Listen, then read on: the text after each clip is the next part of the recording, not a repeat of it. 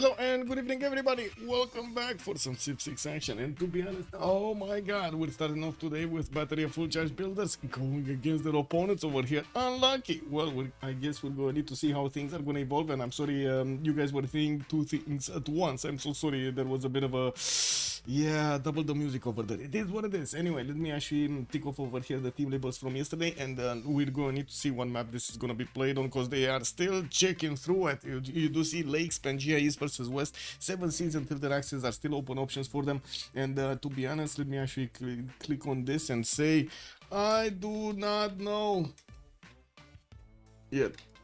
There we go. I wrote it down. I do not know yet. Okay, we got a few minutes. Nancer, good evening, sir, and welcome. And also Echo Supreme, boss famous bienvenue. It looks like it is the 7 seas. Why did I change that? Oh my god, man, it's still the 7 seas. Why did I don't know why did I change it.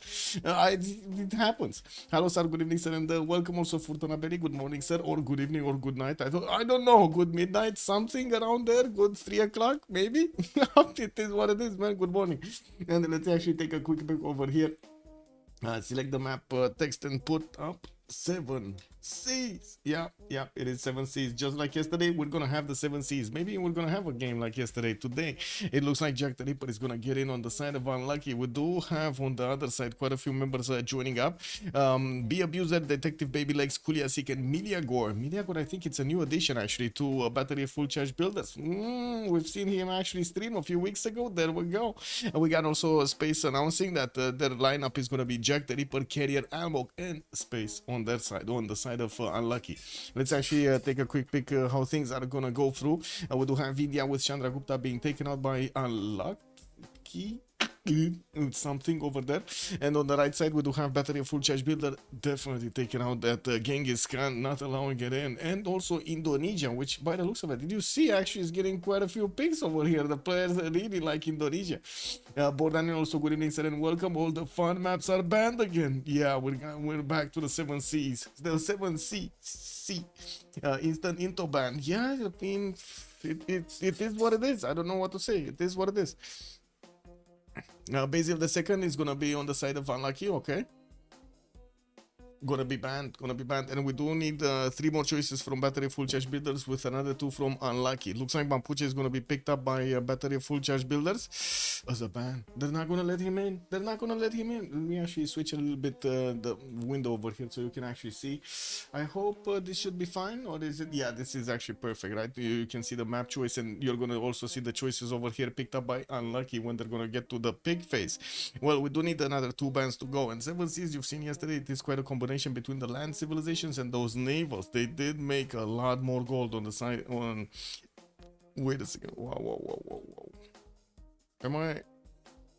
Oh, wait a second. Where was it? Oh my god, man. TBD on the side of Ulysse. Or TBD. On the side of TBD, they made a lot more. Oh my god, there we go. I totally forgot the team labels over there. TBD versus Ulysse.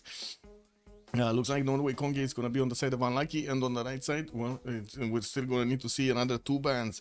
Yesterday, yeah, the coastal traders made quite a difference, and I gotta say, Ulysse did thread the needle over there with actually picking up Saladin, and also the other ones that were actually faith-based, not to mention, well, didn't actually open up with commercials.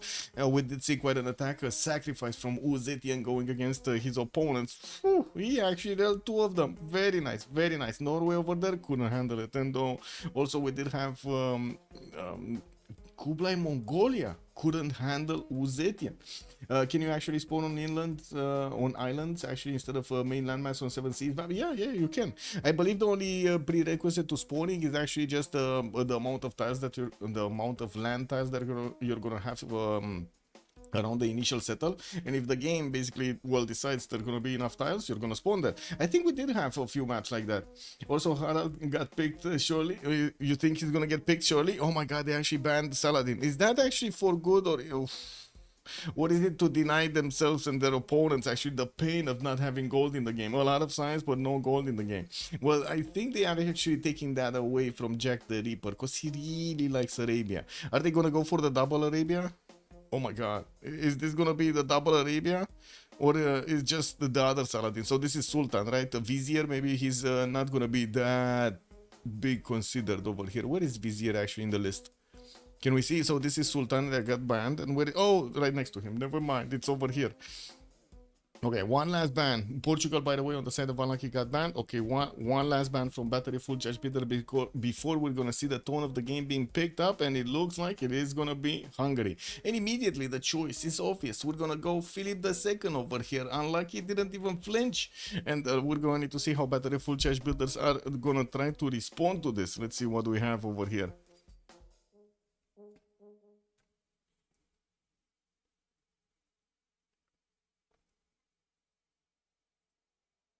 Are they doing this? Are they doing this, or are they not doing this? What is going on? They're doing this? The Battery Full Charge Builder still needs to pick something up. Something up.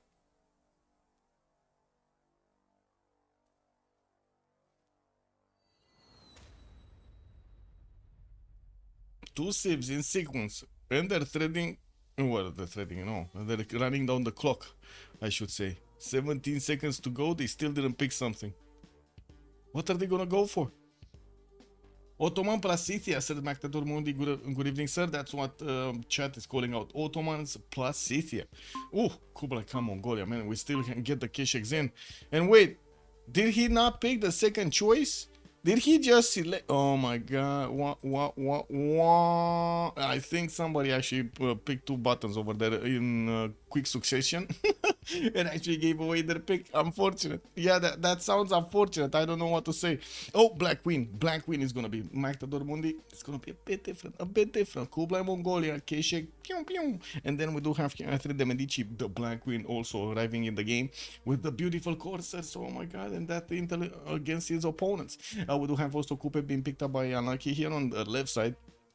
He's gonna spawn next to Spain, and maybe he's gonna get the goal going on their side. While we're gonna need to see what the other four bands are gonna be, two on each side. We're gonna need to see them on 1-1-1-1-1 order.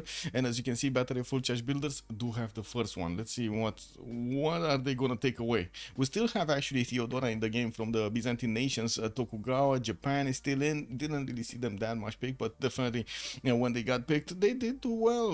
Tokugawa over there didn't disappoint, I gotta say. We do also have Nader Shah that actually was quite a lot picked up in last period, but it seems like right now not getting that much picked. We do have also Harald Varangian over here on that's still open for them to go for. Hammurabi. Oh, there are so many nations, so many good nations that they could go for. Uzetian gonna take the ban. She's gonna stay on the sidelines over here, not gonna be allowed in.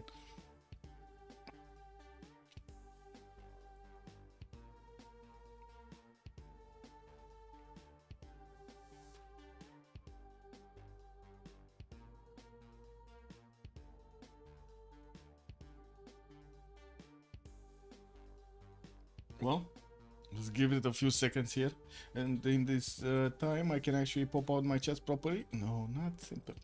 Finish. Oh my god, man. Okay, that's one. Let's get the other one. This. Let's get it going. There we go. There you go. Good on up in my head. Hello there, sir. How are you doing? Okay, Theodora got banned, so both Byzantine nations got banned over here. And we do have Gran Colombia, the last one selected to be out of this game. Now we're going to need to see the batteries actually picking up their third, and then Unlucky is going to finish the roster with their third and the fourth option. Well, give them a few minutes over here, and we're going to need to see the picks, the full rosters from both teams. So let's actually see what the Battery of Full Charge Builders are going to put on the board over here alongside Kublai Mongolia, and then it was Black Queen that was selected second. Unfortunately, it still says waiting for selection over there. It's gonna wait a long time for the selection of Catherine and Black Queen. Well, I guess, she does have extra intel over there, so I would imagine she got into the shadows. Nobody knows about her, no? That's kind of how it is. Also, Prince Cosmo was mentioning Ottomans are cool. Yeah, but they didn't get in. Ottoman barbaric, yeah. They're not getting in. Elizabeth is gonna be, well, considered. I would say right now it's considered. It's not chosen yet. So let's actually see what are they gonna do. Are they picking this one up or no? They did pick up Elizabeth the First. Okay. Well, next up, unlucky. What do we have? They're gonna need to get their full roster right now revealed for us. So the third and the fourth pick are gonna need to be selected very quickly here. Byzantine respect, yeah, but they're definitely respecting the Byzantines over there with the bands, no?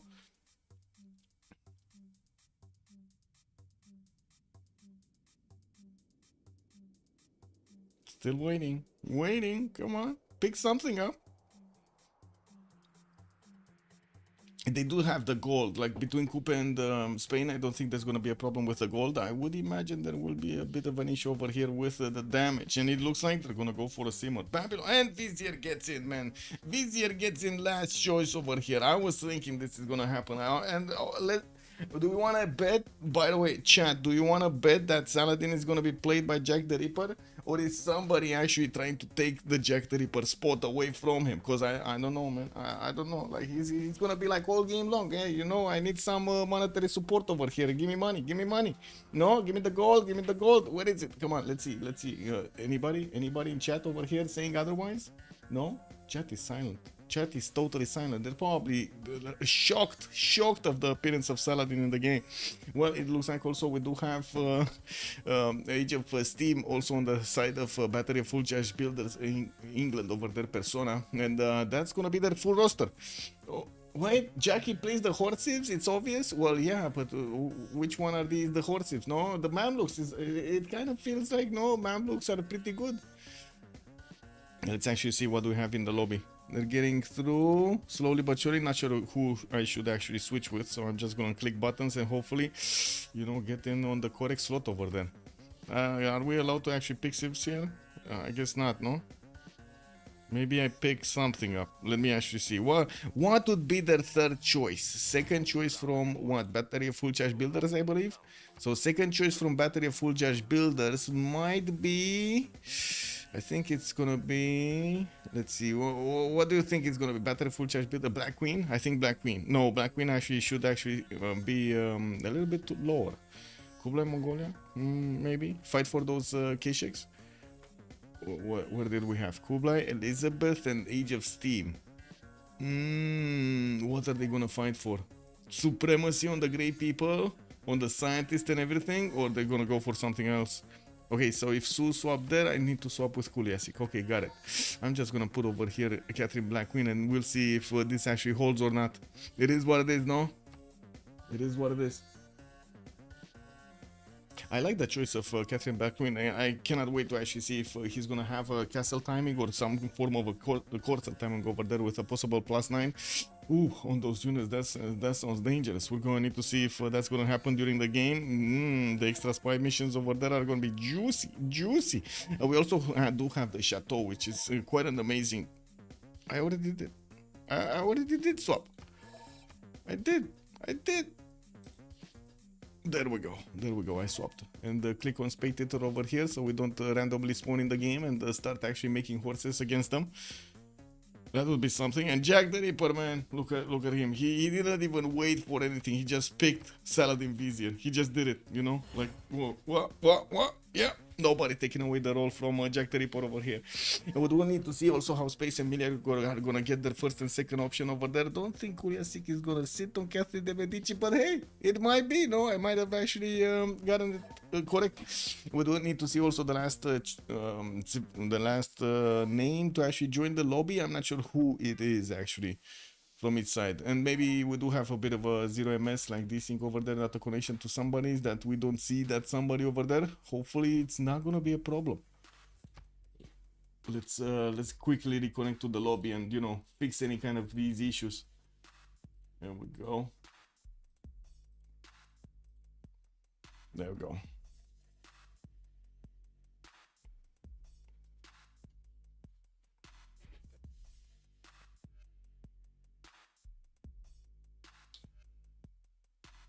They're taking the good old time to get into the lobby here. Do we have the last one? Okay, the last one wasn't actually in. So it looks like Almog is gonna go for Coupe. We do have carrier on Hammurabi.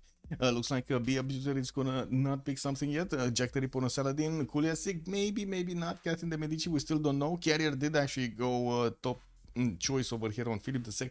Did we just have carrier double? Oh my god, man. We got a double carrier. This is not gonna work.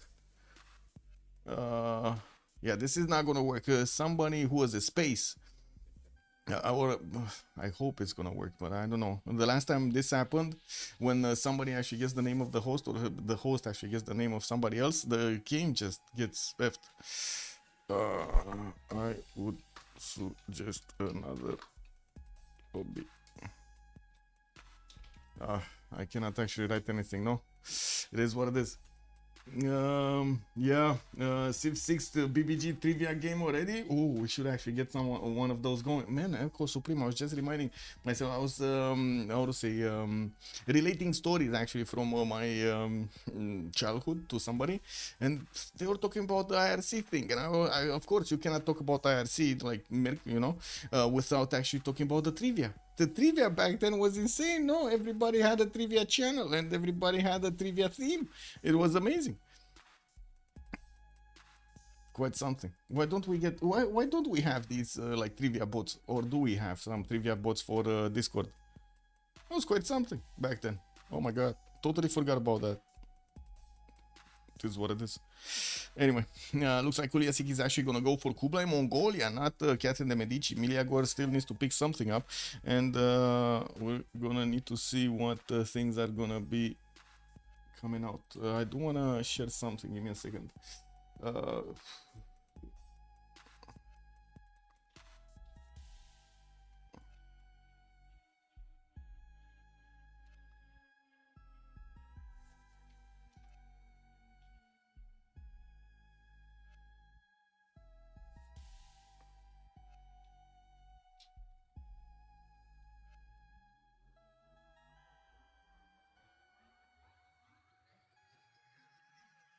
Okay, they're missing one. Yeah, we're missing one.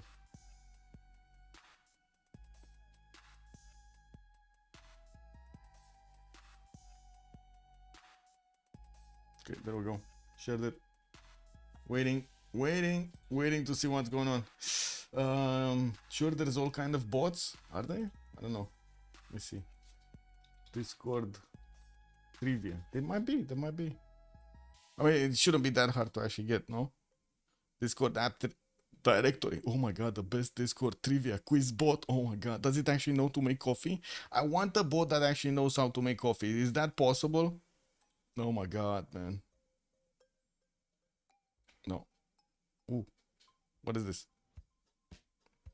Server count in one server. Wait, what? Oh, in Bollard Army. Oh, I can actually see it? Oh my god, I can actually see it.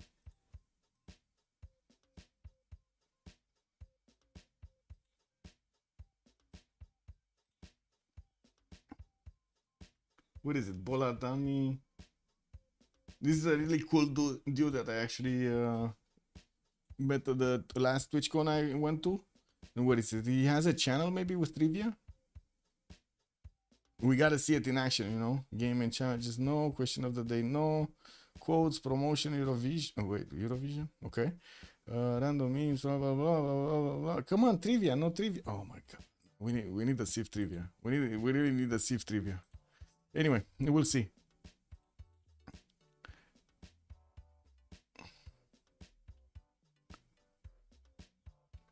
Well, we're still missing Detective Baby Legs over here. Not sure exactly what's the slowdown.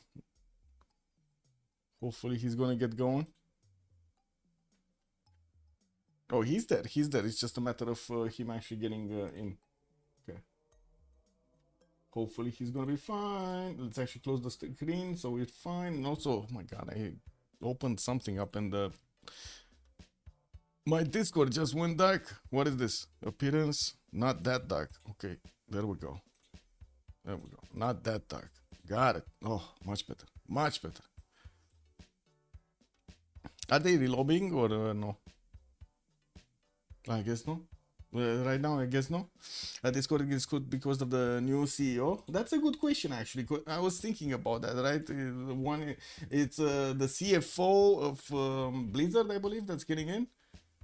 No, if that's the new CEO of Discord, if I'm not mistaken. Discord CEO, or wait, Discord new CEO. What was it? What was it? Activision's former CFO, financial officer, is Discord's new CEO. Oh, that's actually quite a big change from the CFO to a CEO. But I guess we're going to need to see Humam Sagnini, as Chief Executive Officer. Discord name, blah blah blah blah. I guess we're going to need to see after Jason Citron is not there anymore how he's actually going to get going. If he's gonna do major changes. So if I'm remembering correctly, they're actually gonna need to implement quite a few extra rules in all of the platforms actually. From what I understand, the European laws are changing, and especially like to protect children under the 18 and stuff like that, they're gonna want to implement more more checks, including they said they might actually require IDs. So you might actually need to get an ID for some of these apps. We're going to need to see if things are going to go that way. Well, to be honest, I cannot really say I blame them. And there's like so many profiles right now that are totally useless. Like extras, bot accounts, or advertising accounts.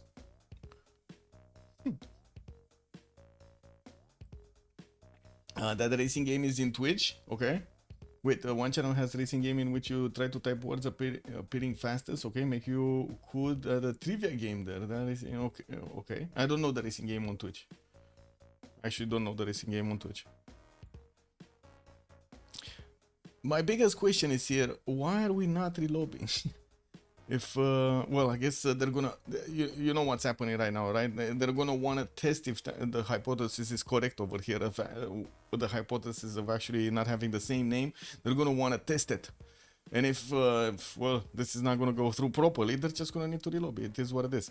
To be honest, sometimes it is, and sometimes it works, and sometimes it doesn't. So there is quite a chance over there that it will work. And if I remember correctly, the biggest problems we had was when the switch was with a spectator slot, not the other slots. Like, it shouldn't be a problem if it's the other slots. Hopefully. I'm hoping right now. You know, I'm like sniffing some copium at the moment. Yeah. Oh, you can feel the copium in the air over here. Oh my god, yes.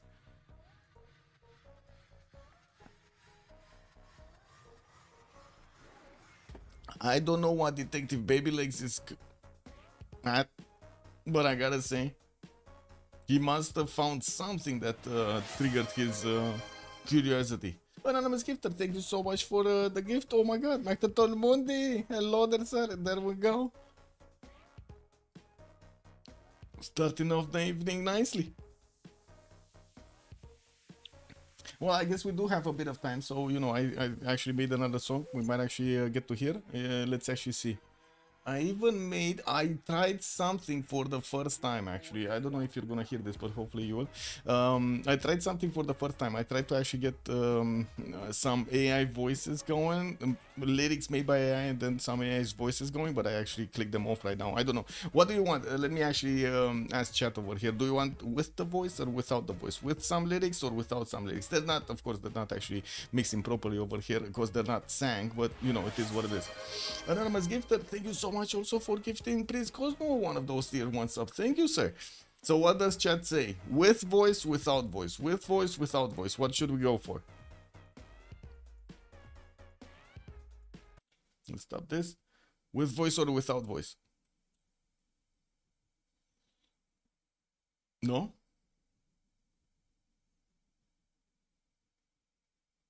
I would take that without voice.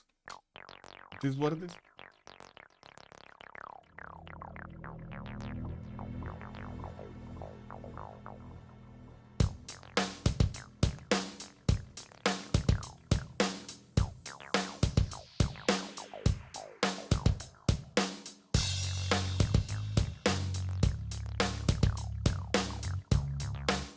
Hello, sir. Good evening, sir.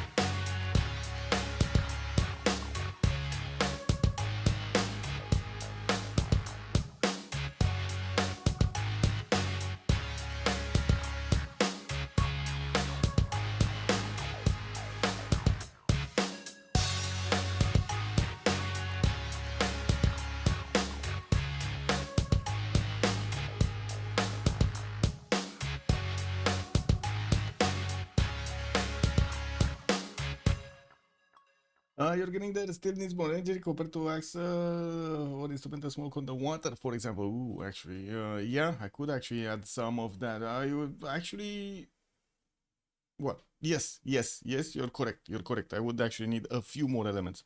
Let me actually save this and exit, and let's take a look at the map. Where are we going, sir? Are we going Miliagor on Elizabeth I, or are we going Carrier over here on the right side on Philip II?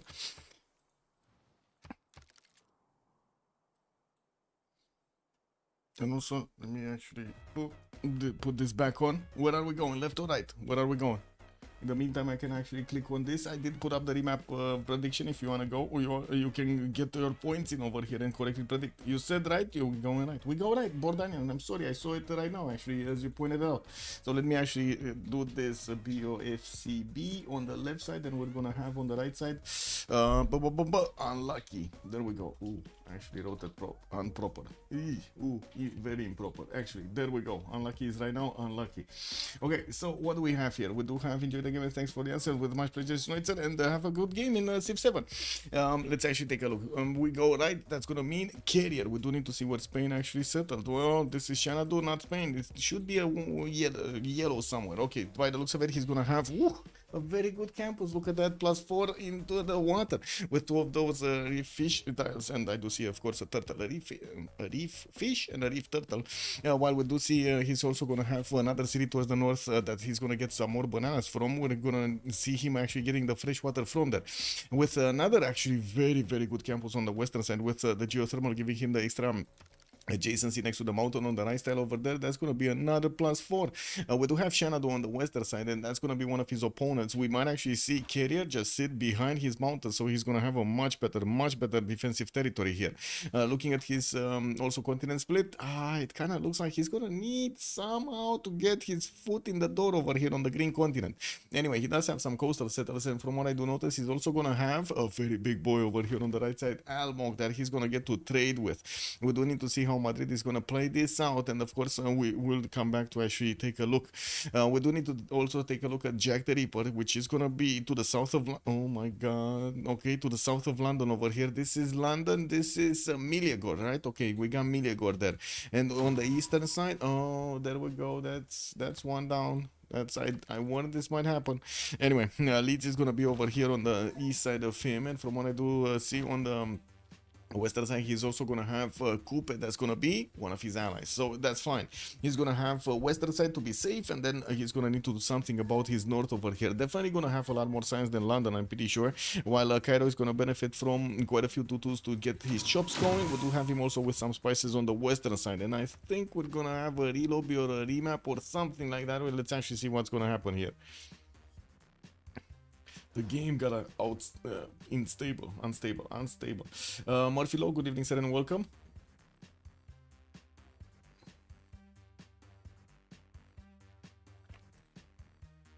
Okay, is this the relobby? Let's hope so. Connecting to players. Yeah, this is the relobby. Oh my god, look how quick this was. Amazing. It was so quick. Boom. And we got it. Just adjoin when you need to play first and tens. Wait. So that means not all of them got out? Oh my god, man. Weren't there quite a few of them that did disconnect? Oh, this is what it is.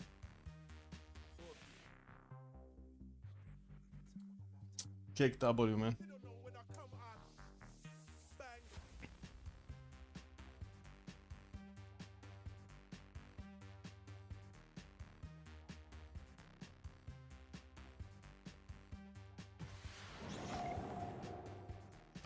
Well.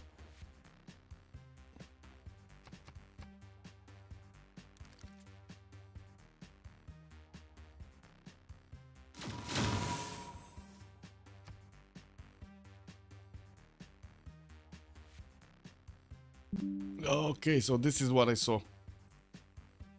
Okay.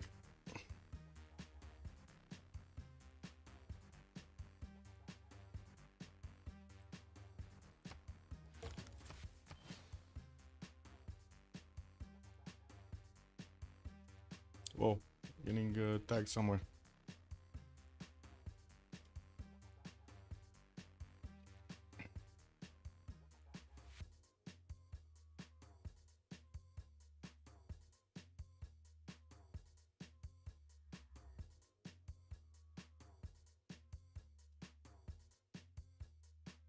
Yep. I really need a re-lobby.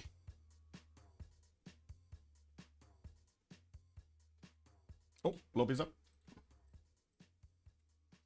Flash Neo, good evening, sir. A good lobby cannot start immediately. Good lobby needs to age. Good lobby needs to age like a wine. Yes. Mm-hmm.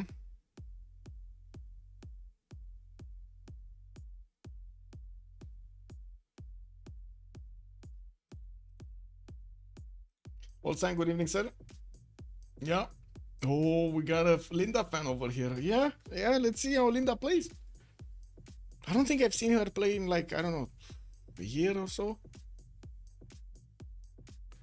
What are we up to? First remap done? No, no. We're still on the first map.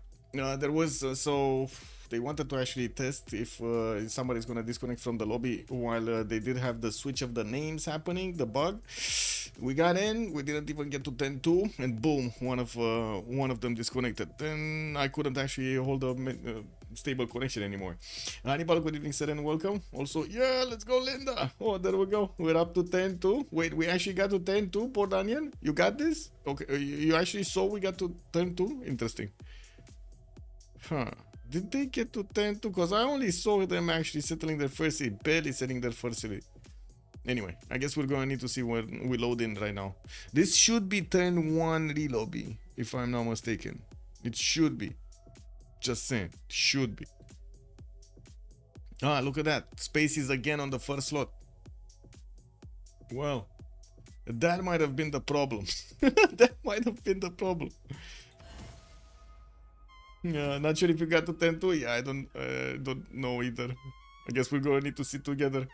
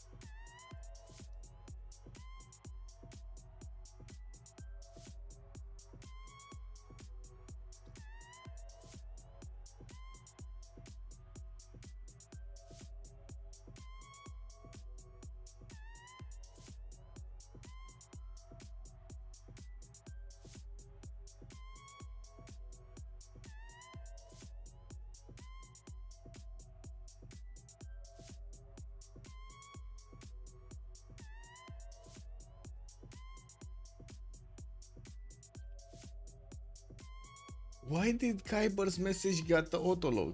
Hello there, Kyber. Good evening, sir, and welcome. Bitam Linda Muscle Tone. What is this? What? What is it? Oh, I see. I mean, yeah, I don't know, man. Kyber, they got, yeah, they caught you, man. They caught you. Look at that automod over there. Yeah, they did.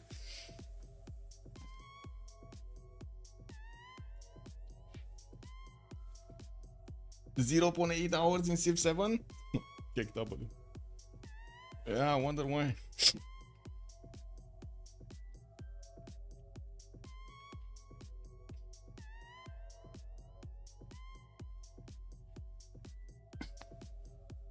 Open the Steam profile.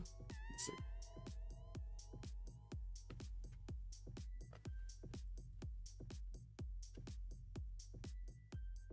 I think that's fine. 10,000 hours. Whoa. 10,000, 9,500. Amazing. 9,577 hours. Just in Civ6. Amazing, no? Amazing. Look at, wait. There we go. This is it. Oh, we're getting in. We're getting in, boys. I don't want to click anything. Okay. We actually got into spawn. They spawned. They moved. Okay, Jack the Ripper actually moved on the left side with his warrior. And from what I do see, we were here last time, right? Let's actually move towards Hammurabi. Hammurabi is going to be on the eastern side, and he's also going to have London to actually go against. They're not going to get to trade with each other. Babylon here is going to benefit also from some of these geothermals, some cocotiles, but in the third ring towards the western side. While I do notice south and southeast over here, he's going to have quite a few of those cocos for him to get the extra gold and those extra amenities as a river, so he can actually make use of his Palgum from the fresh water. And I do see some bananas, but they are lacking those extra points of production. Definitely a good river network here. Kublai is going to be on the eastern side of space, and I don't think they're just going to, you know, kiss and hug over here and make up. They're probably going to get to fight each other, and we're going to need to see how and who is going to reign supreme between them. We do need to also take a look at Coupe, which is going to be here, right? We didn't mention that he's going to have those trade routes with Madrid. Actually, from quite an early stage, we're going to need to see if they're going to get to scout this coast between each other so they can send them early. He does have amber tiles in the capital with some refish for those extra food points. We got some spices southeast on the 311, and from what I do notice, he's gonna have on the amber tile over here and to the southwest some extra culture. Definitely this city to the northwest with the bananas is gonna be a pretty good one, and a good enough forest and rainforest for him to get those extra points of production from his early empire. Almog here is gonna start scouting to the southwest, where he's also going to have Paris, and I'm pretty sure Paris is not going to be a good omen for them. Paris in between the two gold generators of their opponents, this is going to be a bit of an issue here. Oh my god, this happened again.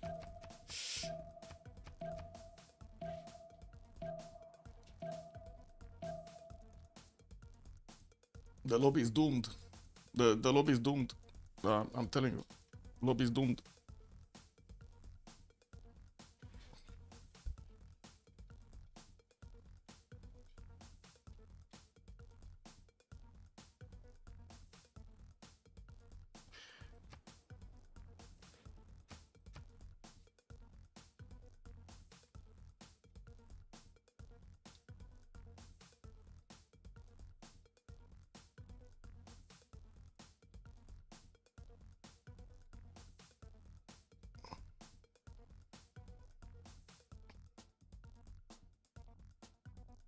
No, he's joining.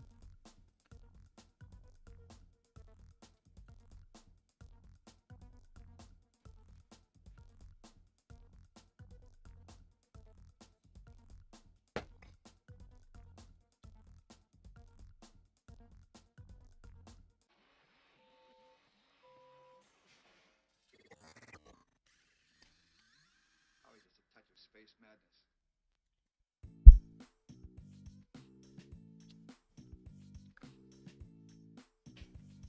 Truly the best Jara, yeah.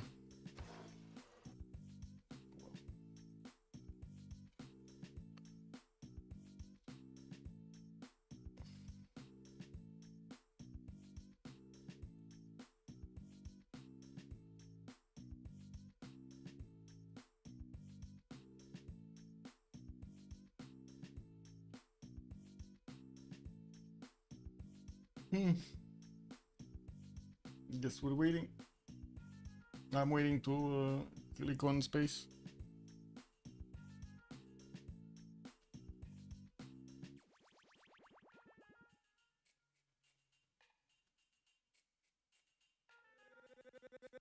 Oh, Detective Baby Legs actually joined. Or is gonna join.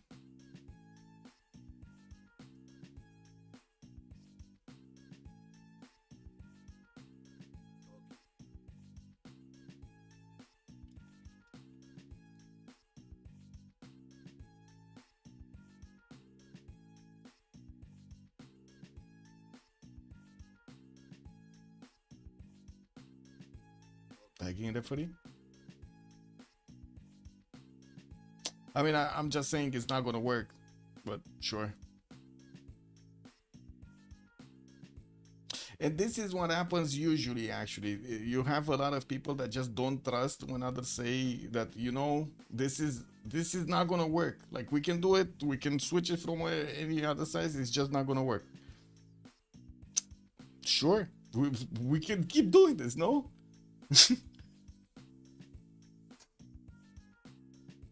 Oh my god, I've seen this so many times. So many times, so many times.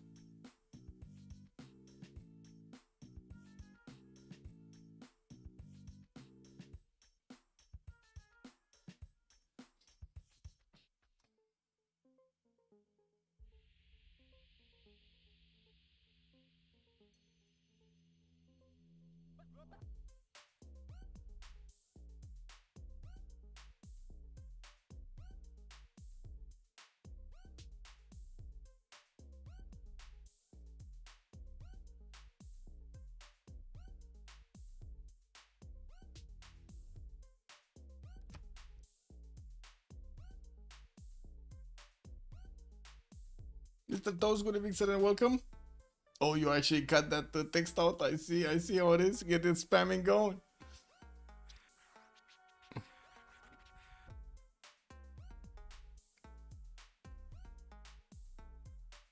Oh, say we got caught. Yeah, I don't know. Say we got caught over here. Why did you get caught? What did you say that you got caught? Also, Hannibal, ooh, welcome to the subs. And Anonymous Gifter, thank you so much, sir. Much appreciated. You don't get the lol. Oh, I see why. I see. Exhausted. Wow. What is the name bug? When you switch slots, especially with the host, it's only usually it only happens with the host. If I click on the host, which is space, and I click swap, and then we swap, and then he gets my name because of I don't know exactly what happens, but this is what happens. Right? Both players are gonna have the same name after this, and the host is just not gonna have his slot anymore. When this happens. Code-wise, like network code-wise, something really bad happens, and unfortunately, when it just doesn't let us actually go through the turns without some form of a disconnect or a desync from somebody or something. Yeah, like it's basically like the 0ms, the game, the lobby doesn't know who is who anymore. Yeah. Oh my god, I'm getting spammed over here. Flash Neo got it also. And disconnect again. For some reason. Yeah.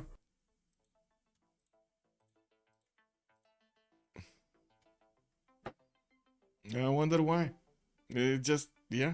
I don't know, man. It's like I said it.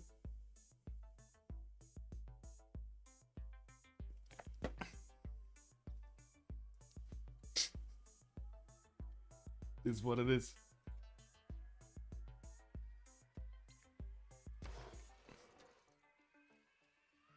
Well, I keep getting disconnected, and I would imagine quite a few from the lobby also.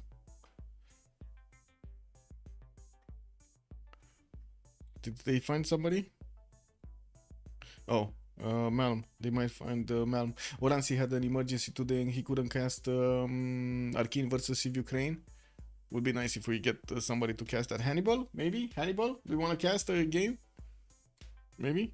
Or do we have, I don't know exactly which slot is missing. Or ideally it should be a French, no? French stream. But I guess English should be fine also. Hannibal, you wanna cast? If there's nobody, you are Arcane versus Ukraine.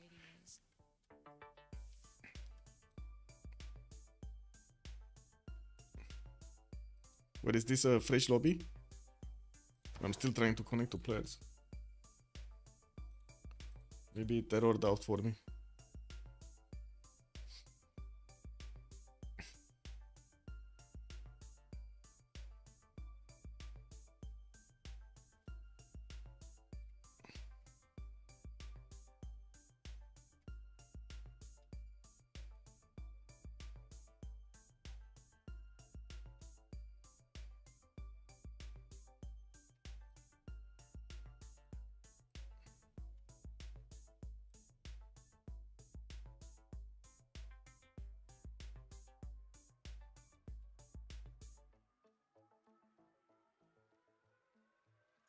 Crystal radios.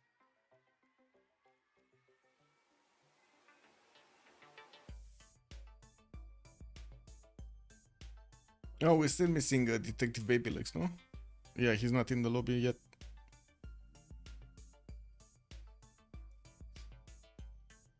Yeah, that was an exciting turn one, ma'am. Hello there, Linda. Oh, you got quite a few supporters. I gotta say in the chat over here. Oh my god, they're spamming, and the auto mode is catching them. I don't know if you can actually see this as a moderator. You should be able to see this as a moderator. Yeah. This reload simulator is gonna be, to be honest, since they are, how to say, stubborn to actually not make a new lobby. I guess we're still gonna be here for the next 10-15 minutes because yeah, it is what it is. Okay, do we have any zero MSers? So we're gonna try to get in again. Okay, we're gonna try to get in again. And whoa, Miliagor actually left. Kick. Did he? Okay, no, he's rejoining. Ooh, said mod missing over there. Let's see it. Let's see it. One of the rare times I watch my team live on your stream since I can't sub in again. Yeah, true. Well, let's see what's gonna happen. Yeah, well, and also it was kind of a forsaken map over there for some of the members. Okay, let's load in. Hopefully it's gonna go load in.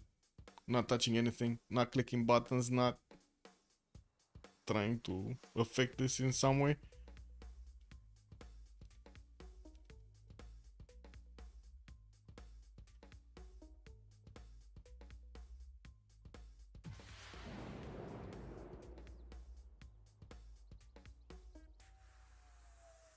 Okay, they're starting to load in. 3, 4.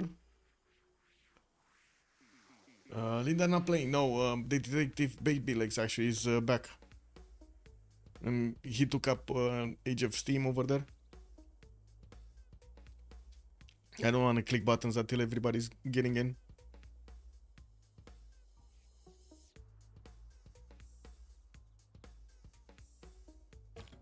Okay, there we go. We got in. And hopefully, well, we were talking about Hammurabi. Yeah, we did actually talk about Hammurabi and Coupe. So we're going to need to take a look at Victoria Age of Steam here. Victoria Age of Steam is here to the south of Hammurabi by the looks of it, and we will see them being opponents. We're going to need to see how Detective Baby Legs is going to get his spawns going. Looks like to the south only one single city on the coast, and then he's going to need to go north for those coastals.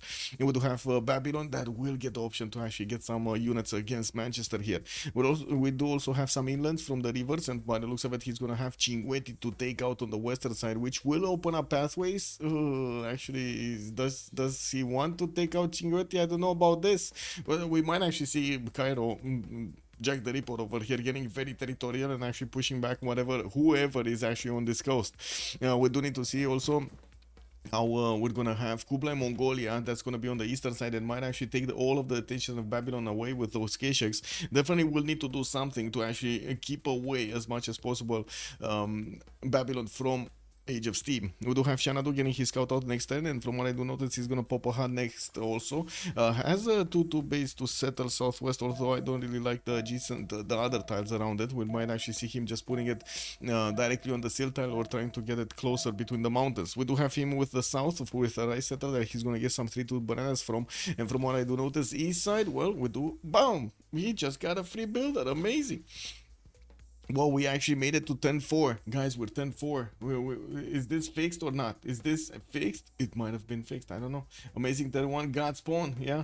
No, well, by the looks of it, we're also going to see Kuliasik managing to get his vision on the eastern side. He does have Spain behind these mountains. We did actually mention this at the beginning. And I guess it's good to have a bit of a recap. We do have Catherine de Medici also between Madrid and Tehonianga Noyacup. Catherine de Medici is in a perfect position to actually have attacks going against both of his opponents here. He's gonna have Freshwater more on the northwest towards Madrid and of course towards Carrier. Carrier is between two very, very strong opponents. We're gonna have also Paris getting his scouts out next turn. He has a 2-3 DR tile to benefit from some extra production points, and this ship tile to settle on. Well, I would imagine the cattle tile might be a bit juicier, so he gets those extra food points going. We also do not have him with a possible city on the river Benda, unfortunately. We're gonna need to see how he's gonna get everything going here. Some river rivers in the south, but without that many 2-2s, unfortunately for him, not gonna have that much to actually work here in the south, and I'm pretty sure he's gonna want to go on these rivers on the west and the north. Now we might actually see him settle some cities towards the northeast, towards Mauri, and I gotta say, there's no problem for him to settle on the coast. Now, Arabia, yeah, is gonna be on his opponents, and I don't really believe Arabia is gonna get his cities in the water. Now we do have also to take a look at Elizabeth I, which is gonna be here to the north of Arabia, and I'm pretty sure they're gonna trade punches between in the game, I should say. 2-3 deer target the captor for London, while he's gonna have 3-1-1 fish for the extra food. We do have him with some amber times, but in the third ring, and then it happens again. Yeah, I don't know. It could have been predicted. This could have been predicted. You know, game just froze. Just froze, and it was a mid this time. You see, it was a mid that dropped. I still dropped, but yeah, Almog dropped, and then everybody dropped. Yeah, I don't know. It is what it is. It might have been the name change. It might have not been the name change. It might have been the swapping of the slots over there in the lobby. Who knows? Who knows? I might have ate something really bad, you know, earlier during the day. Yeah, a lot of mites. What name change? The swapping of the host. So carrier swapped carrier. Yeah, carrier swapped with space, and because he swapped with space, space got his name, like one of those bugs. And when this happened, the host just like the whole lobby just went dead. And this happened like a long time ago. I actually mentioned this. I was trying to actually, you know, save us like 30 minutes of these things. Yeah, cake double. No, we're still gonna have the D-Things. Same lobby. It's the same lobby from before. You have anybody?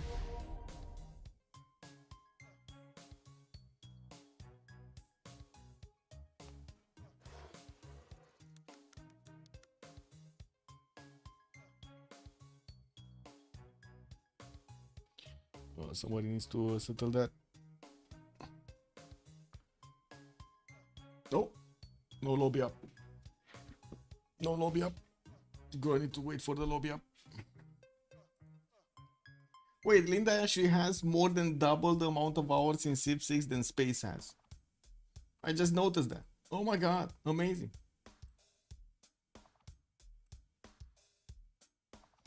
Flash New was also saying, I heard that with 3-1 and 2-3s tiles, you shouldn't work the 3-1 tile with 1 pop for earlier grow. Wait, you shouldn't or you should for earlier growing. Always the 2-3. Well, some players actually just work it for 1 turn and then switch away for the other 2 turns to the 2-3. Yeah, I don't think Space goes to bed and leaves the game running for days at a time. Oh, I see. Yeah, true.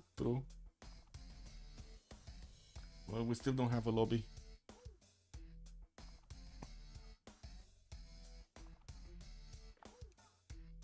What do you mean you like that map? Oh my god, man.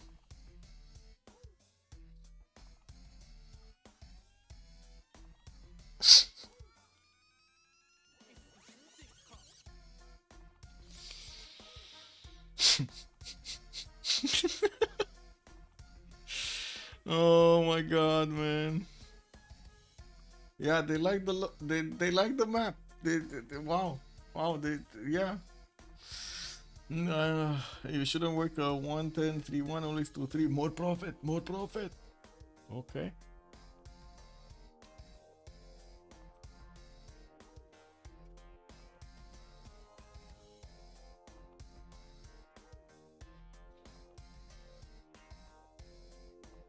Solid cheap material, yeah.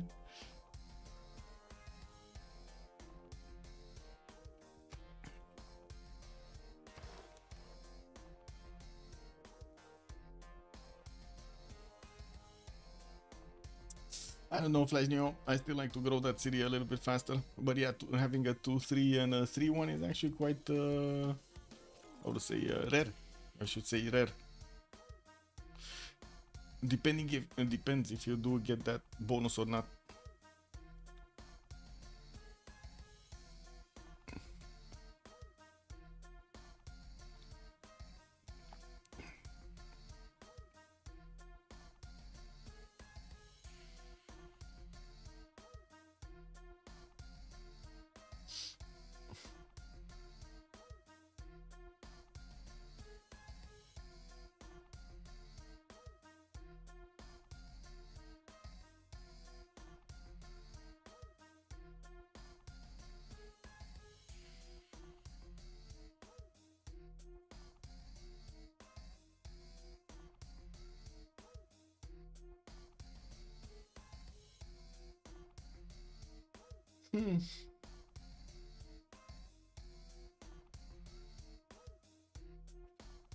Wait, what is this Arc Raiders?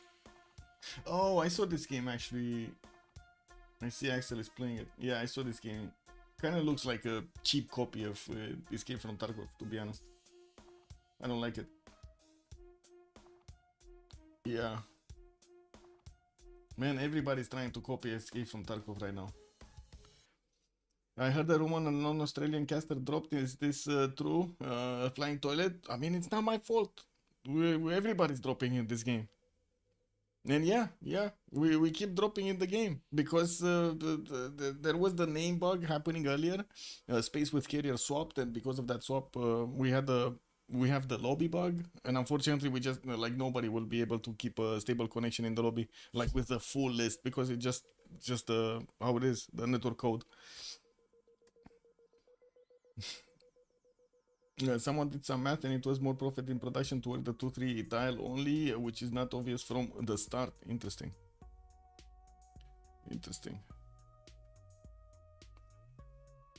Wait, how can that be? And there we go, another I'm even dropping in the lobby, man. Like this lobby is doomed. Like if they don't actually do a fresh lobby, this lobby is doomed. This is how it is after that bug. It doesn't matter how many relobbies you're doing or how many hosts change. I guess you could change the host, like, but I don't think it's gonna work. It's still not gonna work probably.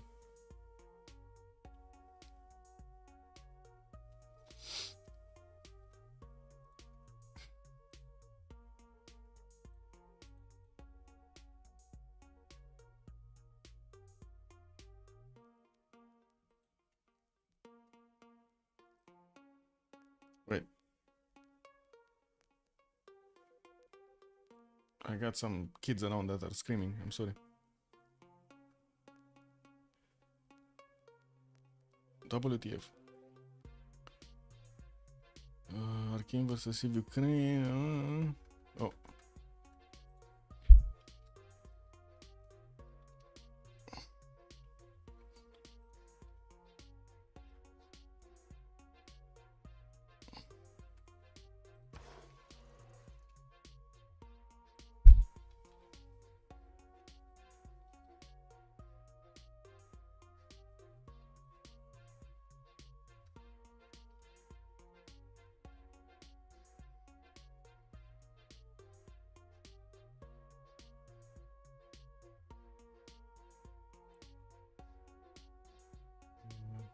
This.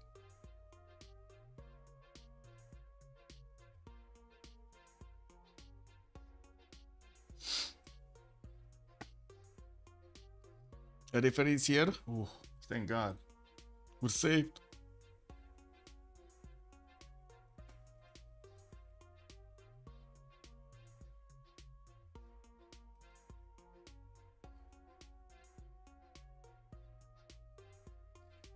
Oh, we're trying it again? Okay. No, amazing.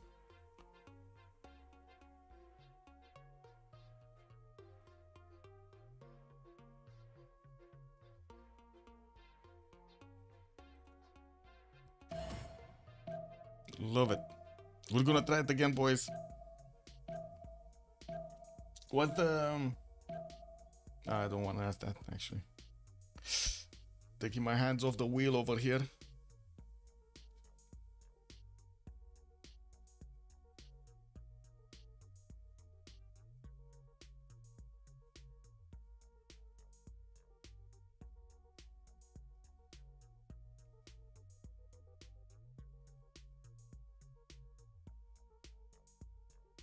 Clock seems to good evening, sir, and welcome. Okay, just letting it load.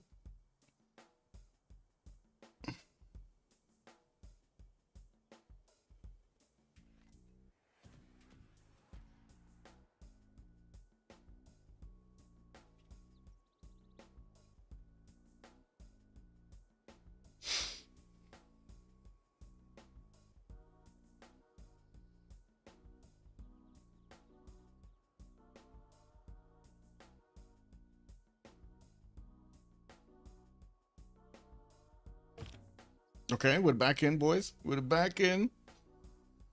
I think we actually went through all of them. Like we were 10-7, but since we did have a bit of extra time, we kind of saw everything. It looks like also B Abuser did manage to take over a builder, a 3-charge builder from Samarkand. Not bad. Getting it back to get some of his improvements going, especially the first, I would say, an early horse over there is going to be quite nice.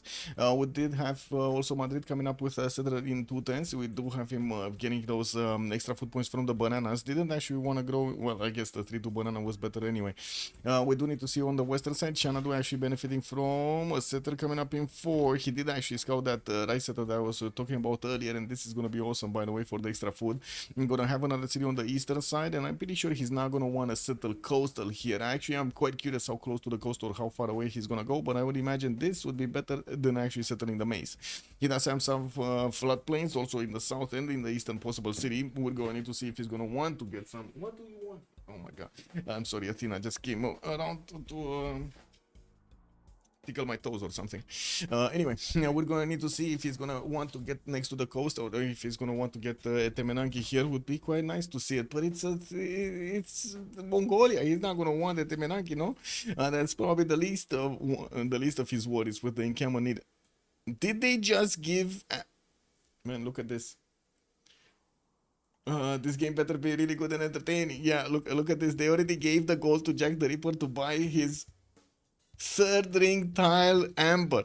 Man, they pulled out everything. They got every one of their coins from their pockets over here to buy that amber tile. That is so expensive. They literally gave him everything. Oh my god. Anyway, they might have actually gotten some pillages off. That might have been good. I still see they have gold. They on the other side, on battery full judge builders, they don't have any gold. Maybe they bought a scout or something for somebody, or a builder over here. Mongolia did pop a builder for free. I'm pretty sure it's a builder for free. We do have London also managing to get his scout on the coast. He's only going to have a single city to settle on the eastern side with one on the cattle northwest. From what I do see, yeah, this city looks really cool actually. Towards the south with those extra 2 spy stats that he's going to get to work, but that's also going to be a lot closer to the Mamluks of his opponent over here. Jack the Ripper might be very happy actually getting a juicy target to go against. We're also going to need to see if Be Abuser is going to manage to find out his opponents before the end of the era. Looks like he's running back with his scout over here, getting his builder escorted, while we do already see Carrier starting to get his settle on the eastern side. He's gonna put it right next to those amber tiles to get the benefits of the culture. We also do have to see Jack the Ripper's vision. Okay, going towards Kupe, so he's gonna discover Kupe. That's what I wanted to know. Now over here, do we have Detective Baby Legs actually discovering that he has Babylon to the north? I think they might have actually seen each other. I don't know, because I do notice Kuliasik did go towards the cat and not actually going towards the Babylonian scout. I would imagine that they did not meet each other. There is a Babylonian warrior moving towards the scout of Detective Baby Legs here on the river, and I think they're actually gonna meet before 10. No, they're not. They're not. This is 10-10. This is 10-10. This is actually 10-10.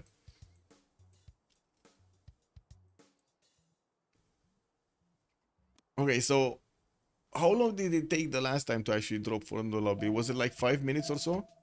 Well, maybe this time around it's not gonna work. We do have the remap that needs to start up, and I'm pretty sure everybody did get to vote, right? Yeah, we did get the vote going. Looks like the majority of you actually are thinking it's gonna be 2 remaps. 44% voted for that, 36 on the 1 option, and 20% on the 0. Well, let's see what are they gonna choose. Are they gonna keep this map? Are they not gonna? They already said, right? They already said, Kuliasik, they already said they kind of like this map, so I don't think they're actually gonna want to reload this, reload this. Maybe on the other side, Unlucky is gonna want to change this, no? Yeah, they might actually want to change this. I don't know. Oh no, this is gonna be the map. Wow, both teams actually won this. So if we get another disconnect soon, this is gonna be a technical remap, or are they gonna want to keep on going? This is amazing. Let's see if it actually fixes. No, there might be a chance that it actually fixes. Okay, let's take it from Elizabeth the First and talk about the strategics. We do have the horses coming up in the second ring from London, and I do see he's also gonna get his iron in the second ring, while another iron tile is gonna be third ring southwest. We do have him moving east side with his first settle for that May settle to get it on the river with the fresh water and also benefit from the extra gold points from underneath. He's gonna need to buy out a few tiles because I'm pretty sure he's or change, or I guess he could swap the deer tile over there. And there we go, a drop. No remap. But my game just froze. I have no idea why. Game froze. It just froze.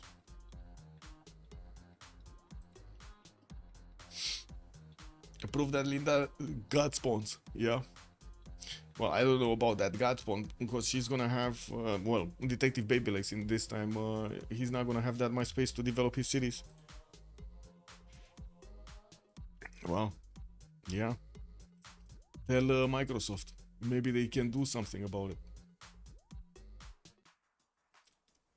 Oh, I do need to actually switch around. Give me a second. One of the streams, no? I think now.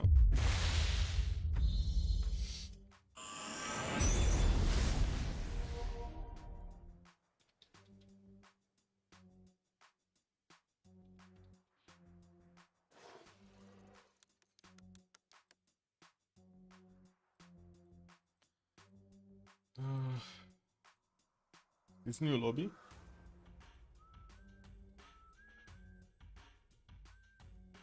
Wait, why is Space actually sending us a lobby that he's not in? What? Okay. Maybe new host?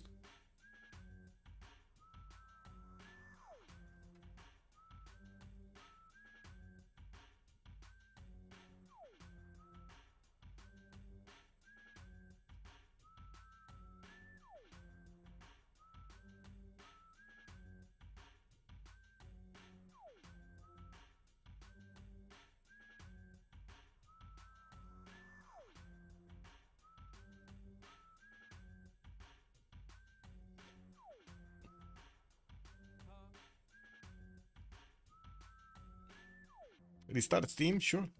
I can restart Steam. That's not gonna change anything. But it's not me. It's the netcode of the lobby that's effed up. I guess this would have been easy. No? Exit Steam.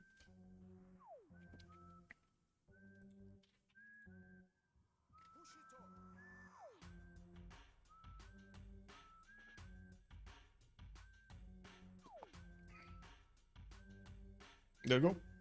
I restarted Steam. You know how to stabilize this? Oh my god, we need to get the flying toilet in. He's gonna stabilize them all.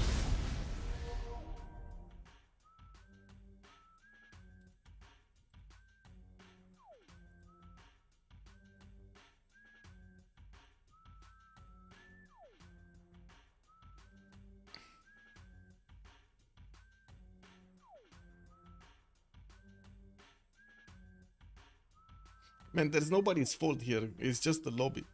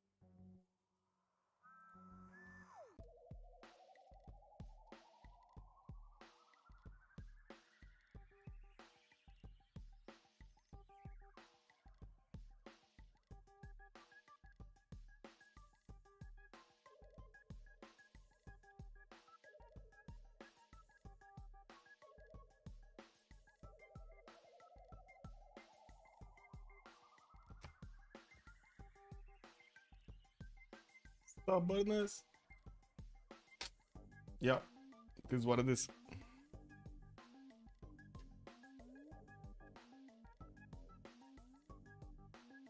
I guess we all pay for the stubbornness now, right now with an hour.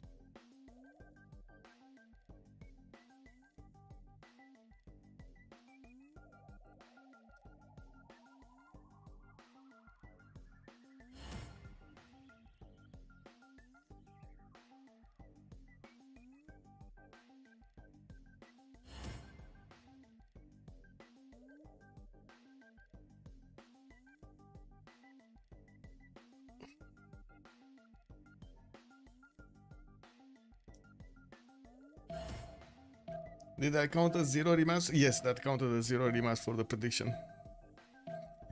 Because the technical remaps are not gonna get through, so if we're gonna have a technical over here, it's not gonna go through. It's still the same map, by the way. They just relobbied. They didn't do anything. They just actually no, they did some. They did do something. They switched to carrier as a host. Maybe that actually fixes, because he was the one that switched the slots with space. Oh, I guess this is trial and error over here.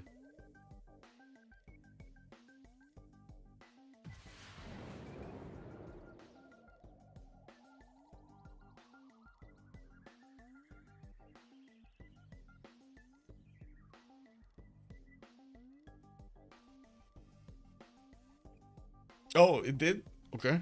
Amazing.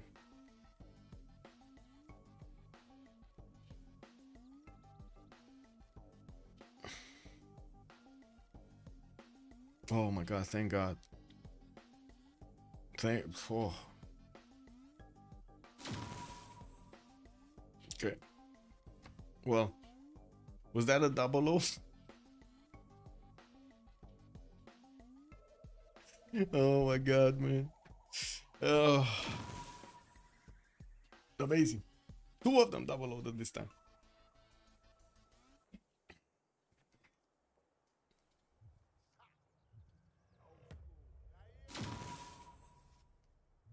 Three of them. Or are they just randomly are they disconnecting actually? Go relobby. No, please no relobby. Oh my god. No carrier. No relobby. We need a fresh lobby, not a relobby. Oh. Yeah. Thank god.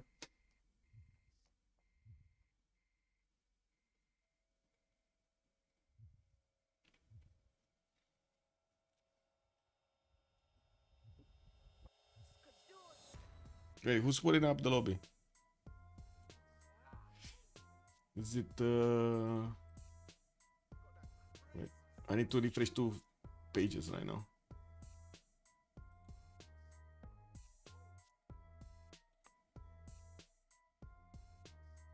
There we go.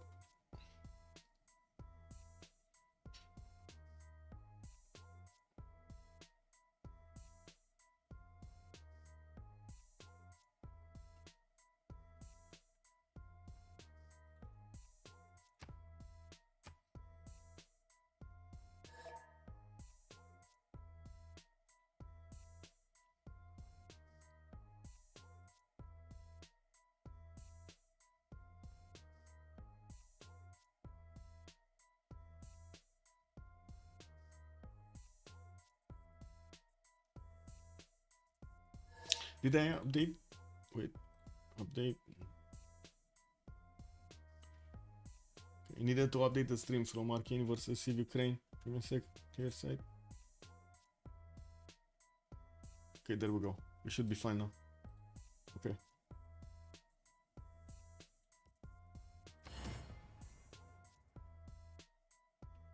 Map restart, yeah. No, but it looks like they still have remap tokens, so I'm not gonna finish the prediction until we're actually gonna see if they will use the tokens or not, or at least that was the discussion over there. Not sure if referee actually carried in. Yeah, they said okay, okay. The referee said okay. Got it.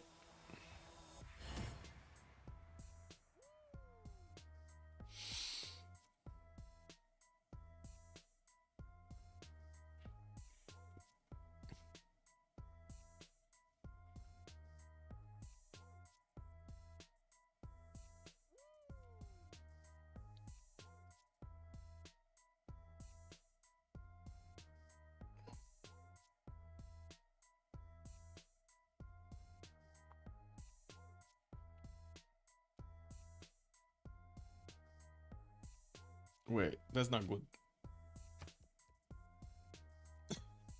The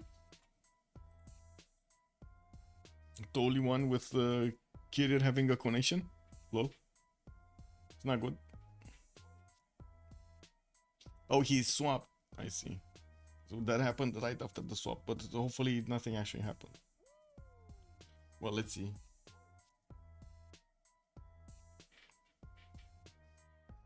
Okay.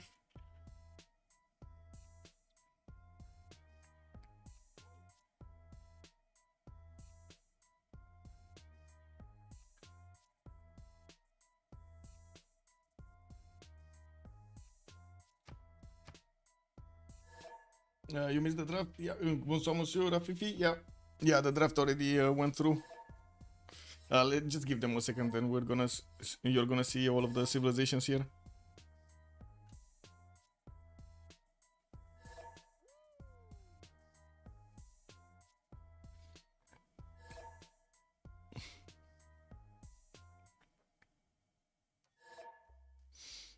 Yeah, exactly. The 1 hour of lobby simulator.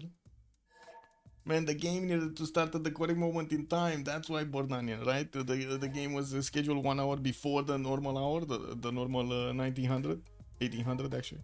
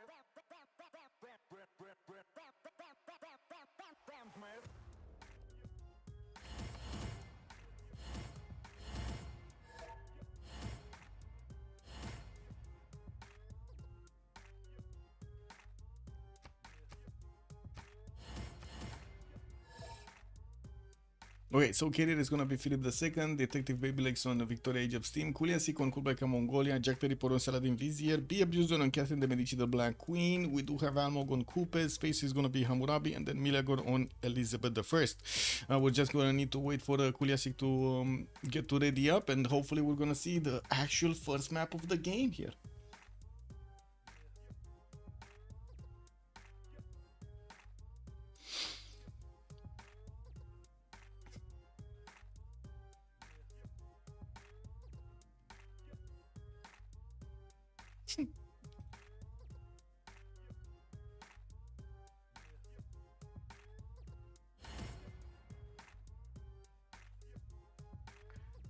Well,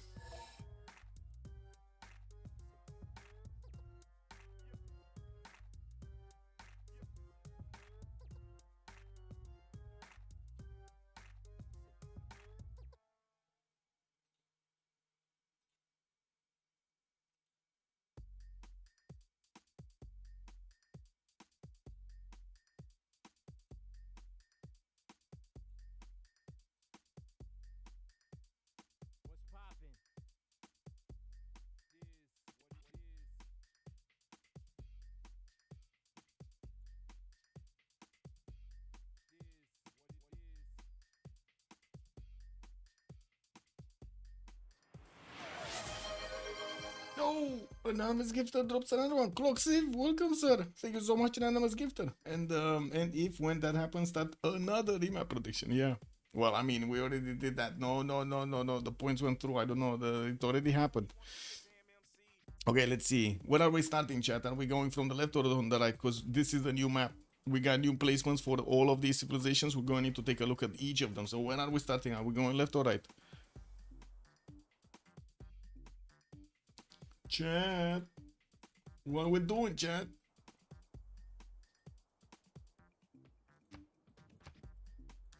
We go left. We go left. Juanji, good evening, sir, and welcome. Well, Elizabeth the first here, it's actually over here on the screen. We got London with quite a few tutus. He's gonna also have some reef tiles in the water with a turtle on one of them. Looks like some of these one tile lakes or 3-4 tile lakes are gonna be available for him in the north with quite a few bananas for him to get to settle. Not gonna get the wheat tile, but I'm pretty sure he's gonna be happy with the fresh water right next to those bananas. We do have him also on the coast here. By the looks of it, he's gonna have Sheffield to trade with. This is gonna be amazing for the economy. Detective Baby Legs is on the same team as Miliagor. They're gonna get all of those trade routes between them singing. I do see also Be Abuser this time around. He's gonna be going for the sim here. By the looks of it, Paris is gonna be southeast, and yeah, he does have quite a few cities that he's gonna get to place in between his cities, in between the rivers over here. Easy settle on the gypsum towards the northeast, and then he's gonna have also this incense style on the northwest to get going.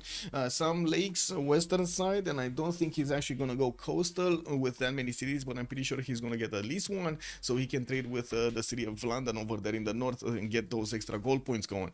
And we do have him very far away from an opponent actually. Easy. Okay, so he's gonna have over here Maori. At least that is gonna be an opponent. He can go through Taruga or maybe get around these mountains to get to Almok, to get to Maori here. Taking a look at the position of Kublai Khan Mongolia, we do have Xanadu towards the south of Cairo and also southwest of Madrid. Now, by the looks of it, he's going to have two opponents that he can actually get to flex his extra Kishik's going. We do have a scout coming up in 3 turns with a possibility to buy out the seal type from an early stage to get those extra culture points going. I do see he's gonna also have a banana northeast of him. We do have him with some rivers in the south and also a lot of potential floodplains for his well, maybe if he's gonna go for an Temenangi here, but to be honest, well, his opponents are actually kind of close by, but he does have time. I think he actually has time to go for this. He has the opportunity to get also into the rake auction, but will not actually get easy options to trade with anybody unless we're gonna see Paris settling a city here, which is not gonna happen because Maori. We do also need to take a look at Victoria Age of Steam. He is going to be on coastal settle towards the southeast of Spain, and by the looks of it, Spain is going to have the opportunity to fight both of them in the Bay of Santander and also in Bracklesham Bay. Sheffield is going to benefit from a 3-2 banana in the second ring, and does have one actually in the first one, which right now he is not working. He's working his 2-2. We do have him with some reef turtles that he's going to get his extra science from, and also some of that adjacency towards campuses, while we do have him with some inlands to also go and settle. Matotipila is on a lake towards the south, and he does have quite a few coastals to go for. Actually, a lot of stones also on the western side for those juicy chops. We're going to need to see if he's going to get a connection city over here, so he can actually get to trade with Xanadu at some point. I'm pretty sure he can actually try to get cities over here. Xanadu could try to get cities on the southeast to make those trade routes happen with Detective Baby Legs. They definitely need to get some gold, no? We do have also to take a look at Hammurabi, which is going to be here. Babylon is going to have some mountains to get his campuses going, and I do also notice he's going to have quite a few cities to settle on these rivers on the western side. Or I do see he can go past the mountains on the east and get closer to Elizabeth, which is going to be one of his opponents here. We're going to need to see if Space is going to have somebody on the western side. He has Madrid here, and that is going to be one of his allies. At some point, I think actually Madrid is just going to settle his cities closer to him. I do not think actually Space is going to get into these waters, especially in between two opponents. He might go against them on land. Don't think he's going to settle on the coast to take them on the water. Coupe is going to be also to the east side of Elizabeth the First. We do have Tehonianga Noia Coupe getting a scout out in 2 turns. He has his 2-3 deer tile, and I do see a reef fish towards the southeast here. Getting it going, a 3-1-1 fish. Well, we do have him also with Yeah, quite a bit of coast to go for. Not that many northeast, not that many of these forest and rainforest tiles to get his bonuses. I'm pretty sure he's going to be much happier to go to the south or go for the one tile lakes on the inland to get his cities going with that extra possession from early empire. Referee declared technical remap. Yeah, it is what it is. Linda just got spawned everywhere. Yeah, it is what it is. Well, let's actually take a look at Jack the Ripper also with Arabia coming into the game here. He's going to have Torres del Paine and also Philip II right after it, so I don't think he's gonna go that way. Do we have anybody on the western side? That's gonna be Coupe, so no, he actually doesn't have anywhere to go. He's gonna need to take on Kuliasik towards the southeast. Shanadu here is gonna be his main opponent. We do have Jack the Ripper with the possibility to get some of these cities with the fresh water from the rivers. While I don't see him benefiting from that many one-tile lakes, he does definitely have this one on the Torres del Paine side that he's gonna get going. And some geothermals also going to give him some extra adjacency towards campuses. While he doesn't have that many mountains, I'm pretty sure he's going to get to couple that holy site plus the campus to get all of his adjacency going. We also do need to take a look at the last one here, Carrier, which is going to be quite close to Jack the Ripper. Although, well, trade routes are going to be much more in the water towards the eastern side here. Madrid could try to get some trade routes going with Jack the Ripper on the inland. He does have a builder coming up next turn, and he did manage to get a tobacco tile from quite an early stage, a 131. Yeah, to get going. Has diamonds for the extra gold, while from what I do notice, he's not going to have that many freshwater coastal cities, at least one towards the southwest, while the others are going to get the one-tile lakes to go for. Ooh, Pantanal towards the north to get some extra science and culture going for his tiles, and he did manage to buy out a scout here to get his extra vision going. Well, we still have 4 turns to go until we're going to see who's going to get this going. Looks like we went a little bit too fast on this. Interesting, because I don't think I was faster than usual.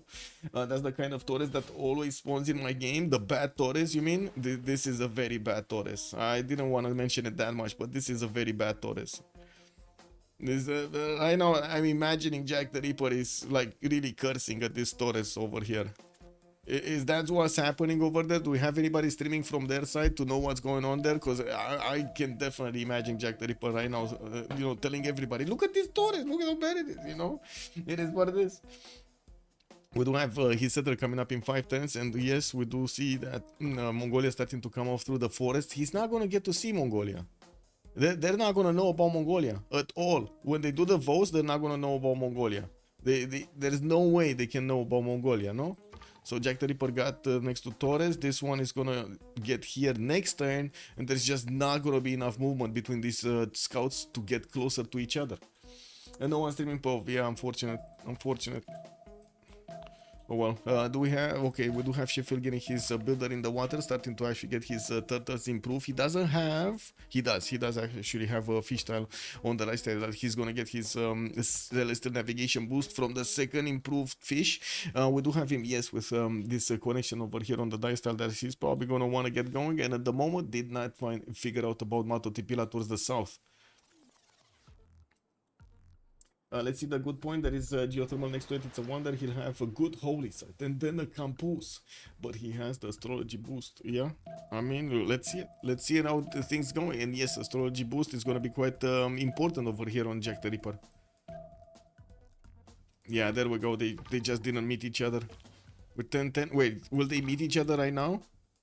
Where is Jack the Ripper gonna go? They're still out of vision. Is he gonna go coastal to see what's on the coast? No, they met. Amazing, they actually met. Okay, I was a 1-10 off over here on the prediction. They actually met. Trying to see the good point from Flat Torres is copium. Oh, that's a lot of copium. Yes, Lancer, breathe it in. A lot of copium. Yeah, the amazing Torres. Oh yeah, amazing Torres. Flat Torres can at least help build 2-3 megapolis. Megapolis? I don't know. Is that like a parrot or something? I'm pretty sure there was like an agapolis or something like a parrot breed. I had one of those actually when I was young. That's how I know it. Agapolis. Scary ones. I gotta say, this was very scary. Like, oh my god, you think like somebody screaming and it's like, destroying your ears. Oh my god, I got one of these, man. Every time in the morning, 6 a.m. was the sun was rising. This guy was shouting everywhere. Well, That might be why I am able to actually sleep even if there's like full noise everywhere. And Chill Brains, good evening, sir, and welcome. Also, Adam the Engineer, the Gigapolis, yeah, a big city. The technical remap after the map vote went through. Okay, this is gonna be the new map. Okay, well, there's still no remap. It's still no remap. It's the same conclusion to the vote that we had earlier. The same conclusion to the prediction also. It's beautiful. It's amazing. I love it. We just went through like an hour, but nothing changed. It is what it is, man. Yeah. We need to get it going, man. Goodbye, Sad Torres. No, it's still here, Rafifi. What do you mean? He chose. As Jack the Ripper is gonna play with the saddest Torres in the game. He's gonna do it, and we do have Holy Side coming up from Cairo. He's moving his settler east side, and I would imagine he's gonna want to settle next to Torres del Paine. And we do have him placing down a +3 Holy Side next to the mountains, and I do see his second settler is coming around. Let's actually take a quick pick on Elizabeth, because we haven't seen for quite some time what's going on here on Miliagor. We did have him actually growing into one of his marble tiles, but I'm pretty sure he's not gonna work it right now. He does have his first city moving western side, and it's gonna be a question, an open question, where is he gonna go? Banana settle? Is he gonna go stone settle? I don't know yet. Now we also do need to see if he did scout his south. Yes, he does know about this freshwater river over here. And by the looks of it, will have a +5 campus actually if he manages to chop the banana on the coast. He has also access to iron tile in the second ring, while his horses is going to be second ring also towards the northwest of London. It does seem like, yes, he did manage to get to escort with a settler, escort his settler with a scout, and he's probably going to be moving here somewhere. I would imagine he's going to want the lake.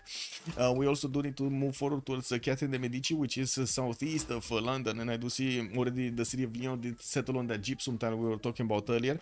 Getting his third city coming up in 2 turns, while he's gonna have his horses in the first ring, quite cheap to improve. He's gonna have his iron on the western side in the second ring. Has the opportunity to also get the Temple of Artemis if he wants to. Not a bad one, not an amazing one, but not a bad one, right? Well, at least 1, 2, 3, 4, 5, 6 amenities in the capital. Not bad at all. Not bad at all. Also, could you keep track of Jack's setup? Kind of interesting. Holy set in the cap, kind of strange spot, no? I mean, it's a +3. I don't think it's that strange. And he's still gonna have the extra adjacency towards his... I'm pretty sure he didn't want to get it here on the floodplains, and it wouldn't have been that many tiles over here towards the northwest. This would have been a +3 also, actually. +3. He didn't have animal husbandry. I'm pretty sure he didn't have animal husbandry on the sheep tile. It's kind of the same result actually if you get it north or south. The north might be better because he does have the fresh water for another city, while the south only has the coastal. Anyway, let's come back to Catherine de Medici. We did take a look. Horses, iron, yes. We do have him with a monument coming up from Lyon. And I do notice he did actually take a look at Maori taking one of the builders away from Taruga. I mean, not an obvious 3-city setup with that whole site? Yes, it is not an obvious. It's really not an obvious 3-city setup. He would have had it over here if he wanted to get a 3-city setup. I don't think he's going to want to get his setup going, because look how far away he's going with his settler on Baghdad, right? Look how far away. He actually settled on Torres del Paine on the fresh water from the lake. That means this is not going to be an easy setup in between those cities. He wouldn't have had the money to buy out the extra tiles over here for the adjacency to get them close to each other. Anyway, we'll see. We do have Kublai Mongolia also with the 2 cities coming out from the south of Arabia. He did manage to get to Urumqi right in the face of Arabia towards the northwest. I'm going to benefit from some extra gold tiles from the diamond, I should say, that extra 2 gold points. He did have the steel tile for an extra culture from the beginning, while we do have him with an iron tile in the second ring here from Xanadu. We do have horses also first ring here from Xanadu. Getting a settler out next turn, while we do have already Spain starting to get a warrior next to his cities to see what's going on, see what's up. Baghdad did actually place next to Torres del Paine another +3 holy site, and by the looks of it, Arabia. Okay, Arabia is gonna move a settler. Where is he gonna move this settler? So he has this spot available for him. To try to get the double adjacency, like try to get another holy site next to this holy site to get the extra adjacency towards campuses, while he does have a decent amount of 2-2s and of course the geothermal to settle on. Is this gonna be the way? No, he's going north. He's going north. He's not kidding. He's not kidding about anything. What? Plus 12 holy site? Nobody cares. Okay? Plus 12 university madrasa? Nobody cares. Well, let's actually see what he's gonna do over here and if he's gonna manage to get approximately kind of the same setup. I would imagine Jack the Ripper is quite experienced, especially on Arabia. He really likes Arabia. Why north? Where? He's going on the freshwater city on the river I was mentioning earlier, like the wheat tile over here. Anyway, he did also pick Earth Goddess as a pantheon, and we do need to move forward to a Kublai Khan's setup. We do have him with horses, first ring from Xanadu, second ring from Xanadu, while his iron tile is also going to be second ring. Looks like his third city is moving towards the south, and we do need to see where is he actually going to settle. Probably the rice tile over there on the floodplains. We do have him also needing to get his encampments going, but I would imagine he's going to want to start up with campuses. Oh, Kuliasik is actually going in encampments first. Usually, you did see yesterday, you do have Mongolia that gets to shine quite a bit if he doesn't go for science plus campus, but afterwards, especially in this kind of a lobby when not very many from this lobby are going to open up encampments here, I guess there was no actual pressure to get the encampments down quickly. Anyway, Detective Baby Legs with Age of Steam did actually manage to get Newcastle upon Tyne on that instant style north western side of Sheffield. We do have him getting a galley out, and by the looks of it, he's also gonna get another city probably on the die style. He's gonna make a connection city very quickly, and I do have to say he probably did figure out about the position of Spain because he might have seen the builder on the water. Now we do have him also with a scout here from Mongolia getting the vision from his ally that will get into the borders of Valladolid and see what's going on. Looks like also in the capital he does have his two tiles improved. He did already get his Goddess of Tides as a pantheon to get the extra culture on these tiles, while the iron is going to be second ring from Sheffield. We also do have him with a horse tile over here on the left side with the second ring by, well, we do have him getting a galley out. Is he gonna try to snatch this builder back? This is a one charge builder, by the way. It's not that valuable, but I guess it is what it is. 5 times full Celestial Navigation coming up on Detective Baby Legs, and at the moment I don't see him actually going for his fourth city, not yet at least. Space with Babylon, already with 2 cities settled. The Babylon did get one exploding volcano, and by the looks of it in Durmuti, he's going to have another one of these exploding volcanoes.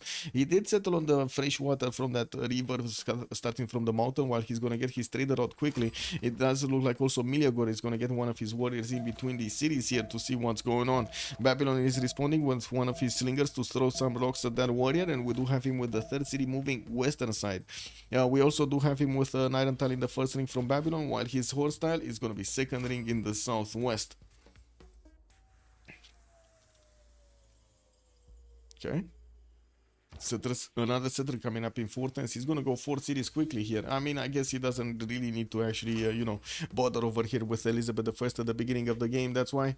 Now, we do also see him, Almog getting his third city out. He does have builders running around on the water to improve his pearls and his fish tiles here and starting to get those culture bombs going. I do see Opango is also working on his monument, while a trader is coming out from Engaruahia, his northern city. The capital is working on the 4th settler, and I do have to mention we didn't have Coupe here actually with anybody to go against on the coast. He does have an opponent southwest, I would believe France, right? Yeah, France is an opponent southwest, and by the looks of it already we do have him I would say sending one of his warriors towards London to try to slow down Miliagor from getting to too many cities. And that's gonna be another one of his opponents here on the western side. Now, 4th city also coming up from London in 6, and we're gonna come back to see what will happen there.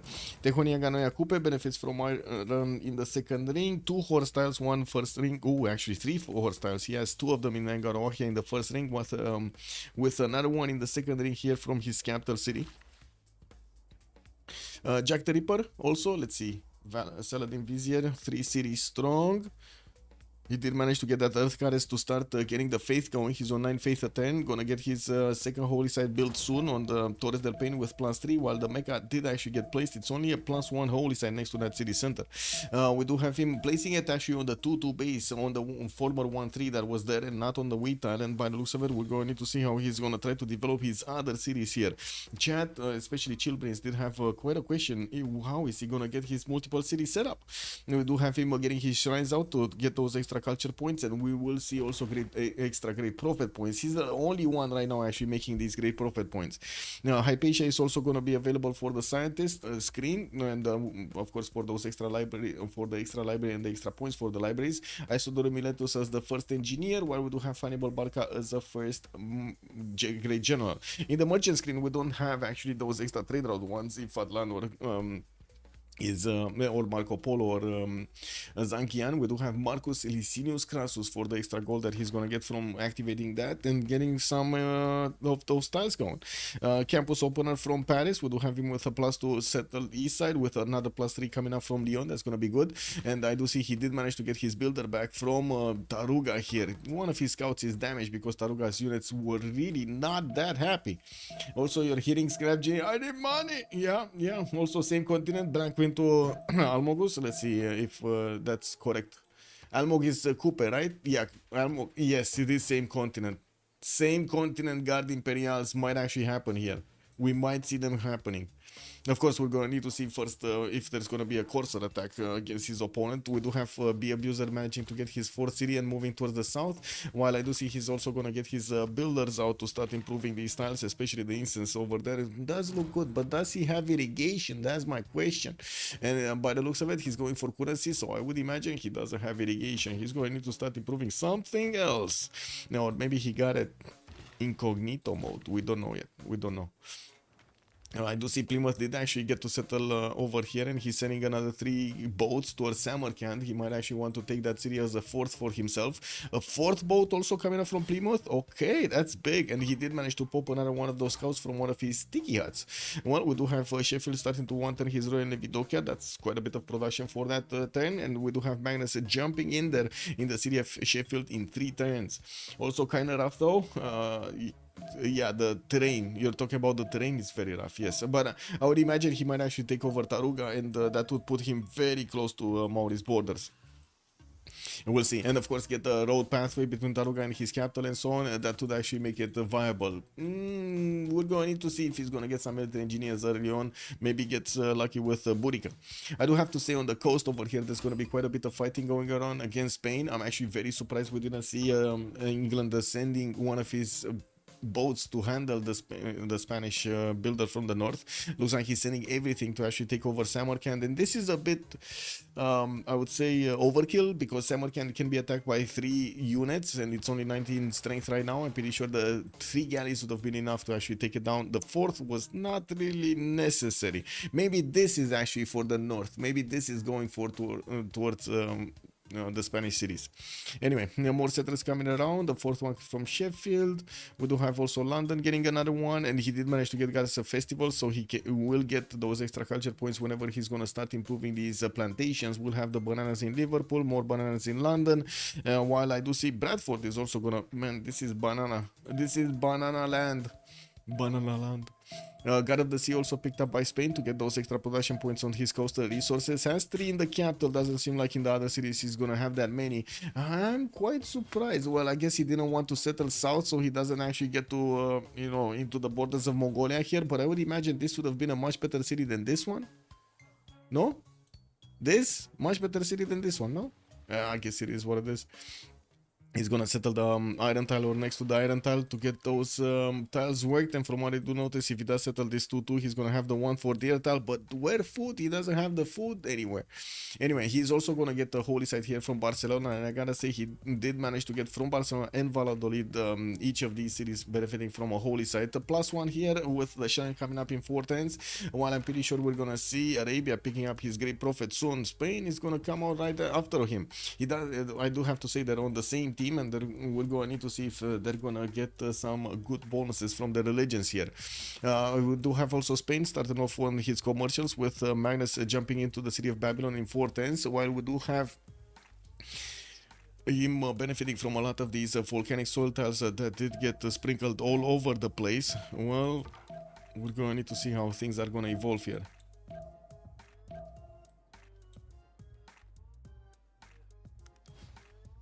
10:26, we're coming up close to the next era. Slowly but getting it going. There we go. Arabia is gonna get his great prophet right now and will activate his religion. He's plugging in Moshe in the capital city and did manage to jump up to 18 faith a turn at the moment, getting his still getting his shrines in his other cities, Mecca and Baghdad. While his capital did finish it, we do have also the fourth city coming up from Cairo in 2 turns. Well, I gotta say there's still 5 turns to go until the next thing, and he did manage to get the +3 setup for the campus going with that geothermal fissure towards the north. We do have the prophet actually getting out from Baghdad, not from Cairo, from Baghdad. Okay, I guess, he saw Torres del Paine. He was like, man, I'm just, I'm gonna be born here.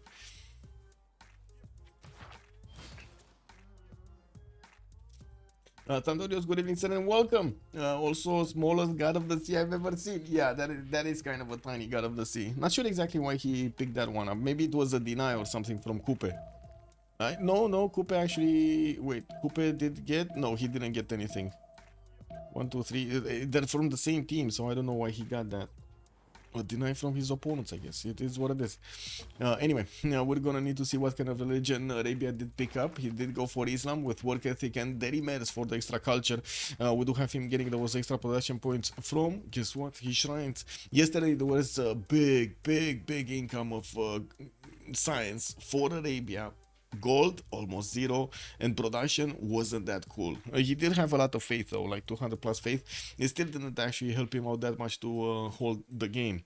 We do have the fourth city also coming up from Sheffield. While yeah, he did get Goddess of Tides. What do we have here? Goddess of Festivals. Catherine de Medici still didn't go for a Pantheon. He's going for his campus research projects coming up from Lyon, and from what I do notice, France is gonna get Hypatia. Oh no.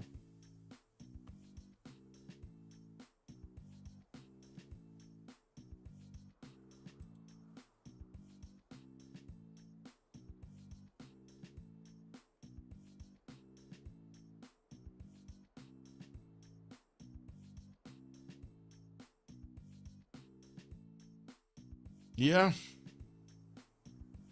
Should I wait for the program to respond or close the program? Or did everybody drop or somebody dropped?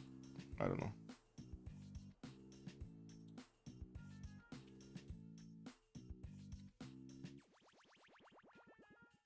Okay.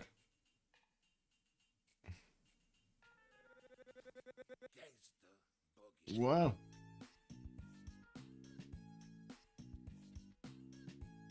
Yeah. Be abuser goes down. Flying toilet is calling him out. Yeah. He goes down, man. He went down.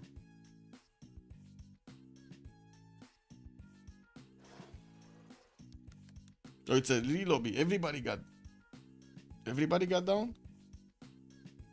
Wait, is this a re-lobby? Is this actually a re-lobby? I don't know. Let's see.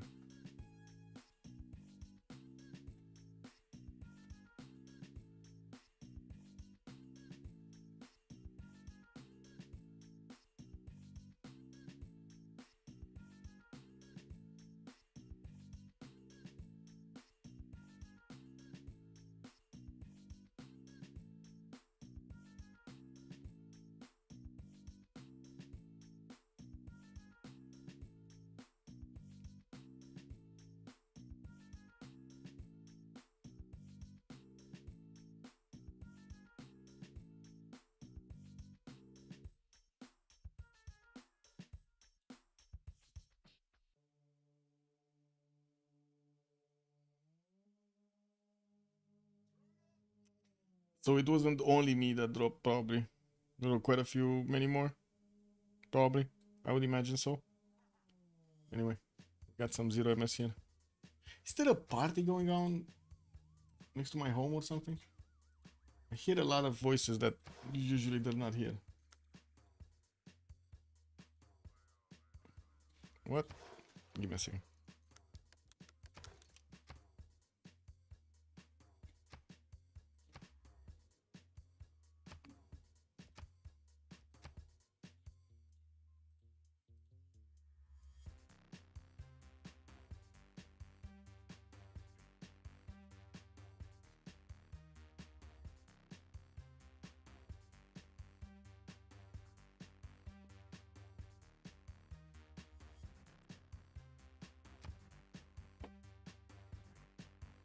Really?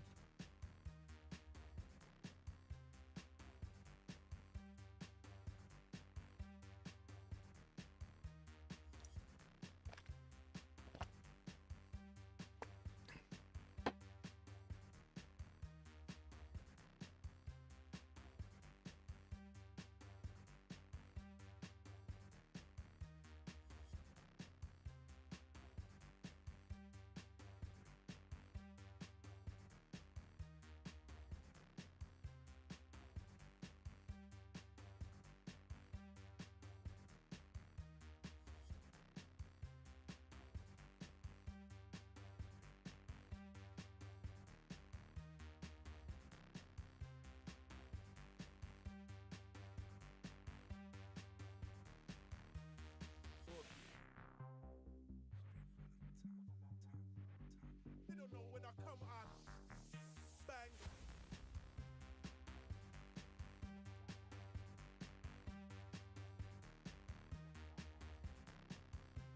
MSG? What is MSG? Momiko, thank you so much for the sub, much appreciated for the 47 months. Good evening, sir. Momiko retained welcome. his knighthood for 47 months.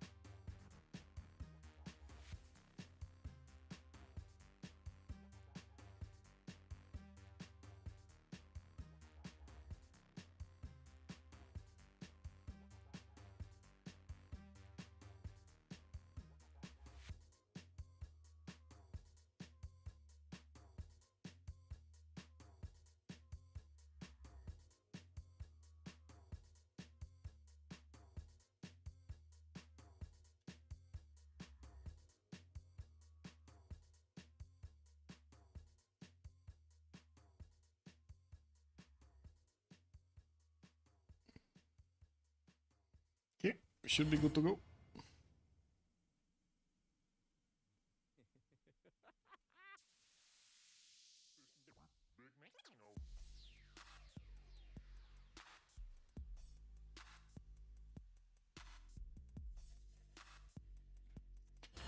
Sandeep, good evening, sir, and welcome.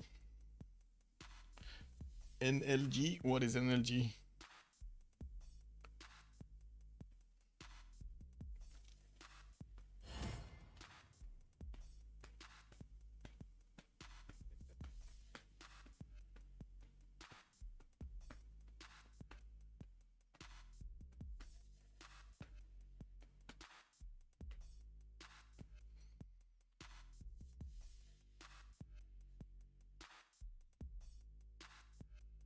Well, at least we did manage to get almost to turn 30. You know, I'm happy about that.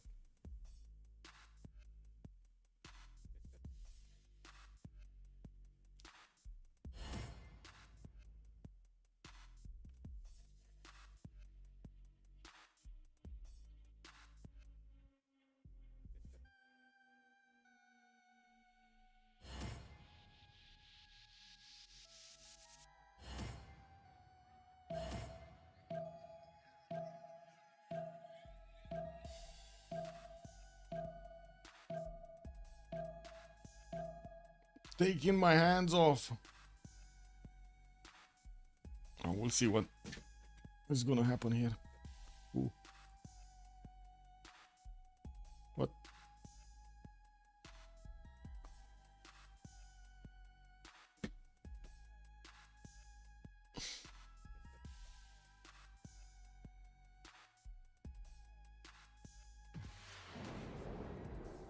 Okay, the globe is still spinning. We got 4 in, 6 in.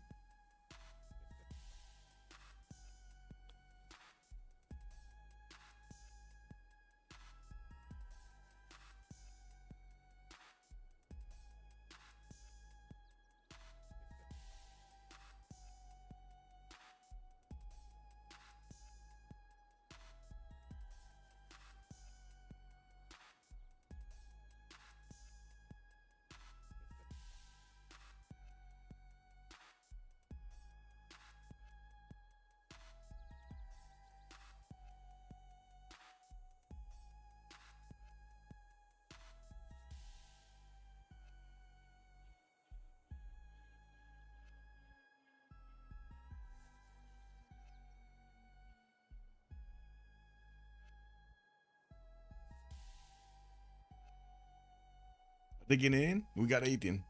Come on. Maybe scrap the game? Lol. Maybe scrap game? That's what you think Adam the engineer said? Maybe scrap game? Kick. I hope not. I hope not. That would basically require to have it on another day. I hope not. Okay.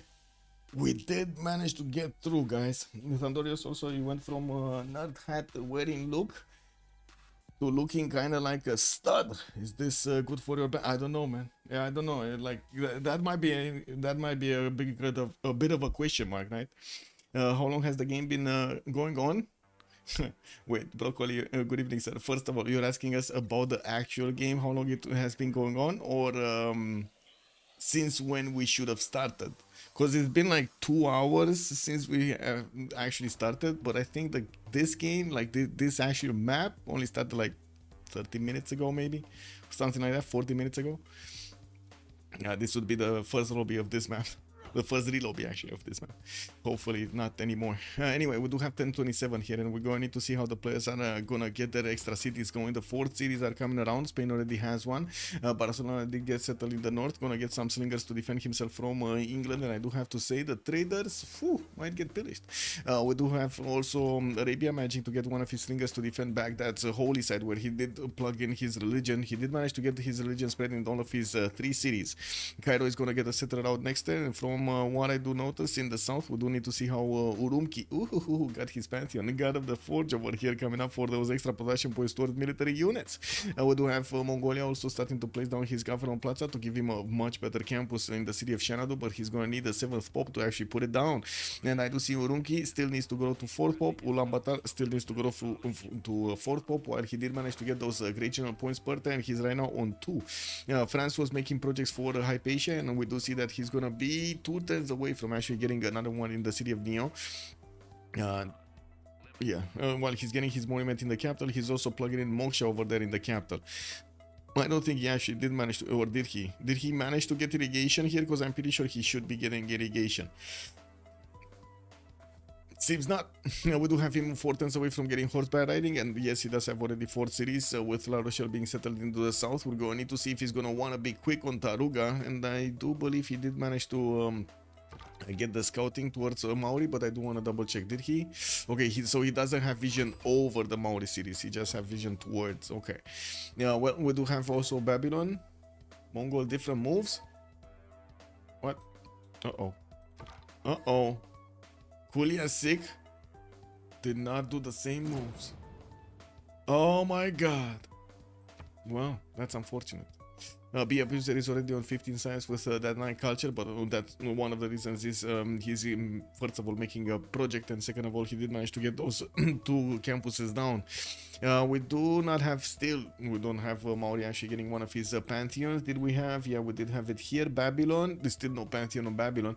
And taking a look at the city states, we do have Fez with Taruga and Mitra coming up for the science city states in the game, with Zanzibar being the one with trade also with Hansa. I do see Hong Kong is going to be the one, wow. Hong Kong and Brussels are going to be the industrial zones. I do see Volin is going to be the only one for military. We do have Mohenjo-Daro with Kiagwana and also Kumasi for the culture. Zanzibar is already getting Almox, Maori, Amani in there. And I do see Samarkand has been taken down. This would have been the 3rd gold city state. Okay, are we missing anything here? We're missing faith city states. We don't have any faith city states. That's going to be a bit of a wah over here on Arabia. I do see Arabia is going to want to get another city here by the looks of it, and that's one of his worries about the scout over here of Mongolia that is just running around everywhere. I do also notice Detective Baby Legs just went in and got one of the builders of Spain. It was only a 1-charge builder, and the good thing that the trader didn't actually get pillaged, but you never know next turn. Wait, this trader is actually going to Madrid, right? He's not coming back from Madrid, so I'm pretty sure he's going to be fine. We're going to need to see if he's going to manage to get out of there. The warrior can definitely shift enter on the 2-2 and get out of the range of the attack of one of the slingers. He cannot get out from both of these. We're going to see what happens there. Boats coming up from Toledo. He will need to actually meet these English boats in the water. And since Detective Baby Legs right now only has 3 cities, well, that's also 2 cities from Madrid. And I don't think Valladolid is actually gonna get, he cannot get, right? He cannot get a harbor on the main cities here, on the main coast. We do have also Maori managing to get city patron gardens for the 40% towards the first cities, first district in the city center. And with linehouses coming around for those extra trade routes, he's sitting on 4 cities very nicely, getting more harbors out in the northwestern city, while he did manage to connect it with a trader for those extra points of food and production. He did manage to get also early empire for those extra points of production on these forest and rainforest tiles around him. Now the banana is actually good. Maybe stable game. Oh, that's what the MSG means. That's what the MSG means. Got it. Also, Bordani was mentioning it started 2 hours ago. We've had about 40 minutes of gameplay. Yeah, Lobby Simulator Supreme. True. Well, we do have lighthouses coming out also from Miliagor. Also, builders coming out from London. Got it. Good. Arabia. What is Arabia? Okay, so wait, is he actually gonna settle his city on the geothermal? Looks like it, no? It kind of looks like that's gonna be his choice here. Well, we do have him with the campus in Baghdad finishing next, and he's gonna start getting those extra science points going. Already losing gold over here, Jack the Ripper, but that's kind of normal, right? On Jack the Ripper, that's kind of like a given from the get-go. 42 faith at 10 with 36 production numbers do look good, and from what I do notice, his allies are making a decent amount of gold per turn with space coming up on 20. We got Almog on 27, and then Carrier is going to be on his 10 over here, but definitely going to get more, while his lighthouses are going to need to get out, and his traders are also going to need to connect. Government Plaza from his capital getting out after he's going to get his lighthouse so he can get those extra trade routes. I do also notice Detective Baby Legs is trying to snatch the builder from Eugenio Daro, but that builder is staying inside over here. He's not going to want to get out just for the kicks of it. Maybe he needs to incentivize him to get out, like give him a hunk of meat, something, like find out what the builder wants and get him out of the house. No, that's how it works. No. Now, what does Geo mean? That's a good question. Also, Dark Blue England can full canal into Almog. Into Almog. You mean wait, into here? Into Maori? Where? Oh, here, this one, right? You get the canal over here. Got it. He took Samarkand for himself, and by the looks of it, yes, indeed, he can actually canal into Maori, and that might be totally missed. They might not see this at all. Almog might not see this coming. Like, he's definitely not going to go through the lands of Mongolia to take care of his south over here. So that might be a very, well, I mean, if only he would have actually the production necessary, because he's going to need to get boats on the west and boats over here to fight off Spain. And we're definitely going to need to see if the other England, in Miliagor, is going to get going also with some units. We do have the Government Plaza coming out from London. He's going to get those campuses in between Manchester and London, probably next to the mountains. I do have to say he's going to need bronze working if he wants to get these chopped or placed on top of them, because these are rainforest tiles and just doesn't work like that. Milagor is getting his mining, also political philosophy, and we're 1032. So he did pick up Pen Brush and Voice as a golden age, and he's on 9 science with 22 culture points with 39 points of production also on his side. And he's also working on his lighthouses in the south, and well, at the moment, France next to him is going to be one of his allies, so I don't think he's going to be caring that much about the south, and I'm pretty sure we're going to need to take a look at what B Abuser is doing here with his spawn. Well, he's going to start getting his Government Plaza next to one of his campuses from the capital city. He's also going to have a commercial in between the north there, between the Government Plaza and the campus. That's not bad, not bad. What is it? +2, +3, +4. It's going to be a +4. Very nice. La Rochelle also getting a few builders, so he can builder charges, so he can start improving that territory. To be honest, it doesn't seem like he has a lot of stuff to improve there. Maybe he's gonna get some chops going, and he did need to actually buy out a 2-2 for those extra points of production. Lady of the Reeds and Marshes is gonna be his pantheon. He just picked it up, and I do have to say he's on 43 points of production right now. in total. Kublai Mongolia, 10 science and 25 culture. He did place down his first 3 encampments and making 37 points of production per 10. Only 7 gold while he's working on his Wall of Strong coming up in 4 tens. Looks like he's also going to discover irrigation soon. He has his diamonds to improve, and I do see he's getting another builder from Ulaanbaatar. While he will get the option to actually chop Wall of Strong, we're going to need to see if that's going to be what he wants here. He has 2 opponents next to him in the north, right? He's going to have Arabia as an opponent, and he's also going to have Carrier as an opponent. I do have to say at the moment Mongolia is the only one making these general points on 5 points a turn, and he did manage to pick up God of the Forge for his Pantheon. Definitely those units are going to come out very, very quick. We're going to need to see how quickly he can actually get to his stirrup so he can pump out some K-Shakes out of this territory also. Looks like also Detective Baby Legs with 16 science and 22 culture will have 4-5 cities to actually use at the beginning with 50 points of production. Did manage to get his Royal Navy dockyards built in the first 3 cities while he's working on Leeds and probably in Samarkand. No, he did actually manage to get this going. A bit surprising that he's going for a granary in Samarkand. Oh, he's repairing the granary in Samarkand. That's why he's getting it. I was like, wow, is this guy actually building the granary over here? Whoa, that's amazing, right? Instead of the lighthouse, I was thinking like, why is he spending those production points over there on the granary instead of the lighthouse? My mind was like so confused for a second there. But this is what's happening in Plymouth also. Wait, what?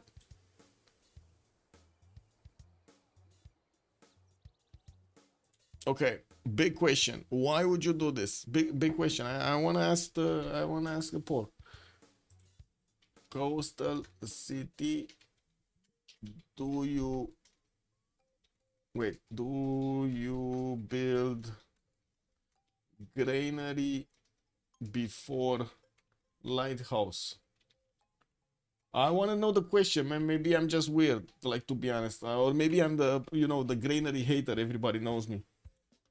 Maybe it's just me. Oh, yeah, but you don't get the lighthouses for the just the housing. You get the lighthouses for the housing and the trader. And the trader is the one that actually makes so much more added value. Yeah, if you get the granary, yeah, I don't know, man. What is the production of both? Let me actually take a quick pick over here. I think it's double or and something actually on the. So it's 65 for the granary, and the lighthouse should be like 100 something. It's 120. So it's a little bit under 2, double actually, 2 times. A little bit under 2 times. Oh. Yeah, you need to cut it in half. You're right. Chillbrains is correct over there. So 33-ish, 32.5 for the granary, and then you do have the 120, 60 for the other one. A little bit of a difference, yeah. Well, yes, but no lighthouse means no trader. No trader means no extra +2 food, +2 production sent to anywhere, and he does have Magnus over here or the extra gold coming in. This city is just going to be a lot slower. That's the problem. Yes, he's growing a little bit, but he's not going to get the other elites. Anyway, it is what it is. He makes his choice, and we're going to see how he's going to develop with it. We do have him at the moment, actually. Let me take a look over here. Detective Baby Legs is on 57 points of production, so he's the highest productive, the most productive over there. Almo, we do need to take a look at space next with 13 science and 19 culture, 4 cities strong, getting his Etemanaki in Karshamash, while he did go for monument to the gods as a pantheon, getting those extra production points towards wonders. He's also going to work on Ancestral Hall, and doesn't really need to actually pay attention to his neighborhood here. He does have on the eastern side Elizabeth I, but it's not really one of those aggressive civilizations, and he didn't actually settle yet on the eastern side of these mountains. His Liang is also going in Karshamash. He has some floodplains over there to the northwest, and some of these marsh tiles to get some bonuses from Etemenaki, while he's gonna get commercials from his other cities. He started making some of these merchant points. Actually, right now he's on 4 points a 10, while France is on 2. France did also manage to pick up Hypatia as a scientist, and I do see him on 24 science and 31 culture. Almok, 14 science, 21 culture on Coupe. He did manage to get 66 points of production, actually a little bit more than Detective Baby Legs. Got 1, 2, 3, lighthouses, almost 4 lighthouses actually come. The next one coming out from Waka in 7 turns, getting a 5th city out on the eastern side of Vengarwaki and plugging in Pingala in that city center. He's trying to get the campus discounted. How to say? Where is it? A +2?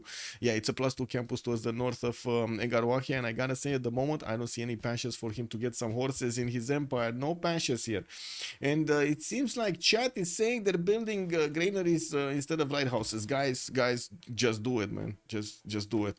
It's fine.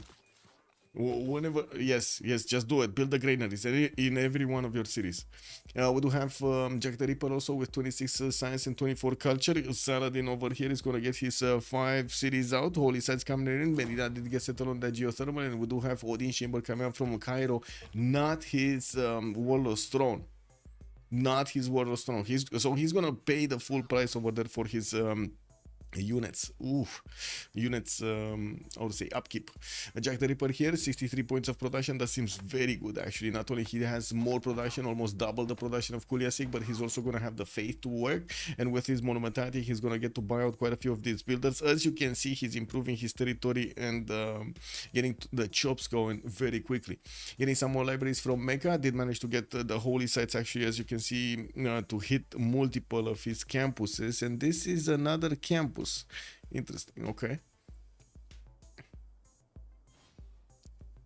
I'm pretty sure he could have gotten both. No, he couldn't. No, unfortunate. Like with the geothermal on the campus, yeah, he couldn't have touched both. Oh well, it is what it is. Aleppo did get settled right in the face of Spain, actually touching borders right now, getting onto the river of Spain. While Spain is definitely going to want to get some cities in the south here. And I do see Carrier is on 11 science with 30 points of culture. God of the Sea as a pantheon and getting his audience chamber next turn. He did manage to also get a religion, Judaism, for Feed the World with Defender of the Faith for those extra +3 points of a defense here. We do have already some horses from Mongolia going towards Mohenjo-Daro to probably take out that city, while Spain did need to put some boats in the water to hold on the detective baby legs from getting too close. We do have also some Royal Navy dockyards, well, still getting built over here on England, and I do see he did manage to get one of these admirals. We do have Elizabeth I with 5 great admiral points at 10. Maul is going to be on 8. Looks like Spain is going to be on 3. And I just remember that I should actually say that. Hunde Priester is saying, trust the chat. Oh my god, no. I'm going to let chat do whatever they want. I'm not going to do it myself, man. I'm not going to do that mistake. And no. Granaries before lighthouses? No. Like you do you, I do me. You know, that's how it is. Let me actually manage the prediction over here and get who will conquer the first city, and put on one side we do have Unlucky, and on the other side we're gonna have Battery of Full Charge Builders, FCB. A submission period for 15 minutes. Also Didamo get the Oligarchic Legacy. Wait. Almog. He did finish his audience. Okay, let's actually see. No, I don't see. Well, he's in. Oh my god, no, he didn't. If he's in Classical Republic and he doesn't have the card right now, he doesn't have it. So I would say no, he did not. Oh, you're thinking about the boats, right? The caravels that will need those extra +4 points. Well, let's actually see on Detective Babylegs. Do we have it on Detective Babylegs? Because, you know, that's another open question. Well, he does have Oligarchy. And I do see he did build his Warlord's Throne. And yeah, there we go. He does have it. I think he finished it, no? Yeah, he did finish it. No, it's not actually Warlord's Throne. It's Ancestral Hall. Excuse me. Okay, Pingala getting into turns here in Plymouth. He's gonna get finally that lighthouse coming out from that city center, and I do see that the city is 16 points of production over there. And we do have him getting another lighthouse from Samarkand, and from what I do notice, he's gonna start to get the builder to keep improving stuff there. Finally, some more horses coming up from Mongolia, from Shanadu and Urumqi. I am a bit surprised we don't see him actually getting his 4th and 5th city out before he's gonna start getting a few more units out. I'm pretty sure it's not gonna be that easy to go into the borders of Arabia. Arabia will get an advanced warning here from his scout, actually sitting right on the north of Urumqi. Mohenjo-Daro is going to be an easy pickings, and general points are still getting acquired here by Mongolia. 4.6 here, general points at 10, while Spain is on 3. Did he manage? He did manage to actually get one of his encampments down from Valladolid, where he does also have a holy site. Well, carrier over here is going to need to get some science from something, and I do notice he's starting to get his monuments out, not the science. With the 5th settler moving towards the north, he wants to get the Pantanal bonus for the extra culture and the science, and we're going to need to see what he's also going to do in the water. With also Tepokohiwi actually getting settled, we got another +3 campus coming around from that city center, and I do see Magnus is establishing in Wakera Warewa, while an unmet player has been defeated. Probably one city-state has been taken over, and that's going to be Mohenjo-Daro. We do have the hordes of Mongolia trying to get to the north, and I do see Spain is starting to upgrade some of his horses, some of his swordsmen to defend the city of Valladolid from any invader. While at the moment Arabia is not actually getting classical units out, we do have him trying to get the Great Bath in the city of Cairo for that river in the northeast. While I do see Medina and Baghdad and also Mecca are starting to work on these extra faith points. No, sorry, Medina, Baghdad, and Aleppo are working for faith points, while we do have Mecca on madrasas. That's going to be his replacement university over there to get some science going. We do have also a governor victory established in the city of Shenadu, while I do see Moksha in that second city of Urumqi. He's gonna get the opportunity to get his intelligence with the extra experience point on the spy. We do definitely need to see if he's gonna manage to get, guess what, Terracotta Army. That yesterday got actually chopped away right from the jaws of victory there. And we got Temenaki finished in the city of Babylon in Karshamash with his theater square coming out next turn. What is this? Oh, this is his theater. It's a +3 actually next to Hanging Gardens. Interesting.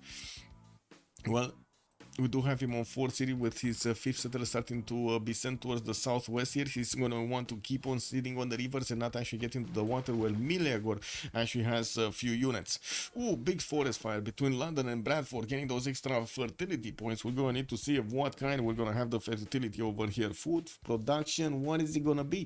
Miliagor is also going to want to chop out that rainforest for the city of Manchester to get a little bit bigger, and will want to put that campus as soon as possible. Got one from Liverpool, but it's only a +2 over here on the coast, and from what I do see, London, or I should say Bradford, probably wants this banana to actually become one of his campuses, but he also has this one actually, at least a +2 over there. Anyway, more settlers coming in, and we're going to need to see if Catherine de Medici soon is actually going to get some units out. He did manage to get one of his encampments from La Rochelle and started working on his encampment training projects, with a settler coming out from Paris in 2. He already has 2 on the way, so he's going to be 7 cities very quickly here. Market coming out from Lyon, where he did again Pingala, managing to get to 31 science and 35 culture.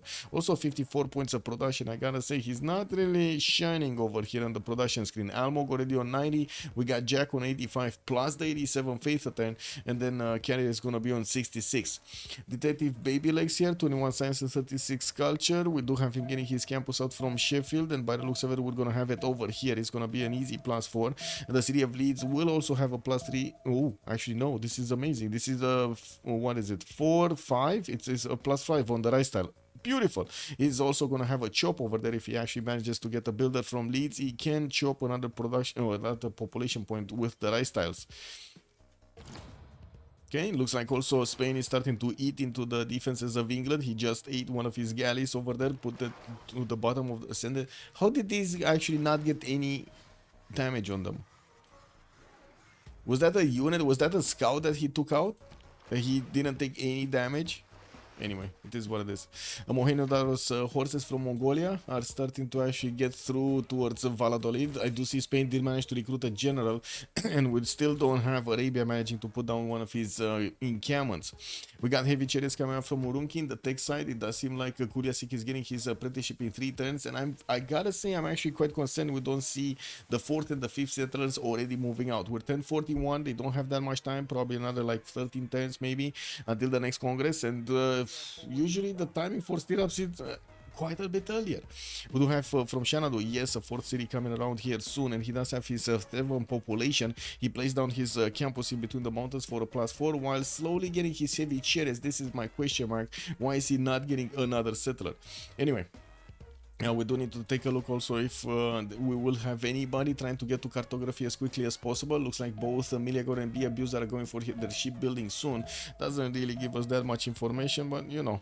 But from what I do see, We do have Maori starting to trade with Zanzibar from an early stage of the game, getting also his money in there for those extra trade routes. Inkiamon's coming up from Opango, while he's probably gonna have the luck of getting a medieval Renaissance era general. Well, from the south, I do see Francis starting to get closer with his settlers towards his opponent here. Okay, England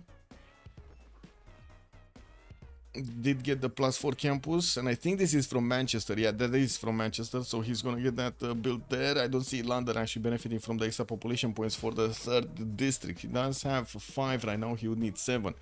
And getting another wave of builders and starting to get his campus for those extra yields. And I do see the first one that is gonna go for mathematics. Detective Babylegs actually is gonna get mathematics in 2. Wait a second, he might actually get this quickly. Is he gonna want to get this attack quickly on Maori? I guess we'll see. We shall see.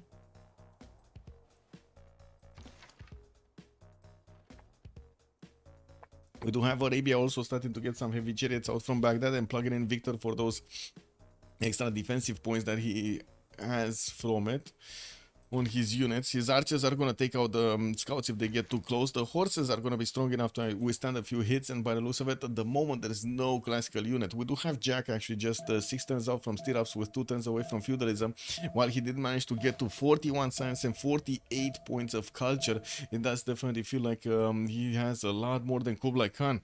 And the negative goal patterns though, he's on a -6. And talking about the goal pattern, it looks like also Elizabeth I did jump up to 70 gold with Be Abuser on 29, and then Detective Babylegs on 38. On the other side, we got Carrier 24, Almog 54, and then Space is also going to be on 38. So I would say it's a decent, healthy amount of gold pattern from each side. Entertainment Complex coming up from Babylon, and we do have him with some markets coming from Durmuti. 6 city moving east side, and I don't see another settler. No, actually 6 and 7 city. Wait, 2, 4, 5. Yes, 6 and 7 city are coming out from Babylon and Durmuti. His entertainment complex does have Magnus in the city that he's getting it built, and he does have 2 turns to get there. There are builders in the northern city and the western city that might actually get onto the choppable tiles of Babylon. Is this a color?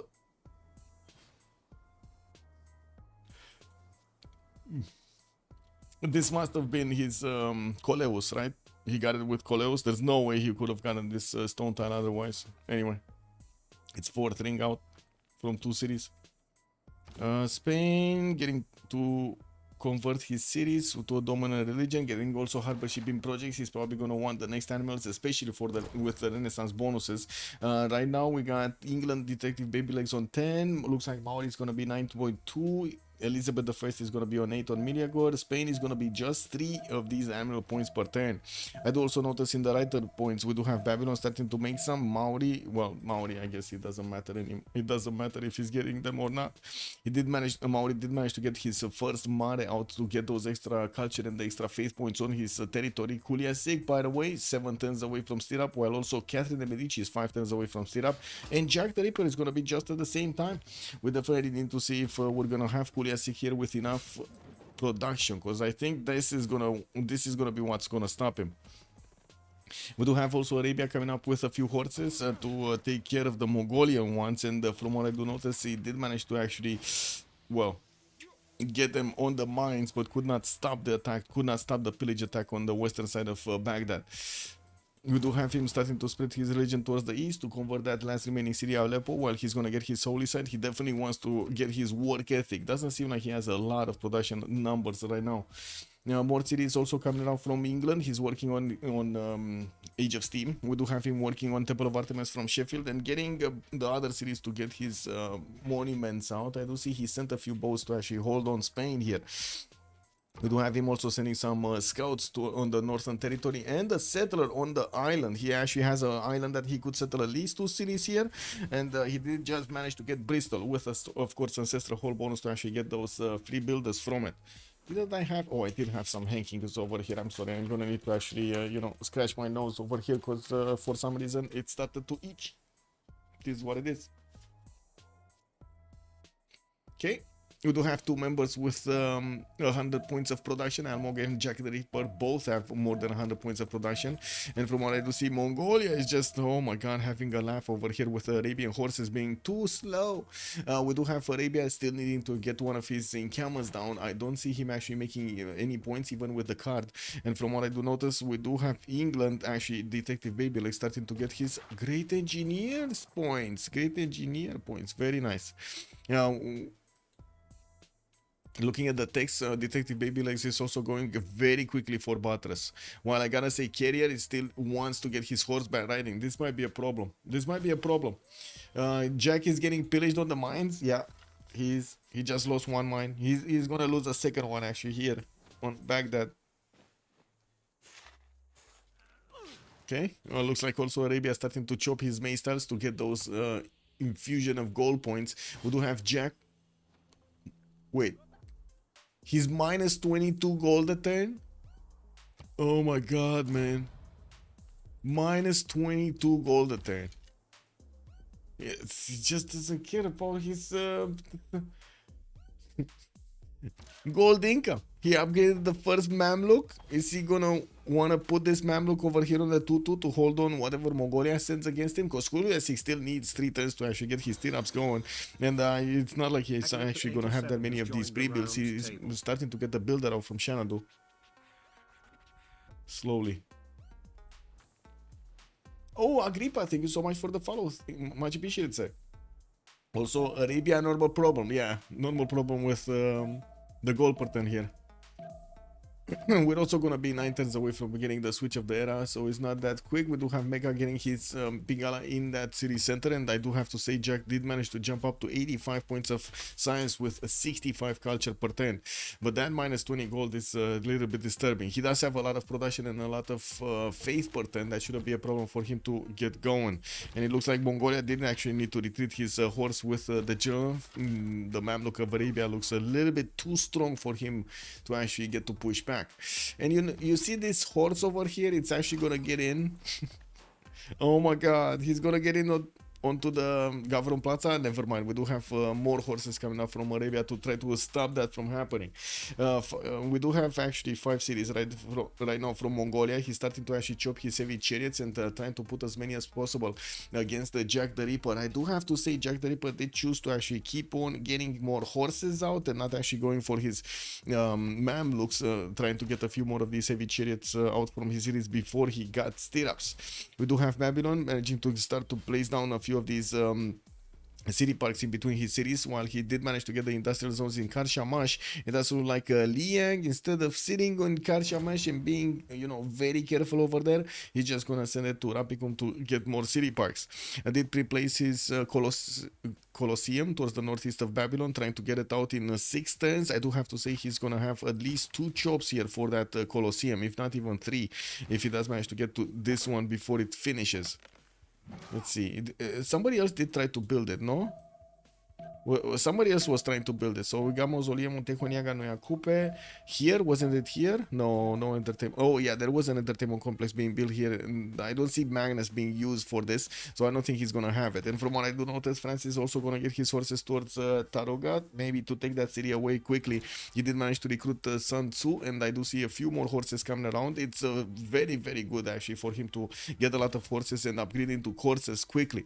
The abuser is getting his construction, getting a little bit closer to his Corsair technology. While we do have horses from Lyon and Amboise, I do see he's gonna have Warlord's Throne to actually make use of all of those extra production points.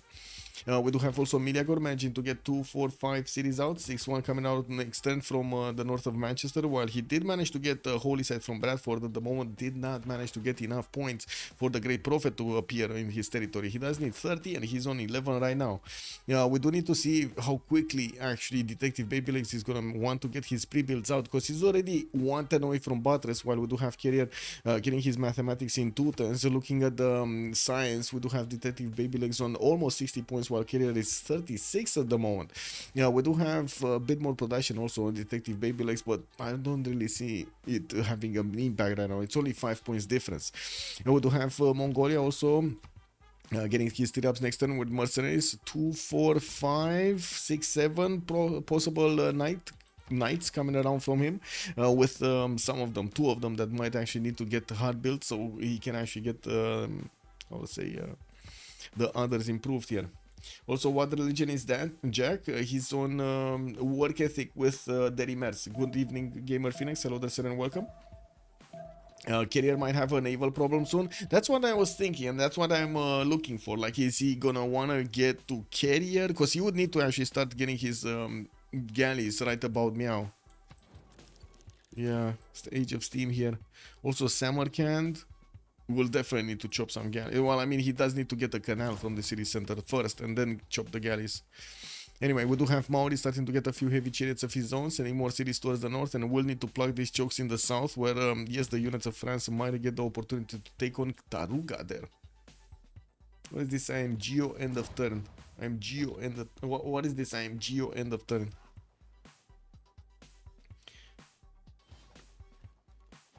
Yes, he went for work ethic for the +2 production points and +4 over there on his shrines and temples, respectively, while Dairy Merchants are gonna give him his +3 faith and +3 culture. Then I was back after the relobby. What do you mean? What? Okay, so knights coming around. We do have Euclid also discovered by Mongolia, recruited over there. Okay, well, I guess he's gonna send him on the campus and try to make him do something. While he did manage to get his orders out, we're going to need to see him starting to put some K-shakes into production here. The K-shakes are probably gonna be the extra unit that Mongolia definitely needs against Arabia, and we're going to need to see if he's gonna manage to get his intelligence soon. I do see at the moment Kuliasik still is getting his mysticism. Well, that's kind of far away from getting monarchy. Someone asked Kuliasik if he did the same moves. Oh, I see. Okay. Got it. Oh, I am Geo end of turn. Oh, you're talking about Jack the Ripper over here asking him. Right. And he went over here on the geothermal at the end of the turn. Got it. I don't see at the moment actually Mongolia upgrading his units, even though he did manage to get mercenaries. He did not actually put the gold or the iron into these units. And looking at the eras into the army tab here, we do have iron on the abuser. So, and we do have Kuliasik actually benefiting from 48, 52 right now. So it's definitely not an iron problem here. Well, we're going to need to see if Jack the Ripper is going to manage to stabilize his economy. He's on 109 science with 67 culture, but losing 24 gold points, 127 points of production, and 138 faith points per turn.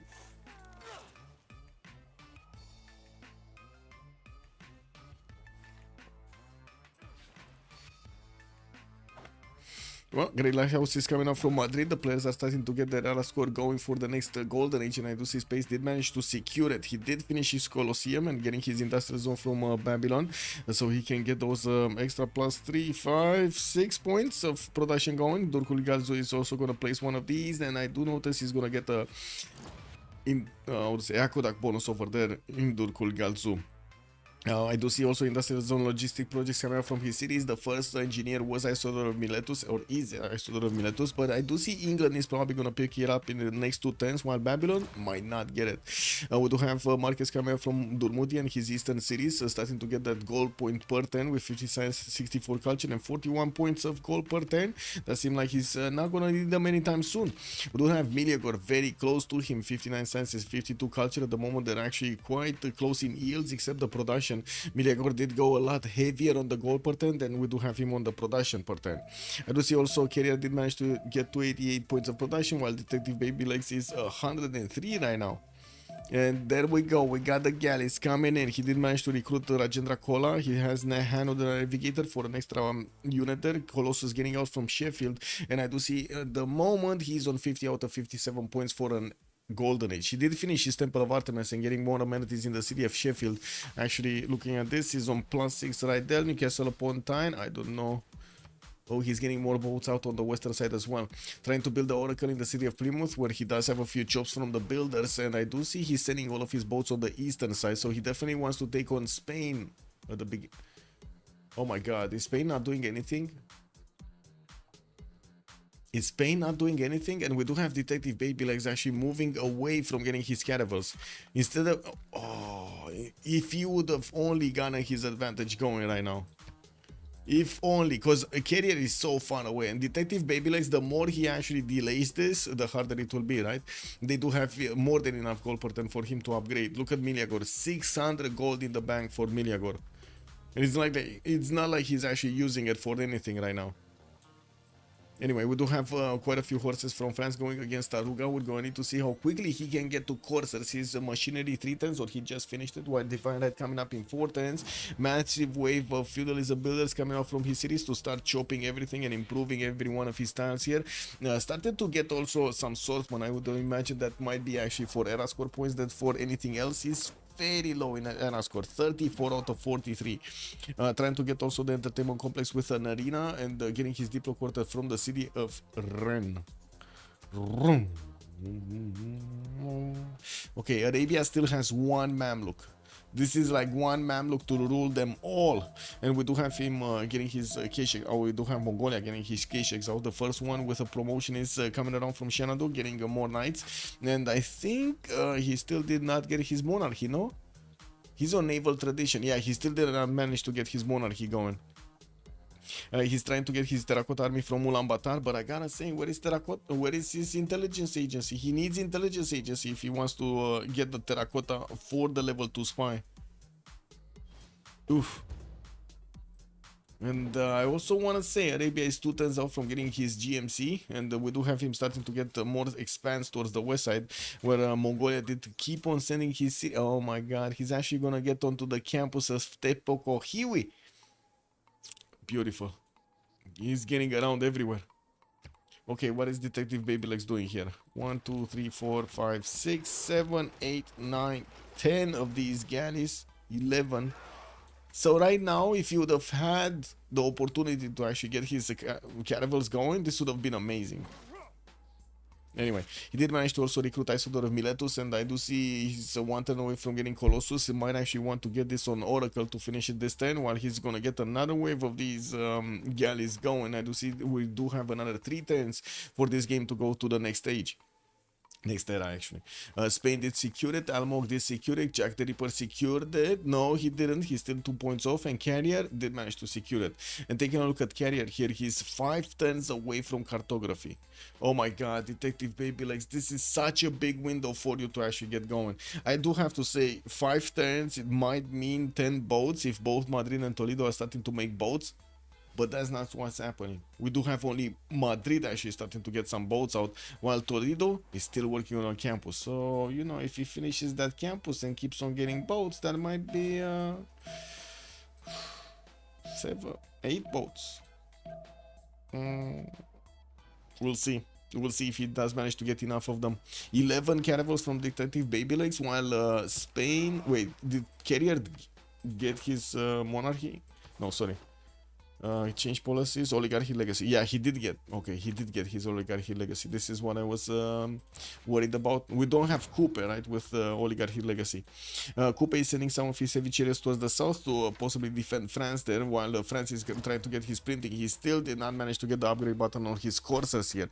We do have him with some horses starting to move away from Taruga. He did manage to secure that city state for himself. 2, 4, 6, 7, 8 cities right now for him, with a massive amount of builders. And I gotta say, there's something missing from this territory, and it is the chateaus. He did not manage to get those extra culture points from the chateaus. There's no chateau around. Why he is not chateauing? Not even one chateau? Whoa. That's kind of disrespectful for chateaus. Wait, he did get cartography? Oh my god, it's just 5. Okay, he got it. He got it. Amazing. He got cartography. So it's still 4 turns away for Carrier to actually get that going. Beautiful. Naval tradition coming out next turn. Did upgrade 1, 2, 3, 4, 5, 6 of these. And of course, he does have an ammo for them. I do have to say that's another thing. Oh, there we go. That we need to check on Spain. Spain did manage to secure Zheng He as an animal for himself. And wait, we're talking about just 4 boats? Okay. And probably the initial boats of Spain are gonna just die here, no? That's kind of how it looks like. Massive army coming up from Mongolia, going towards Spain by the looks of it. We do have some knights and some of these Kishaks deployed to the northeast, while Mongolia didn't upgrade everything he had in the city of Urumqi. He did manage to get Ethelfled and Hannibal Barca as a general. Couldn't manage to... Where is Burica? Trumtrak over here. Where is Burica? So he has 3 generals. Where is the big guy? Where is Burica? Oh, Burica is here on Spain. Okay, well, interesting. I think Spain did manage to see that Detective Babylegs did upgrade his caravels. You can actually see it as a 59 garrison defense here in the city of Plymouth. That's the only thing that it could have been. And we do need to see how quickly these caravels are going to manage to cross the water until he's going to get to Spain. It's probably 3 turns, no? 2 turns. 2 turns. Yeah. Did he just... So he chopped another galley and he bought another galley? Or he chopped both of them? He might have chopped both of them. He has 246 right now. Not bad, actually. Not bad.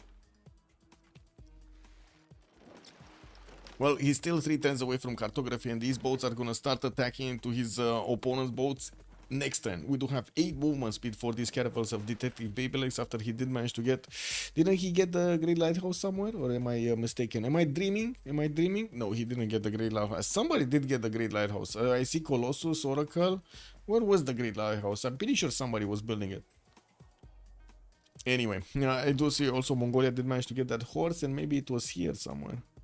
No, no, no. London didn't build the biggest banana?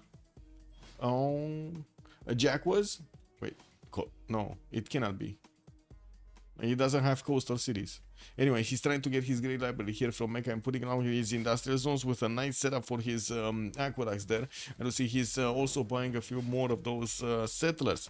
And we do have 1 turn until the next stage with Meliagor managing to get 1 point off. Oh my god, he's not... Is he gonna miss this by 1 point? Be Abuser is going Dark Age. Kuliasik this secured. Detective Babyliss secured it. Meliagor, free sim? No, this must not be happening. He needs to get it going. He has 15 seconds to go and needs to get something. A point. Something. Meliagor, you can do it, Meliagor. Does he have a horse? So he has a horse, a swordsman, a boat. He has the boat. He managed to get the religion. He's getting more in camels. Couldn't get to 10 pop. 53 out of 54. He's not going to make it. 1 point off. Right? 1 point off. Wow. Okay. Well, that happened. Was it here? Oh, it was actually in Spain. Never mind. Everybody's buying. We got Madrid over here actually with it. And let's see. Carrier still 1 turn away from getting cartography, while Detective Babylegs is going through the wind. There we go. One of those galleys attacked. We got more of these caravels that could attack into those, and I gotta say, if he does manage to actually put a lot of damage on these galleys and, you know, forces his opponent to actually get some low HP galleys over here, it's still gonna be a big win. Well, did he just over himself up with another galley? He did, no? Like, this caravel didn't spend his full movement. I'm actually a bit surprised that we don't see him trying to attack into it. Maybe he didn't realize that he still has movement on one. It might have happened.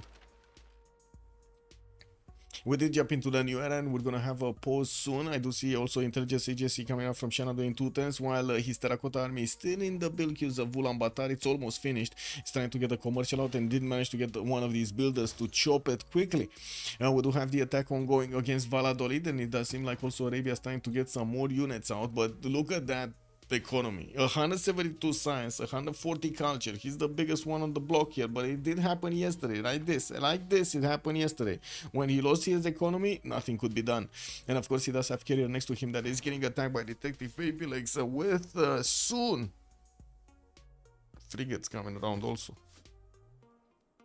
Not looking good for Spain. Yeah, it's not looking good for Spain. But to be honest, we've seen Carrier multiple times actually be in this situation. So I wouldn't really say that, hey, he's, you know, he's gonna roll over and die here. I'm pretty sure he's gonna try to figure out a way to try to defend this.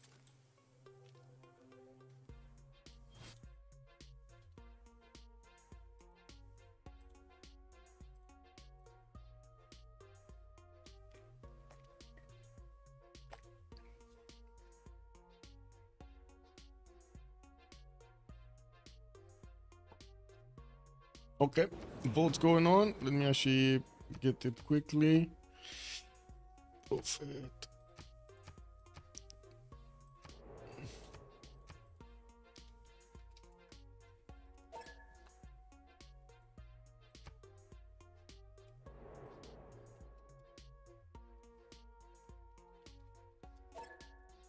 Okay, there we go. And be right back. 1 minute and a half.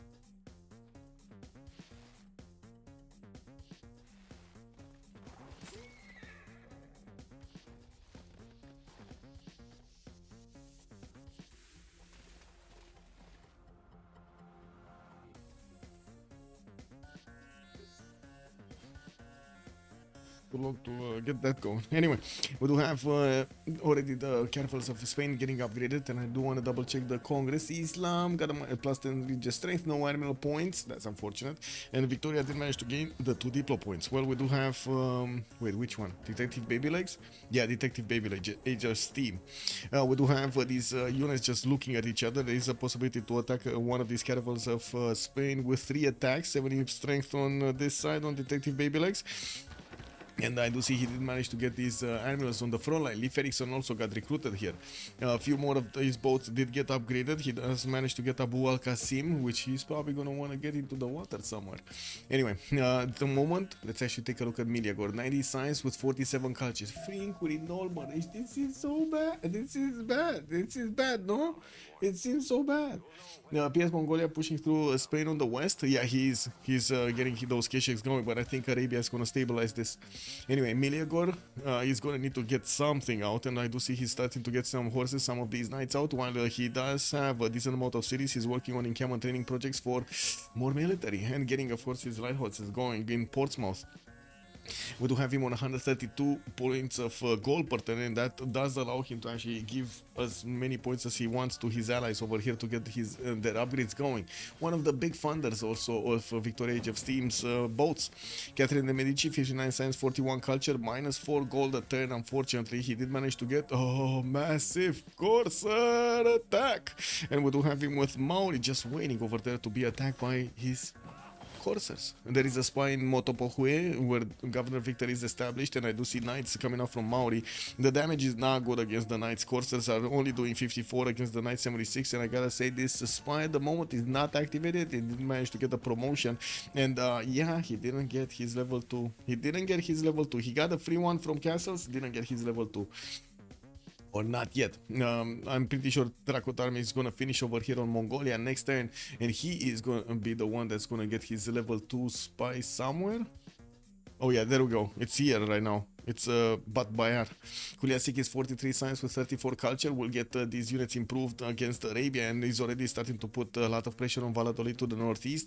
While from the coast, Detective Babylegs is gonna need to figure out the way to actually take down these opponent units. He's probably gonna wanna get his magical unit out, no? Those Sea Dogs. 156 science and 57 culture and detective Babylegs, also 156 points of production with 100 points of gold per turn. We do have him getting his universities next from most of his cities, and also getting Birmingham with a watermill. Interesting, he's probably going to want to get a few farms there.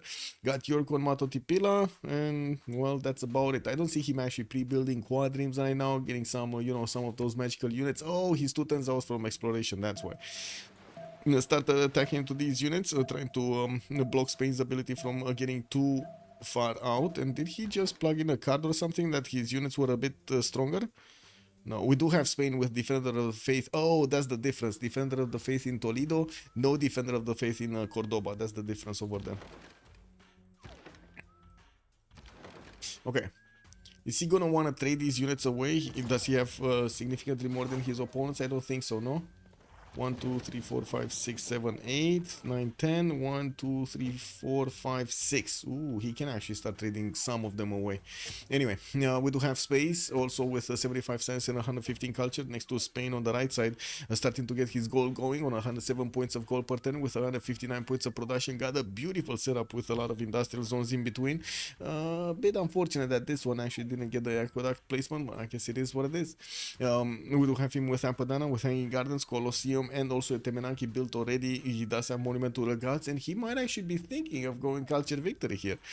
160 points of production does look good. Almog 74 science with 93 culture. It has a lot of cities already. 2, 4, 6, 8 cities, 9 cities. And I do see Zanzibar got taken by the English Empire. Maori just got denied from actually working on it. You do see it got levied earlier, and then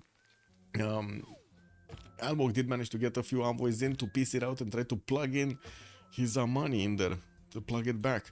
Trying to also get his Chichen Itza built from his capital city and putting down a few more theaters where soon we're gonna have a bee abuser starting to get into the tiles of Motobohue. Well, one good thing about Maori, he doesn't really have that many tiles improved, so he's not gonna be that, you know, sad whenever the units are gonna get in and they're not gonna find anything to pillage. We do have him also not managing to get that much science on only 70 science and 90 culture in that Russian Voice Golden Age. At least he does have 176 points of production, which kind of looks good right now. Okay, still no bonking. No bonking going around here. Bee abuser just sitting right in the face of carrier. Okay. Where is he? Well, next turn he's gonna have his how to say, his exploration. He's gonna have the ability to start getting some Sea Dogs out. Jack the Ripper, 222 science, 143 culture, going education, also getting his mercenaries out. He did manage to upgrade a few Mamluks to push back the Mongolian units, and I do have to say at the moment it doesn't seem like they can do that much damage to the Knights of Mongolia. We didn't have the spy of Mongolia actually getting into Arabia. He did manage to send it probably to Spain to do a little bit more damage. While we do have another wave of Kesheks coming out from Kuliasik, we're going to need to see if he will manage to get his level 2 spy somewhere. Oh yeah, there we go. But Bayar is still in the city of Xanadu. We do have Jack the Ripper also with 207 points of production and 254 points of faith. Amazing faith. He did manage to get his GMC out and will easily buy out units with that. Getting some more industrial zones for those extra production points. Interesting that he actually did not put this from Medina here, so he can get the from... Oh, he couldn't have gotten from Baghdad. No? Yeah, he couldn't have gotten it actually from Baghdad. But he could have gotten a damn adjacency. Can you aqueduct on these tiles, by the way, to Torres? I think you can, right? It's considered a mountain tile. It appears as a mountain, right? Can you aqueduct on Torres? You should be able to, no? Anyway, who are the top 3 players according to your tier list? Oh, Dave plays. Good evening, sir. We gotta ask. Yeah, we gotta ask Cool Whip over here. What are the top 3 players in this lobby? Or are we talking in general, Dave plays? Oh my god, that's actually quite a question over there. Who are the top 3 players right now on the list? Wait, this caravel does look like it's kind of weak. but not weak enough. Yeah, not weak enough. Anyway, we do have the courses of France starting to get into the borders of Almog, where his spy actually did manage to get through. We do have only +3 intel on opponent's movement, while he did manage to get into a dark age. He does also have the +5 on his side. And we do see his units are going to need a bit of time, and we do have units also from Milagor getting next to the city of Hansa that might actually be one of their cities soon. France will also have the opportunity if he does manage to get a lot of science out, but I gotta say it's gonna be slow. 62 science, 41 culture, not that easy to get his guard imperials going. Printing coming up in 210s, and of course his spy did manage to activate over here with a listening post, giving him that extra +3. So he might get to... No, he's not, because Almog is getting printing next turn. So he's just gonna have an extra +3 and that's it. Until he's gonna have a level 2 spy, he's not gonna have a +6 against his opponent, not a plus or more actually. We do have Maori managing to get Timur also for his nice to have the benefits of an extra general over here for the extra +5, and that's another one of the reasons that these courses cannot touch the Maori units. They are just looking angrily at them, and that's about it. Okay, do we have Sea Dogs? Not yet. Isodorimilis is still available for Sheffield with 2 charges. With the University coming out from Newcastle upon time, we do have England started to actually attack into the Spanish defenses with one of the caravels being taken down. It looks like Spain did manage to start to get some of his quadrants out. He does have at least 2 of them in pre-build, and one of them ready already in the city of Toledo. He's going to need to actually delete this. This is a quadrim on top of a galley, I believe. It's gonna need to delete this, I think. Well, I guess, you know, Detective Babylegs would need to actually say something about this. Anyway, printing coming up in 210s from Detective Babylegs. Already we do have Sea Dogs in production. There we go, at least 2 cities working on them. He did want to finish his universities before he got the cities going on his Sea Dogs. And I do see he did manage to get to secure a lot more science than his opponent. He's probably going to be the first one to get to Ironclads, and we're going to need to see if he's going to try to force it quickly. Okay, what's happening here? Arabia got to push back Mongolia. Is Arabia just gonna get, like, you know, casually cuirassier attacks against his opponent here? He's probably gonna get cuirassiers. And I do see campus research projects coming out. Galileo being the next scientist. While Arabia is on 15 points at 10, we got Spain on 5, England is on 6, Mongolia on 5. I do see Bisheng is also gonna be one of the next engineers. And I do wanna double check if there were any merchants, good ones. Yeah, there were. Babylon did manage to secure Zankian. We do have Arabia getting Hildegard of Bengan, and also Babylon did manage to secure also Ifadlan for the second trade route capacity. Very nice. 2 of those traders got in. You don't see the galley? I mean, because there's no... You cannot see the galley. Wait. Did he come back? Did he come back? I don't know. Maybe he deleted it or something. Anyway. Yeah. Like usually when the unit is on top like that, it means it is what it is. Let's see if it's gonna attack with the quadrim, because, you know, he shouldn't be able to. Hunza has been defeated quickly and easily. Okay, carrier exploration and square rigging next turn. No units actually from England to get into the borders of Almog. This would have been quite a massive attack if you would have managed to get a canal out from Samarkand early on. There still is time, and we do have England here starting to get a few quadrims of his own, with the Sea Dogs being the primary choice of weapon here. It does seem like also he did not actually try to choose to attack into the Spanish borders and try to destroy him, while we do have Spain managing to get his caravel fleets out. These are going to be quite deadly against his opponent here. Detective Babylegs is in trouble. We do have Abu getting onto the front line there, and we do see, of course, those 3 admirals getting in with the first Sea Dogs that will need a bit of time to get onto the front line. I think Spain does manage to secure this for a little while longer. We do have also Mongolia trying to get more damage done against Arabia, trying to get these Kesheks into range. Oh my god, he's doing so much damage against the Keshek. That's one of the Mamluks just wiped off clean the map here. Arabia did finish his GMC here, so he's gonna have his ability to actually get his units hard bought with faith. While we do have at the moment Jack the Ripper on 266 faith a turn, he is on 470 in the bank, trying to get his Forbidden City build in Baghdad. Man, this is like total disrespect to Mongolia. We do have some weak Mamluks, and I gotta say he did manage to get that level 2 spy in the city of Baghdad, giving him those +6 points he desperately needed. Education coming out next turn, diplomatic service in 2, he getting another spy from Shanadu with at least a level 1, while he's trying to plug in Pingala in the city of Ulaanbaatar. He's also getting in Kokekota Magnus. We do have a spy from Arabia deployed in Kokekota also.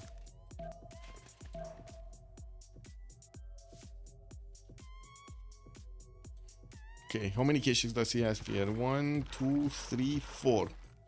And he did manage to get a trebuchet. Very nice.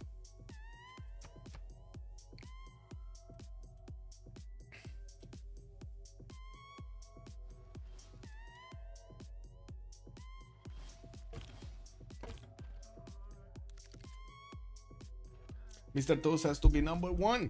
R360, good evening, sir. Ferdinand, also good evening, sir, and welcome. Dave is probably first or second at the moment after last CWC, no doubt, no doubt. The Flying Toilet already calling out Dave is the number 1 in the CPL. Okay, Reina getting into Valencia for those trade routes from Babylon to give him more gold. We do have Spain managing to get to upgrade his frigates and will do quite a bit of damage from range against his opponent here, England. While we do have the first Sea Dogs also starting to come out from the cities of England, Age of Steam. We do need to see them actually moving on to the front line. Age of Steam did also get to recruit Bisheng, while I do notice he's going to get those extra population points. James of St. George is going to be the next engineer. And in the scientist screen, it doesn't seem like we do have anybody picking up Galileo Galilei. Arabia does have enough points. While Arabia, where is he? Jack the Ripper getting metal casting, so he's trying to get to Cuirassiers to actually get the extra tech against his opponent. I gotta say, extra tech or not, if we do have Mongolia over here with enough of these K-Shakes, and that's one thing that at the moment I don't see him actually getting. For some reason he's getting his markets at the moment. Well, I guess it is what it is. We do have him only on 106 points of production. He did get his Drums of War Golden Age, and I would have actually expected him to flex all of his military power against his opponent over here. He might lose his advantage because of Jack the Ripper extra science acquirement with one turning metal casting, and also will soon have ballistics like in the next 2-3 turns. I don't think it will be enough time for Mongolia to overwhelm all of the units of Arabia, but to be honest, look at the damage from these knights. Beautiful. 75 against the Mamluk 63, and the Mamluk is on the defense. That's just beautiful. Wait a second, is this put in Fortify? Oh my god, this is put in Fortify. That's the difference. Yeah, that was put in Fortify over there. That just activated the +10 on Mongolia's knight. Easy peasy. Miliagor also did not get his forward units against Maori. Maori deployed everything he could on the western side of his empire, getting some units to Wakarawara, where already France's units are starting to get into those borders, trying to get the walls up. 2 turns, Wakarawara will probably have them, and we do need to see if the Corsair will manage to actually get to Kawihia before the walls go up. Never mind, the pillage on the mine immediately happens, while France is starting to get all of his units closer to his opponent here. Might actually punch through in here or there. Okay, what do we have here? So England started attacking into his opponent after Carrier, so started trading his caravels away against Carrier after Carrier did manage to get his frigates out. Interesting. Okay. Yeah, whatever works, man.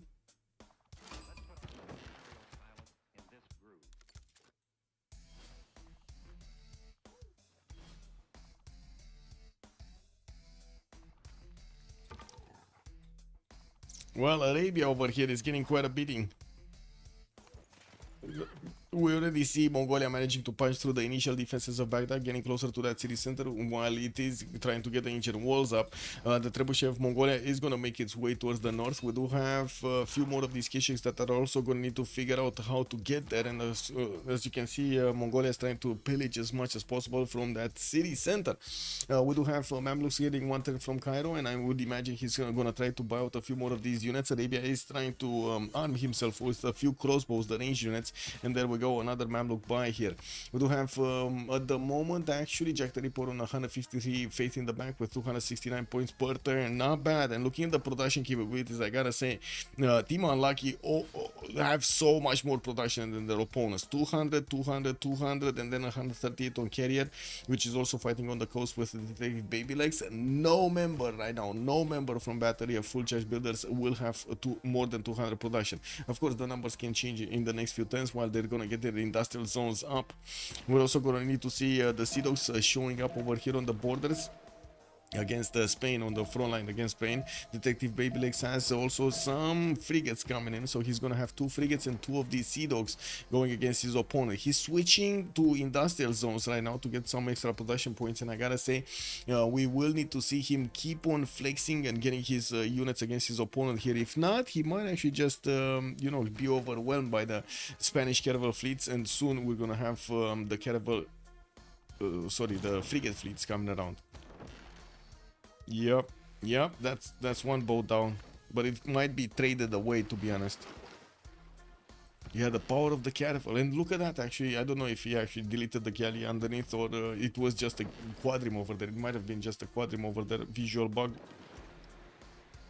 And there we go. Oh, he actually did try to snatch that caravel with his Sea Dog, didn't have enough damage to do it. I'm pretty sure he's gonna start paging harbors over here to get some extra gold on his side, and we do need to take a look what's going on here. Looks like the majority of the units of France did manage to get around here. They might actually start attacking into Kawihia or try to get through the choke point next to the mountains. Kawihia is getting his ancient walls in 2 turns. Doesn't seem like that city is gonna go down anytime soon. Wakerawa did also build the walls, and we do have another wave of attacks coming in towards Opango and Motopohue. While France is starting to get some crossbows, this will be extremely valuable if he actually wants to deal the initial damage. While I'm pretty sure he does need to get to a stronger unit like a cav or something. The thing is, Almog does have the science to actually keep up with the necessary requirements. 84 science, 137 culture, while B Abuser is 61 science, only 39 culture, and he does have 122 points of production. We're going to need to see if he's going to manage to get to military science anytime soon. 7 turns out from 6 tactics. It's kind of chirping in my ears. No, that's not gonna happen. It's not gonna be soon. It's gonna be very late. Oh my god, my ear over here is hurting. I'm sorry. Excuse me. Okay, counterattack. England could not manage to get the extra promotion on this one. He just lost one of his caravels. That's the second one that he lost this turn. While we do have the English frigates needed to actually get into the front line, they won't do that much damage against the Spanish caravel fleets. And I do have to say, they will take a lot of damage from the Spanish caravel fleets. Check the naval war, please. Do both teams have niter? Yes, both teams have niter. And I do have to say, Detective Babylegs is not gonna need niter for his Sea Dogs anyway. He has 6, 10, Kuliasik 5, B Abuser 5, Miliagor on the other side. I see Carrier is making some niter, Space is also making some niter. Jack and Almog are not. Looks like we got walls coming up in Baghdad, and I gotta say that city is gonna get the Cuirassier advantage. Jack the Ripper is 2 turns away from getting ballistics and also nationalism. The walls went up, and we're gonna need to see if these Kishaks are gonna, with the help of Trebuchet that's coming in, are gonna manage to actually eat through the wall defense quickly. No, not really. They barely scratched the wall defense. They will need to keep on attacking to the Arabian Mamluks to disallow them from actually getting the upgrades going on their Cuirassiers. The Cuirassier tech is gonna be a problem here, a very big problem. And did Arabia just put another? No, he didn't. Okay.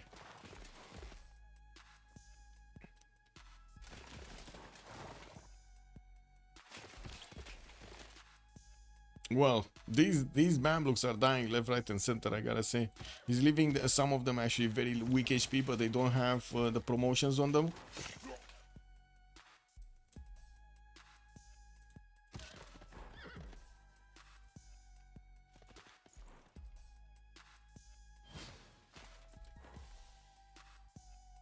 I'm pretty sure he could take out another one of these Mamluks with this knight. It's not doing so. Anyway, quite a few Mamluks coming in next turn. We're going to need to see if Jack the Ripper is going to have enough production on these units to actually, you know, not get converted into Cuirassiers and slow down his build Finally, England did manage to get his sea dogs in the water, and I gotta say there are still a healthy amount of caravels to actually keep his forward safe. We're going to need to see 1, 2, 3, 4, 5, 6, 7 caravels with the sea dogs, 2 sea dogs, and 1 frigate. Where's the second frigate? Oh, oh my god, he actually has quite a few more frigates coming in. What is the second frigate? Did he not send the second frigate? Oh no, it's still here, actually. Yeah, it's still there.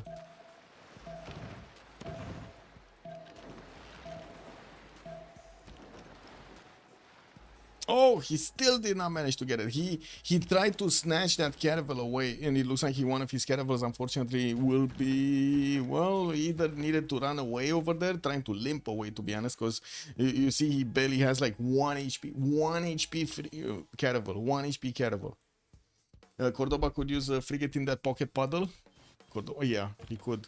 I don't know where his caravel went from Cordoba. I'm pretty sure he had a caravel there. I have no idea where it went. Ooh, counterattack coming in from carrier, and this is the danger. He was exposing himself. Detective Babylegs not actually resupplying properly his forward city, his front line. It gave Spain the time to actually get more units out.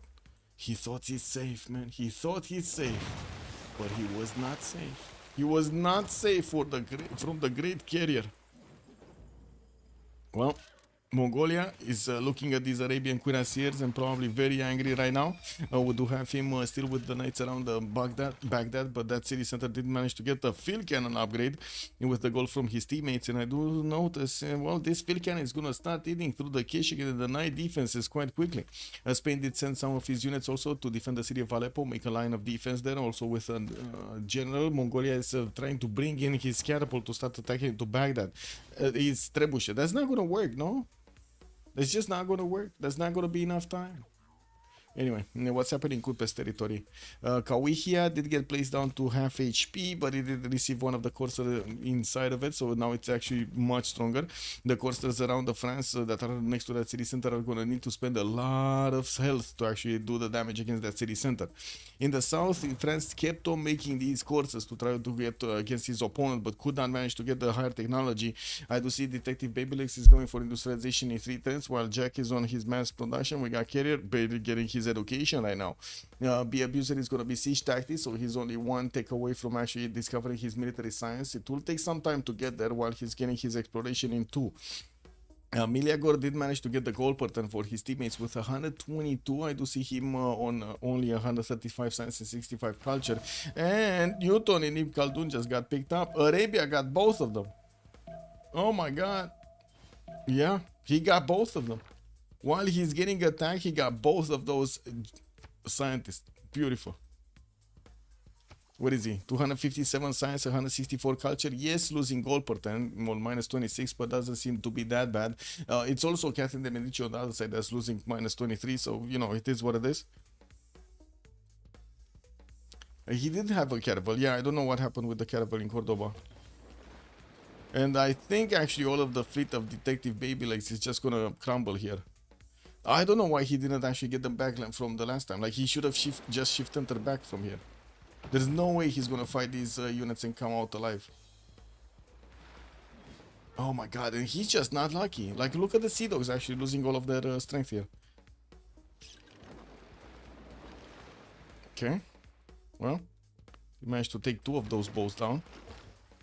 We still have frigates that can attack, by the way. So he's definitely gonna lose at least another caravel. If not 2. No, I think just 1.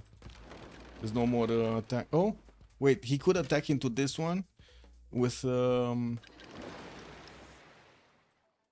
archer kick. Ah, encampment. Can he get the encampment, or did it shoot it already? I don't know. Well, yeah. So 2 caravels are gonna go down. Oh well, this is what it is.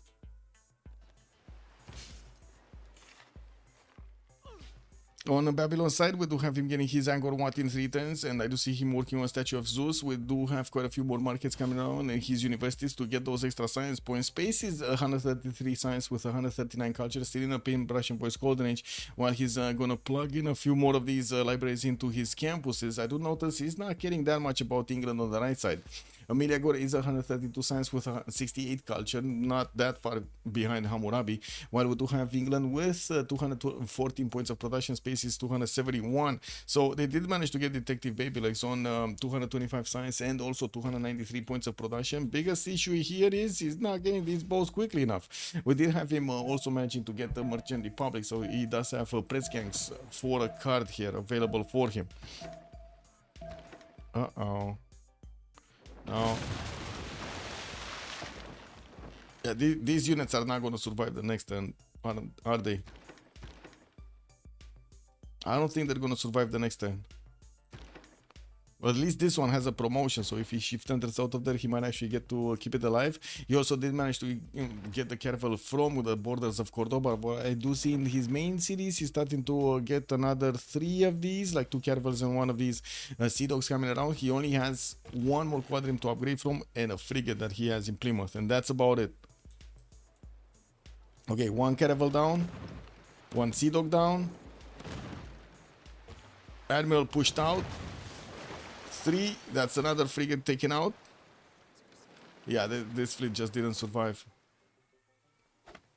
Well, yeah, this is what it is. I do also notice at the moment Mongolia doesn't have any way to actually attack into the Arabian cuirassiers and, you know, be successful. So, especially with the field cannons in the side of the city centers and more field cannons able to be bought over there, it does seem like Mongolia at the moment, his full attack is slowed down to a crawl. I do have to say also, we do have 2 members from their opponent, from Battery of Full Charge Builders, B Abuser and Kuliasik, both actually quite low in their science and in the culture, and kind of irrelevant themselves against their opponents, but cannot actually irrelevant their opponents. That's the problem right here, because, you know, if their opponents would have actually been irrelevant, that shouldn't be an issue. We do need to see if Milagor and Detective Baby Legs are going to manage to actually carry this game, because they still have Jack, 328 science with 174 culture, good enough goal per turn from Babylon. Babylon is not getting anybody against him around him, and the carrier is managing to win the coast. He's actually managing to win the coast. He just isn't getting Venetian. Bro, I hope not. I hope he's not going to make the mistake of actually moving his production away from getting these boats out. We do have also England, Miliagor on the same coast, and he does have some courses coming around. Looks like these guys might... Oh, I love this. I love this. They might actually disembark in between Magium and Durikel Gazoo. They might even take some of those cities if they manage to get over there unspotted, unobserved, through the shadow. Did anyone lose a city yet? No, Echo. No, Echo. And I gotta say, I was thinking about what you're asking, what you're saying earlier. Like, well, I'm getting closer to what? I'm getting closer to who? Because honestly, when I was making that song earlier, I was definitely not thinking about, I would say, Smoke on the Water over there from Deep Purple. So thinking of something else. Totally something, actually. Let's see about the planes. Yeah, Linda and Domation, and then you. Ooh, Cool Whip is already calling. Wait a second. So, oh my God, did you just totally disrespect Dave? Cool Whip, did you just totally disrespect Dave, putting him on the 3rd slot? Man, oh man, you're not gonna like that.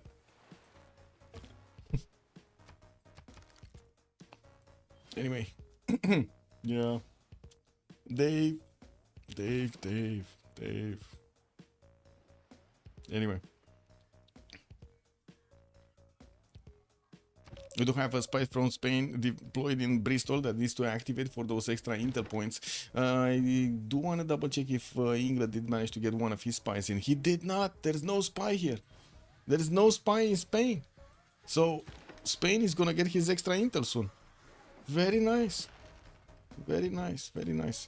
How quickly are these boats coming around? So industrialization coming up from Sheffield. He will get his factories into his industrial zones. He does have still a few chops. Not all of the cities can actually get all of their boats out. York or Birmingham cannot actually help this attack on the eastern side. Might need to get another city actually as a connection, so he can use the production of Birmingham on that coast as well on the eastern side. We do also need to see if Jack the Ripper is going to push back his opponent here. He does have his cuirassiers with some damage against the K6, yes, but he cannot actually get through the night defense very quickly without the help of these field cannons to actually get to punch through. 9 tests for Forbidden City coming out from Baghdad. I want to double check here. So Angkor Wat is here. Statue of Zeus is finishing. Nobody building Forbidden City anywhere? Nobody's getting it. Okay. Not even here on Maori? Ooh, Maori actually did push back France's units from Kauai. He has started to slowly take them down. He did get Corsair Corps to actually have a stronger unit against his opponents. And I do see he's working on his arenas to get more of those amenities. Got his Chichen finished to get those extra culture points on all of his rainforest tiles.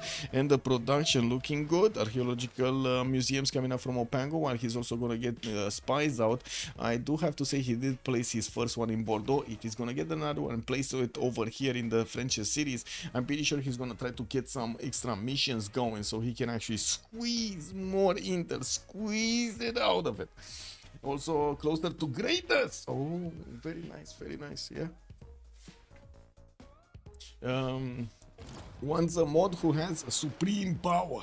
The other is the campus opening prodigy himself. Oh, you're talking about Dave, man. The campus prodigy, yeah. Man, don't disrespect the Dave. Just don't do it.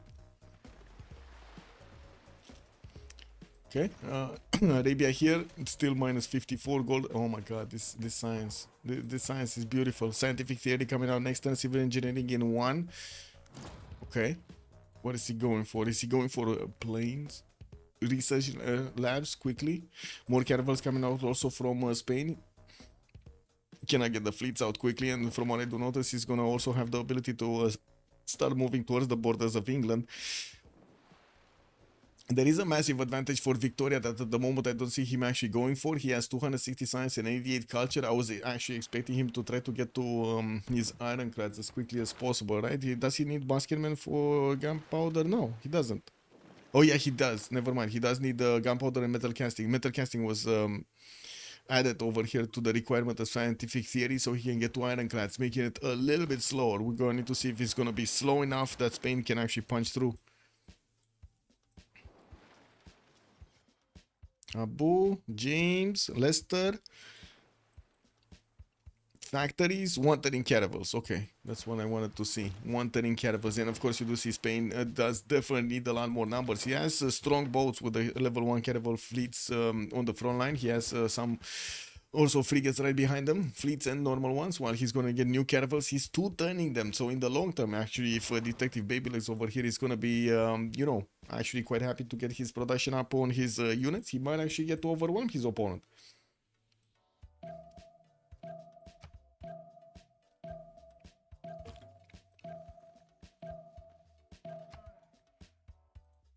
We still didn't have any city being taken out, by the way. No city takeover. Kauai was close to being taken over. It's still under siege, but it's not going down anytime soon by the looks of it. France just doesn't have enough strength to go around it. I do see another wave of Maori Corsair Corps are trying to get in to the northern cities, and we do have some crossbows coming up in Wakarawarwa to deal some damage from afar.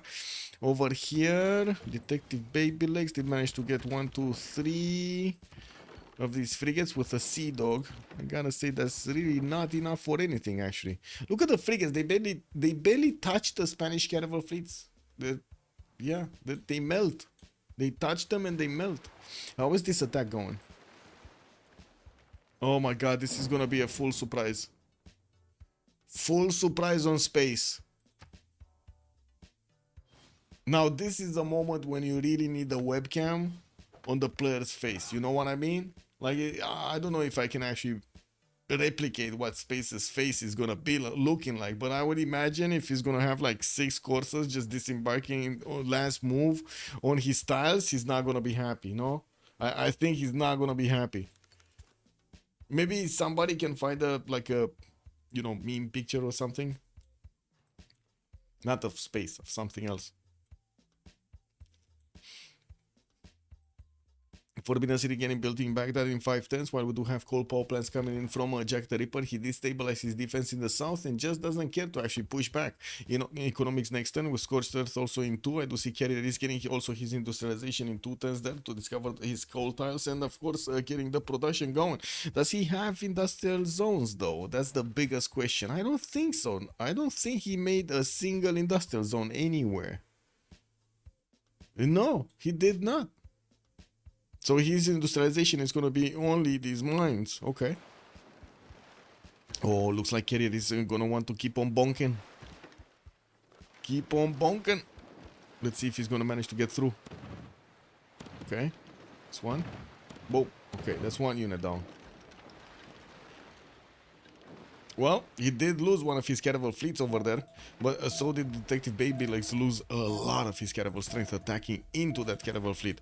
We do have new Sea Dogs coming around next turn. 1-2 from what I do see. He's going to finish his coal power plant in Newcastle upon time, while Sheffield is also going to get the power from that. It did start to build it and then stopped.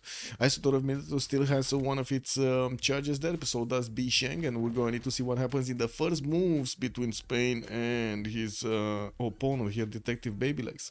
New caravels also showing up from Spain next turn. Again, no fleets directly. He's just gonna get to hard build normal ones. CWC getting 4 turns away from metal casting, while the alignment is coming up in 3. We will need to start seeing them getting some era score points. Oh no, Detective Baby Legs, come back, Detective Baby Legs, man. They did him bad over here. He got disconnected.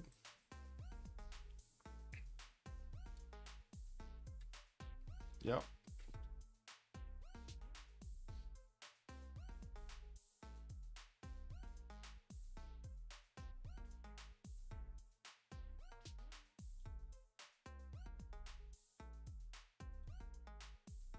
Oh well. Oh, Christian Much, good evening, sir, and welcome. Arne, also good evening, sir. Good abend. My hair. Sunny day. Hello there, sir, and welcome. Great game today indeed. Also, Balbi. Good evening, sir. What do you mean, justice? What? Man, we got all of these copiums. Yeah, it is what it is, man. Balbi, I think you need a lot of copium. Also was blocked with something. Okay, no problem, no problem. Welcome back. Also, Papas, good evening, sir.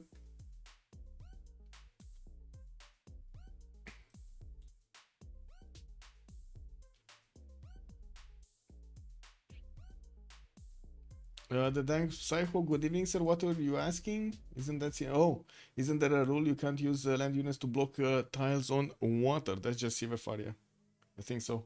What is the reason for this kind of disconnects? Sometimes it's a player issue, like maybe he had something that happened over there, or maybe he's playing on Wi-Fi and the connection that got interrupted for a second or two. Maybe he lost his internet for a second or two or something, or his Steam had a problem. Yeah, looks like they're also calling for a 10-minute break right before this Congress. Like, this game creates basically like a spider web network in between all of the computers in the game, with every player getting a connection to every other player. It's not going to be like a connection from every player to a server and then the server gives the information to everybody else. It is actually going to be like one between all of the players. And if one connection drops from one player to one player, you can imagine that's a lot of possibilities, because quite a few connections that are going to be made in an 8-man game or 10-man actually with the two observers. It's quite stressful actually on the network code. So we're going to have a pause here for 10 minutes by the looks of it, and let me actually start off the timer. There we go. Put it up on the screen. Countdown timer activated. Okay, there we go. We got it. We put it down. Man, I got some sad people in the comment section, not gonna lie, man. Anyway, it is what it is.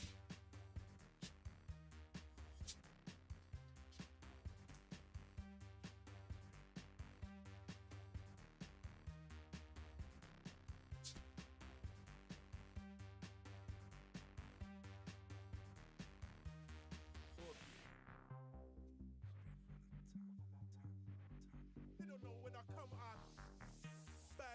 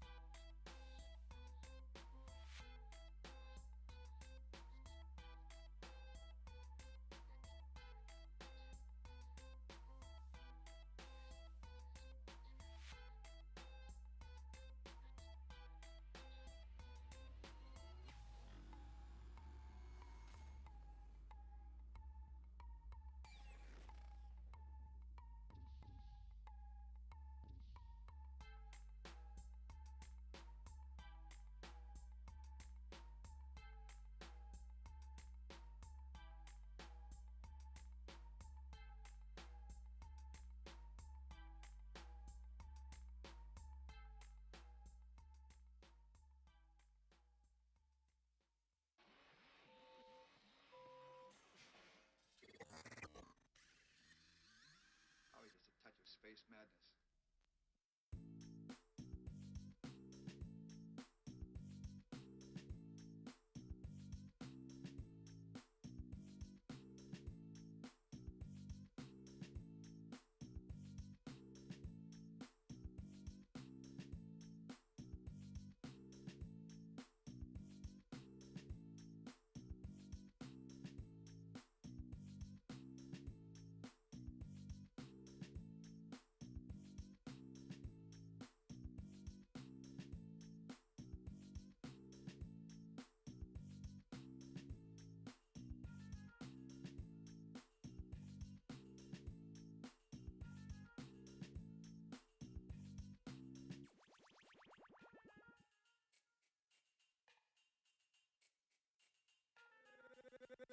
Gangster boogie.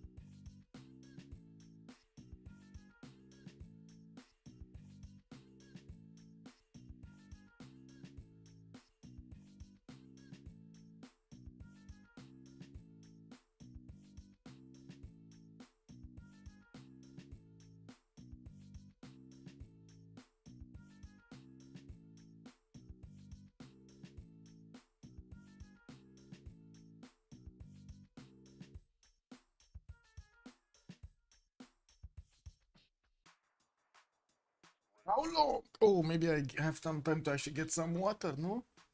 I think I have some time to get some water. Be right.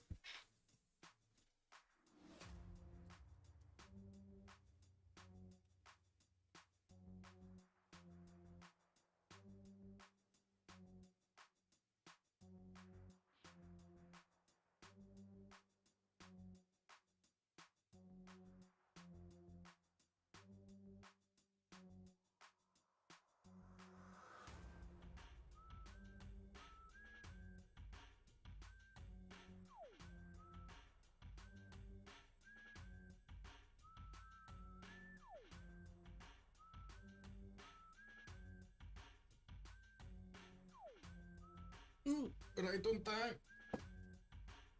That's it.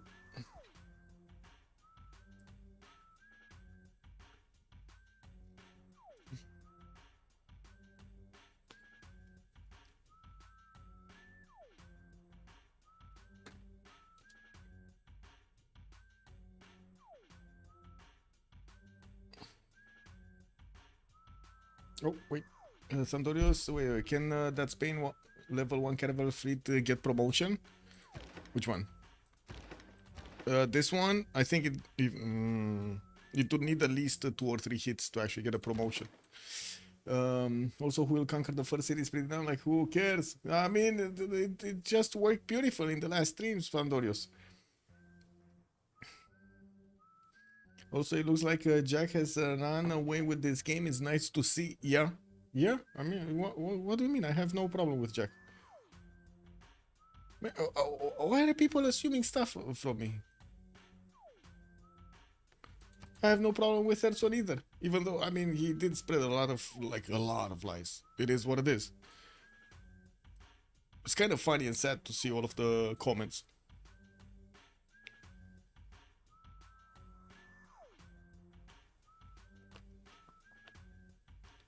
People just making up stuff about me.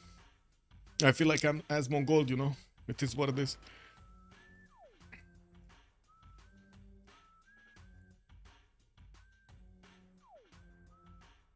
Ooh, Taruga's gonna flip? No, 7 turns, he's gonna get his monument. Did he need to retake this city? Because it's quite damaged. Did he actually need to retake this city? I think so, no? Lol. Age of Steam should really make Venetian right about now to reach all the seas, all the oceans everywhere at once. Oh my god. I mean, he cannot even reach to Spain. What do you mean reach everywhere? He's getting his sea dogs out, but I gotta say, sea dogs, while he doesn't have that many caravels, are definitely not gonna help. I see. Yeah, lol. Yeah, I don't know, man. I don't know. Again, this is what it is. It's the age of the internet. Everybody has his own opinion about stuff.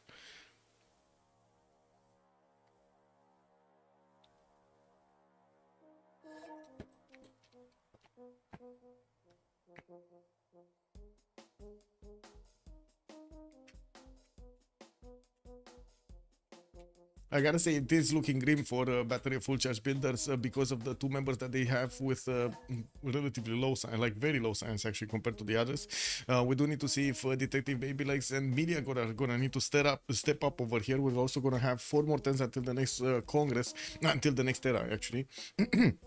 While Miracle is securing his golden age this time around, he was in a normal age this age. The abuser still needs 5 points to get his heroic age, and from what I do notice here is bringing back his units to his own borders. We do also have Detective Babylegs managing to secure his next golden age, while we're gonna need to see Miliagor getting in to party.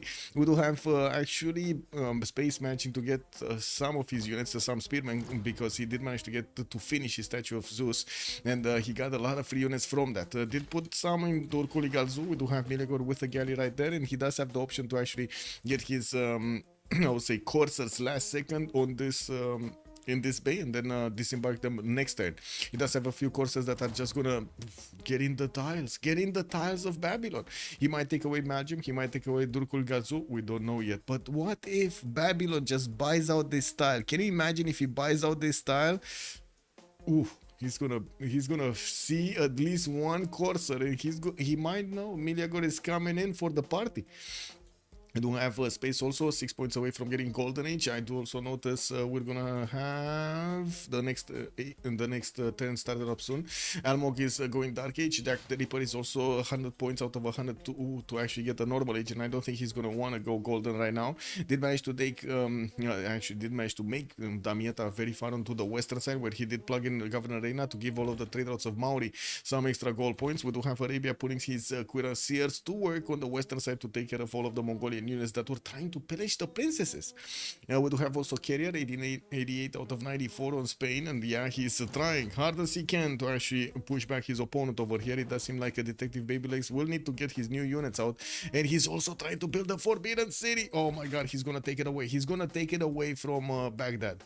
Baghdad does not have an industrial engineer over here. The next one is going to be Leonardo da Vinci, and we're going to need to see who's going to try to get these projects out for it.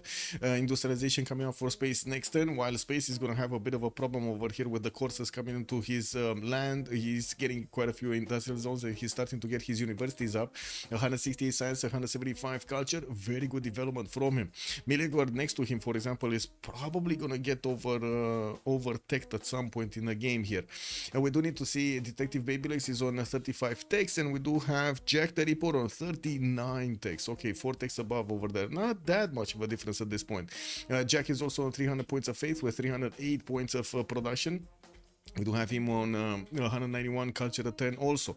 And that's another thing. All of the members actually of Unlucky are gonna have more than well, not all of them, sorry. Carrier does have 83, but 3 of them 175, 159, 191 culture versus their opponents, which do not have that much culture. It does seem like they didn't focus at all on getting some theater squares out so they can increase their culture with those writers and everything at the beginning of the game. I do also want to see over here Mongolia managing to get a few new units out. Looks like he's getting some crossbows in the build queues and not going for something else. Okay, well, we do have him all trying to get his castles in 2 turns, the alignment in 2. He does only have 94 science with 47 culture, and he was in a golden age, but it didn't really affect his stats that much. Actually, at all, probably. Do we have him moving? Yeah, we do have all of these units of England moving. We got a builder over here in Turku Ligatsu, a 5-charge builder that is gonna be picked off by Miligor, going in, getting the gold. And as you can see, disembarking all of those courses from the southern coast with the galley just watching over there, popping seeds. Also, I know it's not the pink France, but ironic to see a French city flipping. Yeah, true, it is. He's still rebelling. He rebuilt the monument and he's still rebelling. Got also back Victor and he's still rebelling in 4 turns. There's way too much population pressure coming up from Maori. Well, Maori is gonna get a Dark Age next. So it might stabilize. It might actually stabilize. With 1 turn to rebel, it might stabilize. You do have also Jack 104 out of 110 points. Still needs to chop something for Forbidden City, but I gotta say, Forbidden City is just gonna finish here. Isodor of Miletus is probably gonna have the honor of finishing this one. 3 turns away from Sheffield. I'm pretty sure Isodor is gonna shave off at least 2 turns from it. Yeah, we do have also not that many boats available for England at the moment to actually go on the offense against Spain. Spain is gonna need to rebuild his, and I do see he did manage to get some Caravel Armadas. Oh my god, Caravel Armadas are gonna be so much stronger than the fleets and the normal ones. Look at this, he's almost one-shotting English caravels with a caravel of his own. This is beautiful. The Kangar first thing is a situation I would argue doesn't work for every match. Yes, that's true, but it is what it is right now, right? We went through with it.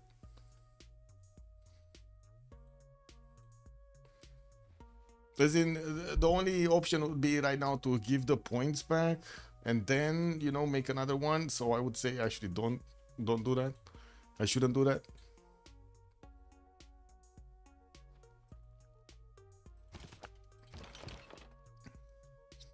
Wait, he still didn't finish it? Oh yeah, there we go. He shaved 2 turns, 1 turn Forbidden City in the city of Sheffield. And Ascor looks like the abuser is still going to need those 5 points. Miligor secure his golden. Detective Babyliss secure his golden. Space is going to need 5. And right now he's going for his knights. He's also going for gunpowder next turn, so he might have, well, another point coming out from his musket, possible musket. We do have quite a few of these courses managing to disembark here from the south, and some of his cities are going to be in danger. The question is, which ones? Is it going to be Belgium? Is it going to be Turkuligazu? Or is Miligor just going to want to step on the mines and pillage them? I think he's going to want to step on the mines and pillage them by the looks of it. Some farms also, because why not? You know, medpacks. Medpacks are medpacks. Ooh. Miligor going also for the traders for the gold. Almo getting his cartography in 2 turns. We do have him with a few boats actually that... Oh. And he's getting... Oh my god. Mongolia is actually trying to get onto the coast over here of Maori. Well, he cannot really get here, right? He can only disembark on one single tile because all of these cliffs next to Wanganui. And then if he goes here, this is just not gonna be easy. We got so many mountains, very few tiles to actually make work of. Almog might actually need to send a unit to see what's going on the eastern side. He doesn't have a single point of vision there. While we do have him with a few galleys, he might actually need to get a few more if he wants to get his caravels out. And I do see him working on galleys and quadrims. We did not have Samarkand managing to get one of those connection cities here, and I do have to say Ulaanbaatar and Urumqi are in battleship range for Kupe, so we might see these cities being taken on, maybe even follow up with an attack next on the land. While the courses of France were not actually able to do that much against Maori, he did need to spend a lot of production to actually defend himself, and that slowed him down. We do have him on 107 science, 161 culture, and 266 points of production, definitely much bigger than Catherine de Medici 77, 56, and then 167.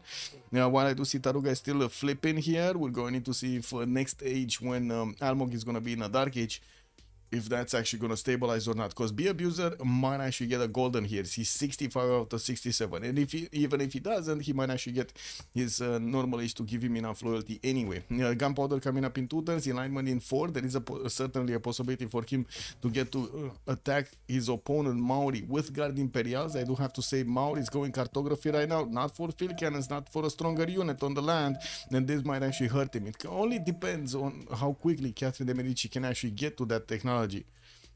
Military science. He needs military science. Still no chateau? Nope. 0 chateaus. 0. Wait. Shouldn't have he gotten a chateau for the points? For the goal, for the era score? Like at least one? No. We didn't get nothing. This would have been a chateau. Where was it? This one doesn't give him anything. This would have been a chateau.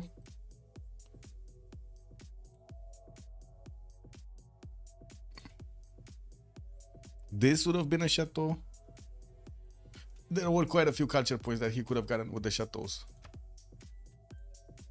Anyway, we do have Milegor also managing to get to 200 science, and I do see he's getting his spies coming up from London. More of these campuses, and of course all of his shipyards are trying to get built for those extra production points. He's on 273 right now before finishing all of them. We do need to see how quickly he can get those. Gold per turn looks good on both teams, even though we do have Jack the Ripper minus 56 on his side. He did lose Forbidden City from being built in Baghdad, and he did manage to get a settler out. Actually, I'm a bit surprised that he has so low gold per 10. But Detective Babylace also unfortunately desynced over here, and we're going to need to see when he's going to get back, if he's going to get to move his fleet forward. I don't think so. I would imagine he's going to want to get a few more boats out and get to upgrade them into Ironclads. Detective Babylace is 3 turns away from steam power, with Nationalism coming up in 3. Are even the Ironclads going to be able to attack into the Spanish Caravel Armadas? I don't know. I don't know about that. Foreign Ministry coming out from Madrid, and we do have quite a wave of more of these science buildings and the campuses coming out from Carrier to add more science on his side. 127 science with 60. Really not that big at this point in time. And we do have Golden Age on Space, Dark Age on Almog. Jack the Ripper is going to be the Golden Age, and the question is, did this stabilize? Yes, full loyalty in 4 turns. Look at that, making it back. Taruga is making it back for France. He's starting to get that loyalty back. Very nice.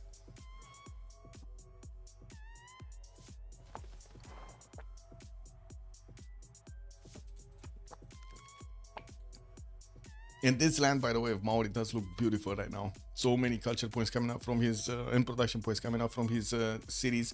278 points of production at the moment for Almog. Space is 351. Jack the Ripper is 300 plus the 246 faith per turn. I do also notice Almog did manage to figure out where Mongolia's units are, and he's just going to keep them there. Wait a second, Mongolia doesn't have cartography, right? So he cannot actually pass into the dark water, into the deep water. Oof, it's unfortunate. There was no shallow water tile. Okay, another attack coming in. Spain walking in. He can two-shot the caravels quite easy. He does have the frigate fleets that are also gonna do a lot of damage to the English caravels. We're going to see how he's gonna spread his damage here, and we're gonna have a pause of 2 minutes because we need to get through the Congress. Okay, nuclear power plants. Okay, Islam. Okay. I go B. Nuclear Islam. You. There we go. And be right back. 2 minutes.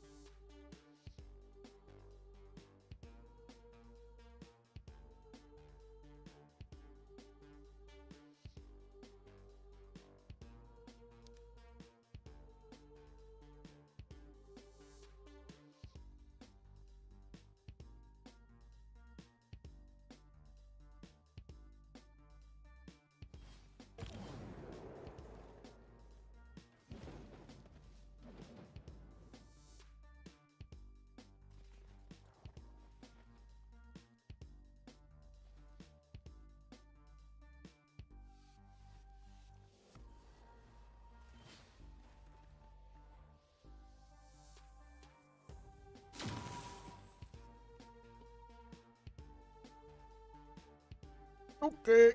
Oh, another disconnect. Uh-oh. Yeah. Maybe he's trying to fix it or something, hopefully. Guess it is what it is.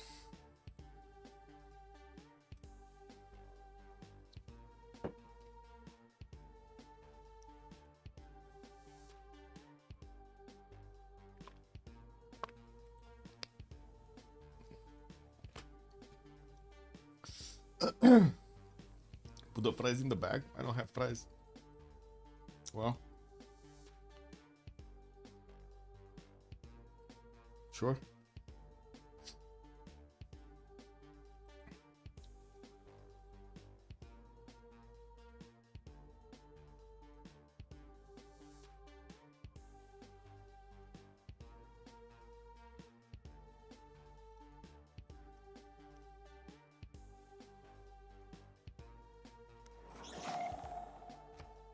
Okay, joining back.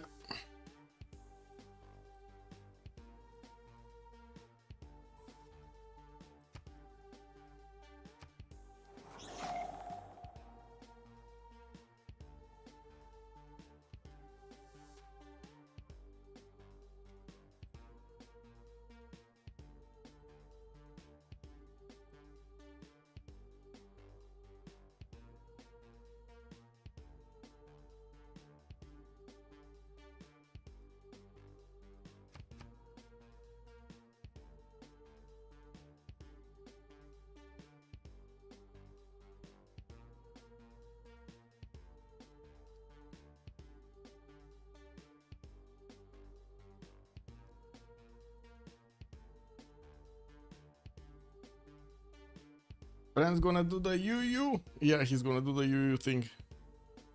1, 2, 3, 4, 5, 6, 7, 8, 9, 10, 11, 12 that he's getting. Also more spies coming around.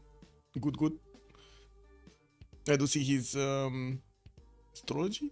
Okay. I'm pretty sure he doesn't have military science yet. I don't know if anybody boosted him there. Kulia 6 definitely didn't go military science, no? For his calves. No, he went for knights. So it's probably gonna be ballistics for him coming up next.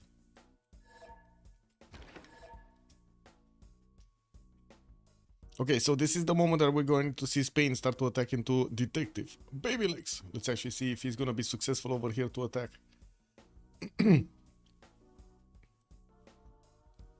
Is he gonna be successful? Okay, this is the admiral. This is another admiral. He can only push one though, and he cannot get there anyway.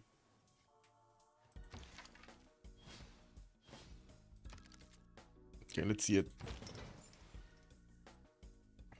For a ministry getting built in Madrid, and I do have to say he has 0 new units coming around on Spain. This might not be that great, especially if we're gonna have over here Detective Babylegs managing to get to his ironclads. He's going directly for ballistics though and getting nationalism into trying to get fleet ability on his boats. Well, unfortunately, he's gonna be late on getting ironclads. Ballistics is not required, no? For steam power. No, it's not. Or at least, I don't see. No. It's just metal casting required for scientific theory, and then scientific theory required for steam power.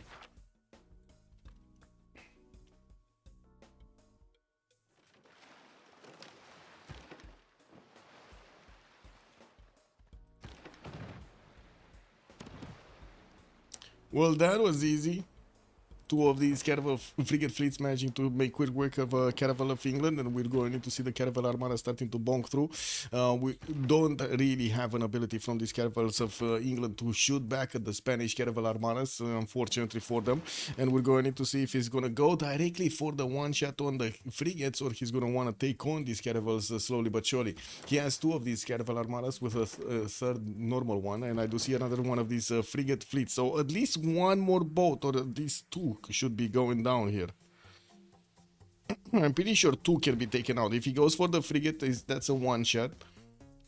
And then he needs to get another one of these 2 attacks against the Caravel, and boom, 2 more boats go down. And next turn he's gonna have almost full strength units. As you can see, the Caravel Armada doesn't really take that much damage attacking into the English boats. It really doesn't take almost anything. New Sea Dogs, Caravels, Newcastle upon Tyne, Caravels leads. Still no connection city from Birmingham towards the southeast, so he can get that production going. And there we go. Wait, what happened there? Something just died there, but I don't know what died there. And did Carrier... Oh, he lost his movement. Let's see. Wow, that's a lot of shots. For the Caravel Armada to just get a level 2 promotion. Getting the reinforced hull is gonna be super beautiful here. And there we go. So these Caravel Armadas are gonna keep on going. Can one-shot the Sea Dogs. Wait a second, they might actually push back both of the Admirals next turn. Like, he just needs to take out this Sea Dog, and with the other Caravel... Oh, he cannot do it with the Caravel Armada. And I'm pretty sure this Sea Dog... Oh, yeah, it's not gonna be one-shot. But anyway, at least 3 more boats should actually die next turn. From England. He does have 1, 2 coming out next turn, so at least he's gonna get 2/3 out of that back. Detective Babylegs is also 3 turns away from steam power, and that's probably why Carrier actually wants to push in over here to get some extra advantages. Let's see if he's gonna manage to get them. Well, he did push back one of the admirals. He doesn't have his second Caravel Armada able to attack because he didn't need to promote it to get its health back. And we do have another frigate fleet that can do some damage. He did manage to recruit Isun Sin. No, this is not Isun, or at least he doesn't have the promotion right now. This might be Isun Sin. Give me a second. Did he manage to get Isun Sin? The admiral. No. Or at least, wait. No. Yeah, I don't see it anyway. Santa Cruz being the next one. But come on, there must have been... Did he take it a long time ago?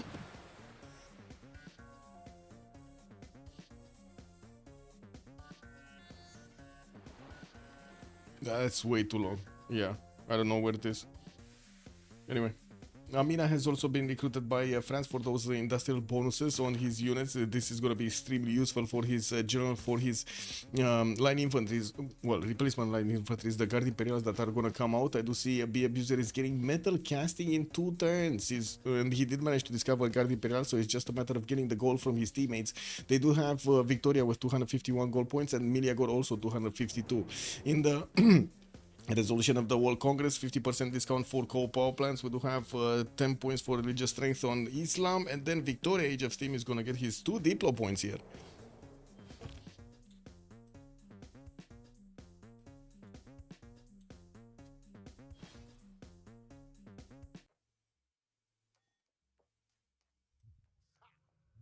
Well, let's see on the land what's going on. Still no attacks from England against the Maori. Maori does manage to keep a decent amount of defense in the south, and he does have his Knight cores that are going to get his upgrades into Cuirassier cores ballistics in 3 turns. But I gotta say, these Guard Imperials are going to come quick on his borders. 88 strength units against the Knights, 67. Does look like that's not going to be that easy. I'm pretty sure the Cuirassiers are going to be required over here for his survival. We're going to need to see if Valmont is going to manage to also get some frigates in the water so he can push back his opponent with the frigates, with the extra shots from the coast. I do see he is pushing back almost all of the units of Mongolia here, catching them in the deep water while they were trying to survive. Let's actually see. This is not Itsunsin. Okay, he got the caravels. He got his caravels. He got his ironclads. I mean, sorry. So he got ironclads. He has 2 of them on the front line. I don't want to see the damage. So one of his, no, both of them are actually alive. Yeah, ironclad cannot do anything. It cannot do anything to the Caravel Armadas. Look at this. Actually, the Ironclad loses badly to the Caravel Armadas. It's +7 on the Caravel Armadas against him. Of course, that's a Caravel Armada with a level 2, and I'm pretty sure the frigate fleets are still going to do the damage if necessary.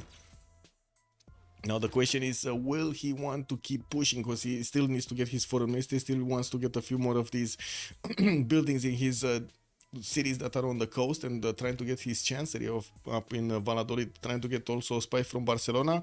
And I do have to say, at the moment, he could not manage to actually place a spy. Oh, he did in Bristol, never mind, I didn't see this one in Bristol. So he did manage to place a spy over there, and we do have England placing a spy in Barcelona. On Babylon's territory, we do have the Corsairs. Wait, where are the Corsairs? Did they all die? In just 1 turn, they all died? Wow, that is incredible. Well, they did manage to pillage at least 3 of these mines, 1 campus and the library, 4 mines. So they did do some damage over there. Definitely, I think they paid for themselves with this. We do have Mont Saint-Michel also getting built in Rapicum for those extra culture points on all of his floodplain tiles. Filippo Brunelleschi is going to help him build that while he's trying to get some more spies out from Karshamash. Space did manage to get reformed the coinage and is managing to get 200 points of gold per turn, while Carrier is only on 111. I do have to say Jack the Ripper is barely on 10 and Almog is 42. Does seem like we might have a very strong attack coming out from France against Maori, and this is going to require a lot more gold in the bank for them to actually invest into this gold that they might not have. Or the same thing can be said about Jack over here, or is Jack gonna just go planes? He did manage to get his research labs up, and I do see he's getting Rule Valley coming up in Cairo. Starting to buy out a few heavy chariots here and there, and I do see he does have, of course, for a long time actually, the Cuirassier upgrades. Going for flight and mobilization is going to allow him to get his aerodromes down soon, and he's going to definitely have his fighters out quite quickly, trying to get some source for higher technology. We're going to need to see if he's going to manage to get some of these some of these gold points extra. Spain moving forward, we do have England managing to get to fleet up one of his ironclads, making it significantly stronger actually than the normal one. And while we're going to need to see if the frigates here are going to manage to do enough damage to it, doesn't look like it, and they do need to actually attack into the... Why is this still an ironclad? This is so weird. So I hover over a frigate and it shows me ironclad. Amazing. Okay, beautiful. Anyway, more English ironclads are coming in, and I do see Kilvaki also finishing up next turn from Newcastle upon Tyne, while we do have industrial zones coming up from Leeds. The production capabilities on Victoria did jump up to 500 points of production, definitely getting more than double whatever Carrier has, and he has more cities on the coast that he could actually use for this production capability. Carrier only can use Madrid, Toledo, and Cordoba, while I do see Plymouth, Sheffield, Newcastle upon Tyne, Leeds, and also Leicester with Bristol are going to be available to get some of these boats out. Now, the biggest problem is here, his ironclads are not able to do that much damage against the caravel armadas of Spain.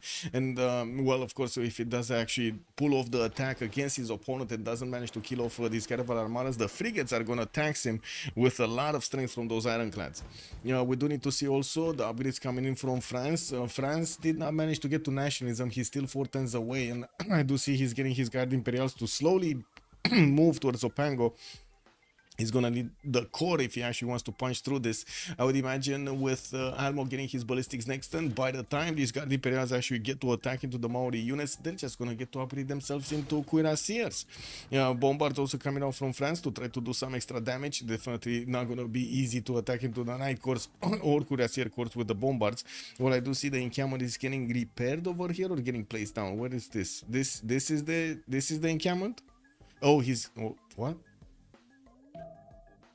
What? It's only the barracks pillage, right? Is this oh no, this is the second encampment. Never mind, this is the other encampment. This one is probably from Opango or something. Got it. Okay.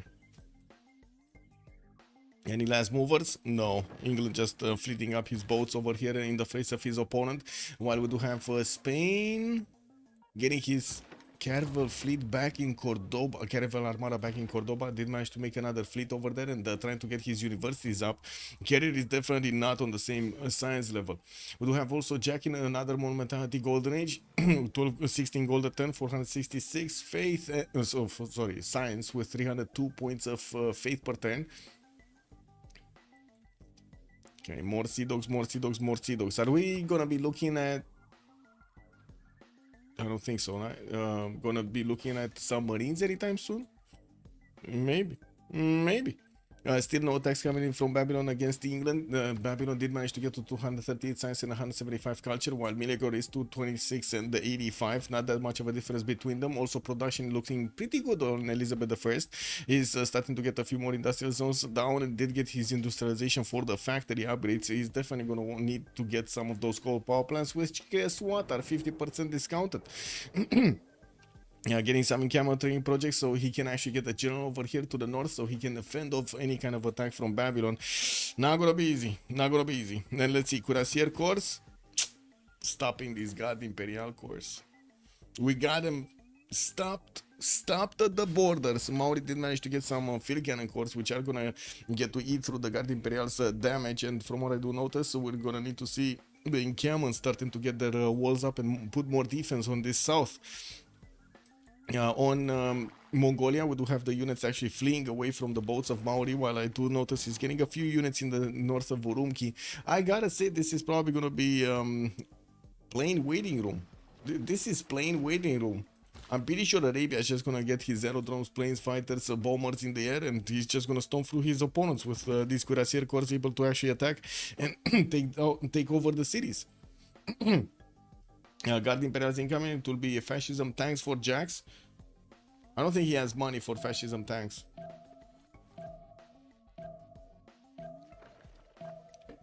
I guess we're going to need to see. The goal portent doesn't seem to be that great. Like, this is not really good goal portent for fascism tanks. And I'm pretty sure the fighters are going to be much faster and just as efficient as the tank fascism attack. Well, what is it? Tex, Jack going rifling. Okay, he's going back on the bottom tree. He's also getting pillaged over here by looks of it. One of his industrial zones did get taken down. We don't have more research labs coming in for him, jumping up soon over 500 science, getting the balloons up in Aleppo, and yeah, it does really seem like he's getting ready his artilleries with the extra vision. Interesting. Still no aerodromes being placed down by him. I don't see a single aerodrome that got placed down or built or started building. Anyway, now let's take a look here. Still no movement. We still don't have boats actually getting built by Spain. And taking a look over here, we will need to see France managing to get his core ability. At the moment, if he tries to attack into the Maori cuirassier corps that are holding Opango, he's not going to go through them. Timur is there, and it does give the bonuses to the cuirassier corps, but that's their Timur. Sorry, Gustavus Adolphus. I was thinking, how is this one getting? Because it's medieval Renaissance, it's not industrial. Venetian ready? I don't think he even placed it down. Yeah, he didn't even place it down. And we still don't have oh, never mind. He finished it. He finished it in Samarkand, man. He did. So he's gonna start one turning ironclads. Okay. And now his ironclad fleets. He did also manage to get Magellan for an extra +3, making these much better to go against Spain. Ooh, there is a comeback possibility over here for battery of full charge builders. There is a comeback possibility. We're going to need to see how they're going to deal with Jack, but yeah, there is something. There's a little bit of a spark over there of hope. And what did happen with the total points for Diplo? So Detective Baby Legs is on 7 out of 20. Did he roll the second one? He did roll the second one. Nobody did get Mahabali Temple or Statue of Liberty, so those are still available for him to build. I do see he's getting an Industrial Zone from York. Okay. Is he managing to get... No. A holy side down, that's what I'm looking for. Next to one of the forests. He has multiple tiles that he could actually get to use here. And of course, Statue of Liberty is already available for him on the coast. He just needs his civil engineering and, well, quite a bit of time to build it. Okay, 1, 2, 3. 3 ironclad fleets. Won't be that much. Finally, a spy. Did he get the... Wait, he did get the spy. Oh well. The spy in Barcelona. Or what spy are you talking about? Finished the city, not involved in the war, so didn't give up any units to make it. Yeah, true. This one, Samarkand, yes. Okay, starting to get his seaports out. More industrial zones coming out from Plymouth. He does have Bisheng over there also. And I do see he's getting more spies. Yeah, that's the second spy. He did get a spy over here. And it looks like he did go for submarines. Yeah, the submarines are going to be beautiful to attack into the Spanish Caravel Armadas. Beautiful.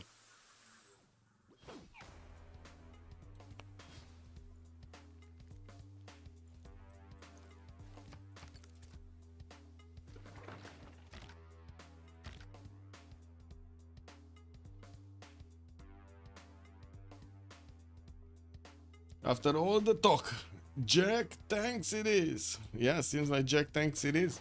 But where gold? Where gold for all of those tanks?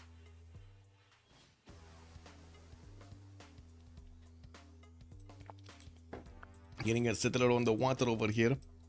Seems like he's looking to actually add some more of those coastal trade routes maybe. But unfortunately, these trade routes already did manage to get the connections on the, well, land bodies.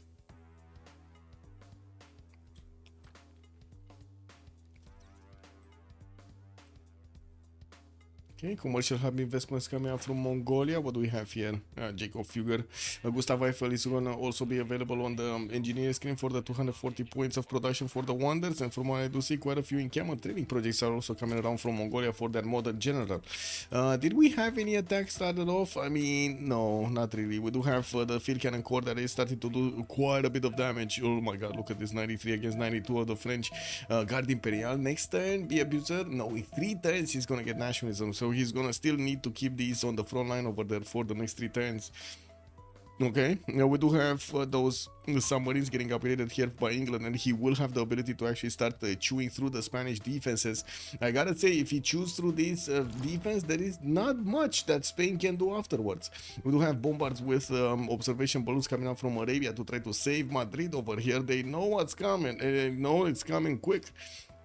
Detective Baby Legs getting his sanitation next turn. I do see Space finish his scientific theory, and he did jump up over Miliagor Science on 273 and 177 with 511 points of production. We're going to need to see if Detective Baby Legs here is going to start pushing and push seriously this time against his Spanish counterpart.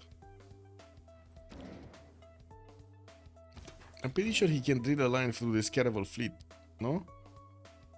So just put the ironclads right in front of his opponent caravels, get those submarines right behind them, start bonking.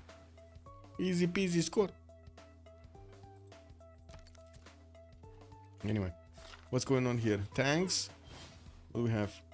Jack the Ripper going still. He did finish refining. He just lost one of his builders, and yeah, that's about it. A scout did manage to get that one out. Cairo's gonna need to rebuild his workshops, and I do see he did actually place one of his spies to counter spy. We do have Mongolia trying to sabotage the production of Medina also, and unfortunately he did discover the antiquity sites before he could place that industrial zone there. Or I think he's actually keeping this for a dam. I believe he's actually keeping this for a dam, even though he already has great bath. The dam adjacency towards his industrial zones are gonna be good. Jack the Ripper also started building Casa de Constatación somewhere. What is Casa de Constatación? Like, he just placed it down, but I don't see it actually anywhere. Oh, here. It's here from Cairo. Okay, got it. Okay, so we do have England starting to push through Spain. He did manage to take down the first Caravel Armada, and by the looks of it, he didn't actually lose that much strength on his ironclad fleets. We're going to need to see if he's going to manage to push through with the upcoming units, the next tier units here. He has a healthy amount of not only submarine fleets, but also ironclad fleets, and making them very, very quickly. You do see the Spanish frigates are having major problems attacking back into these ironclads, and I'm pretty sure they're going to give them promotions, which is going to turn deadlier for Spain. And we do have workshops coming in, also new seaports, and from what I do see, Detective Babylegs is getting his rifling in one turn with colonialism in also one. We're going to need to see if he's going to manage to get going. Get something done. That's what I wanted to mean. Get something done. There is a French bomber that is trying to attack into that defense from the encampment, trying to put down the walls. I do see Maori did manage to get his mobilization and started arming up his cuirassiers, making them significantly stronger. And while Maori is also getting his rifling in one turn, the abuser over here is going to take a while until he's going to get his next tier units. And I gotta say, they're not going to be on the combustion side. They're going to need to be on the top 3 over there, which is quite a problem actually, getting infantries after you get military science. You do need, where is it, this one, replaceable parts. Look how middle tree actually, excuse me, look how long he actually needs to go through this tech tree. That's a bit too much. Also these guys also seem to find the gold somehow. Yeah, they might go for some pillages, you never know. We do have Maori managing to win this coast against his opponent. He will have the opportunity to get those battleship attacks against Mongolia. At the moment, he's not actually getting some battleships out. Now we do have him with much bigger pressure, especially France putting so much of an attacking force against him, while France, yes, doesn't have the stronger units. Might get them. I also want to point out we do have a carrier over here with a Dark Age. So all of these trade routes are going to be pillageable. We're going to need to see if the English ironclads are just going to get in and eat through each one of these. And now that he does have quite a few of his submarines, at the initial moment in time, he will get to attack into Cordoba and make it boom boom. Man, good evening, sir, and thank you so much for the raid. Much appreciated, sir. Welcome. Bonjour à tout le monde, or I should say bonsoir tout le monde. We do have battery full charge builders going against Unlucky. It seems like Unlucky had the advantage from the beginning. Detective Babylegs is working hard to get this back. We got also Miliagor in between two of his opponents trying to do something about it, but then Babylon is just taking away wonders from him like there's nothing. Also, Ludovic, good evening, sir, and welcome. Thank you so much for the follow, Tico Toko. Much appreciated, sir. Takeshi left. Welcome, sir. Good evening. We do have the attack of France going into Mauri's territory, and we were just talking about the cuirassier armies and the cuirassier corps that are getting upgraded here from Almog being good enough to actually slow down his opponents from actually pushing through. So it does seem like Almog is managing to secure this. There was also a big war coming up between England and Spain, and I do see Arabia showing up with a few of his bombers pre-builds for those artillery. He already has the artillery button, because look at that science, 650 science on Jack the Ripper. We do have Detective Babylegs starting to pillage these traders. And from what I do see, he's getting so much gold, 472 gold. But that's not the Jack the Ripper team.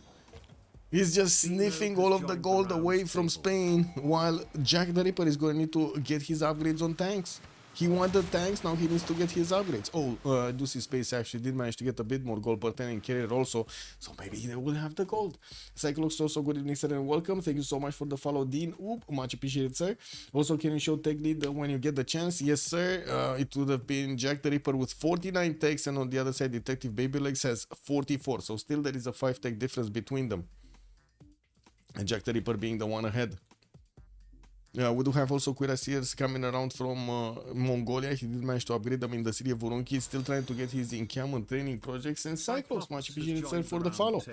We do need to see if Arabia is going to start putting down aerodromes. He did get flight quite a bit of time ago, since he did manage to get a balloon out, but did not follow up with his next 2 units. Charles Darwin as a scientist. Let's actually see. The next one is going to be Alfred Noble. I do want to point out we also have Gustav Eiffel on this engineer screen, and Adam Smith is going to be the merchant for extra governor titles and some extra gold. The big thing here that I also wanted to point out, we do have Detective Babylegs managing to get 7 out of these 20 Diplo points. But nobody got in the game. Mahabodhi Temple, Statue of Liberty, Potala Palace, those wonders are still available, and you can imagine 6 extra points would be extremely valuable. But I don't see right now actually Detective Babylegs having the extra production needed to actually get one of those holy sites and try to build it. I guess he might actually want to get one here and try to get a religion. Can he even make a religion? Yeah, there's one religion left. Shinto did get established by Babylon for Jesuit education and scripture. We do have, oh, wait a second, England. Which one is this? This is Bradford. I think this is Elizabeth, right? Bradford. Yeah, this is Elizabeth. This is Bradford. Okay, got it. So there still is one great prophet available. Sure, you need to get 60 points, but you gotta get going quickly. And we're gonna need to see if the ironclad attack from Detective Babylegs is gonna manage to actually take down the Spanish defenses. So 5 tech lead is actually insane. Yeah, 5 tech lead, usually actually 5 tech lead is very, very, very, very important. Is he gonna start taking out cities here? I don't think he actually sees what's going on in Madrid. Like all of these artillery is getting upgraded. These are gonna make quite a bit of a splash on the ironclads. Especially the artillery. I mean, look at this. Woo! Damage good, damage good. Big damage. Anyway, you do have England starting to get quite a few battleships from the city of Plymouth upgraded, and he will have the opportunity to use them against his opponent, Spain. Spain did get to his steel walls, I believe. No, he did not yet. He's still getting his refining in 2 turns, so quite interesting that he didn't go steel immediately. And I do have to say England will have the opportunity to attack into Cordoba and probably take out the wall defense before Carrier is going to get his steel walls up. And we'll still have, what to say, there we go. There we go. The submarines are taking that city down very quickly. We still have quite a few traders in the water for Detective Babylegs to try to pillage them, as you can see. We're gonna get in there, gonna get really big in there, and gonna get that gold. 472 a trader. That sounds like a lot of gold, no? Don't know why you gloss over it every time. Gloss over it? What do you mean? Gloss over it? What does that mean? As in just glance over it, like, how to say, brush it off? Over it. What does this mean? What does it mean to gloss over something? To avoid considering something, such an embarrassing mistake to make it seem not important. I see. That's why you think it's not that important. I mean, most of the time I don't think it's that important for me because I always keep an eye out on the scientific difference per turn between the players, and most of the time the ones with the most science also have the most text. So for me personally, it's not that important. It is probably important for anybody that's coming into the game to see exactly what happened over there with the result of the research in the previous turns. Maybe that's why. I don't mean it, but it's just like, you know, it is what it is. I'm looking at all of the numbers all of the time. Taj Mahal has also been built in Babylon. He did finish Mont Saint Michel and starting to get a few military academies. Has 1, 2, 3 encampments, and from what I do see, he's starting to put his aerodromes down. He did manage to push back his opponent Elizabeth I from actually getting his pillages on his territory. And Babylon here, it seems like he keeps on going. We might actually see some tank armies and fascism coming up for him, so he can attack into Miliagor. While Miliagor is still trying to get his steel walls in 3 turns. He probably did discover refining because he does have the oil per turn. Okay, so let's see. Do we have this attack raging? I think so, right? The attack is raging against Cordoba. That city is going down. That city's going down. There we go. One city taken out, and I think he's just gonna raise it because he's in between his opponent cities over here. Wouldn't really make sense to keep it. But anyway, Carrier is building more of these mines by the looks of it with his builders. He did try to deploy one of his bombers in Toledo to try to fend off the attacks from the detective baby legs. While the traders are on the land right now, it does seem like we're gonna need to see these battleships starting to come into play to attack into Toledo. There's another thing happening. Carrier did choose to not go for steel walls. He's going refining, and Toledo is going to get attacked before he can even get the steel walls. That's unfortunate. Go England, go. Yeah, true. Well, let's see what Jack the Ripper is going to do here. Where is he? He's going rocketry in 2 turns. Wait a second. Does he want to go to space? I think he figured out that he's not going to have that much gold per turn to work with, but we're going to need to see if he's... gonna get something going against his opponent on the South Mongolia. We do have aerodromes coming around from some of his cities, getting his armories up, and I do see he still has a spy over here that is trying to sabotage his production in the industrial zone from Medina. I did manage to put one of these to counter spy. It doesn't seem like he's getting that much out of it. With new banks, he's definitely trying to add more gold per turn. 673 science a turn does look amazing, since we do have on the other side Berry 274 as the biggest science maker. Also, Ludovic, the Great Armada in action. Yeah, true. The Great Armada in action got taken out, actually. Okay, we got another one of these frigates. Is this gonna be... Yeah, this is gonna be another city taken over. We do have Arabian artillery armies, actually, with the 3rd range, but I gotta say, there still are quite a few times that the battleships of Spain could England could attack into Madrid. We do have immediately Toledo getting a battleship armada upgraded as he got refining, and this is the big question: is Detective Babylegs gonna manage to take enough damage away from Toledo? Because we do have 150 strength in for the fortification of Toledo. It's not gonna be easy even for the battleships, no, to attack into that. How many can he get going? These are 7 movement, so 1, 2, 3, 4, 5, 6. Okay, that's 1 attack. Okay. Making space for another attack. He has quite a few battleship fleets. That first one that attacked was not a fleet.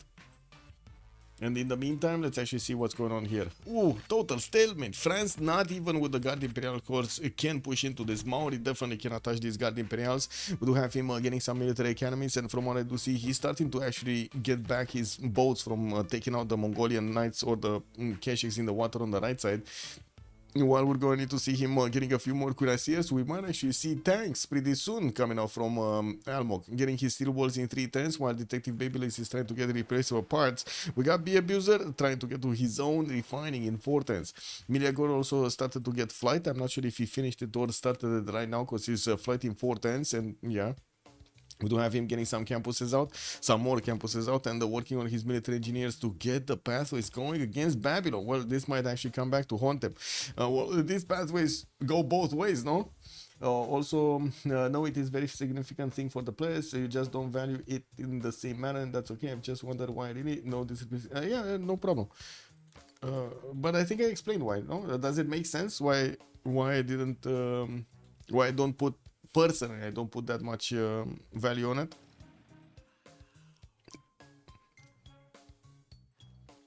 Okay. Ooh, so that battleship is still gonna attack. And these, look at the battleship armada damage. It does so much to the English ironclad fleet. We got some new bombards also coming in, and I'm pretty sure he didn't get to shoot with all of his battleships here. Yeah, I'm pretty sure he didn't get to shoot with everything.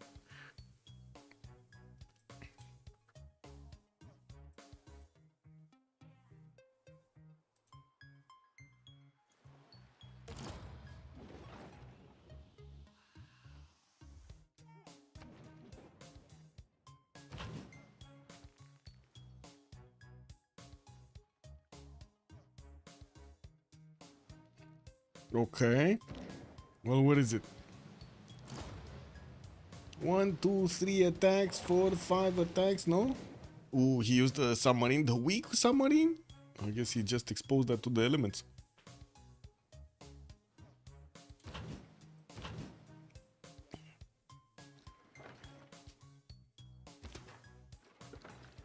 Steel walls? No, Ooh, carrier gonna get next turn. The steel walls, those walls are gonna be repaired.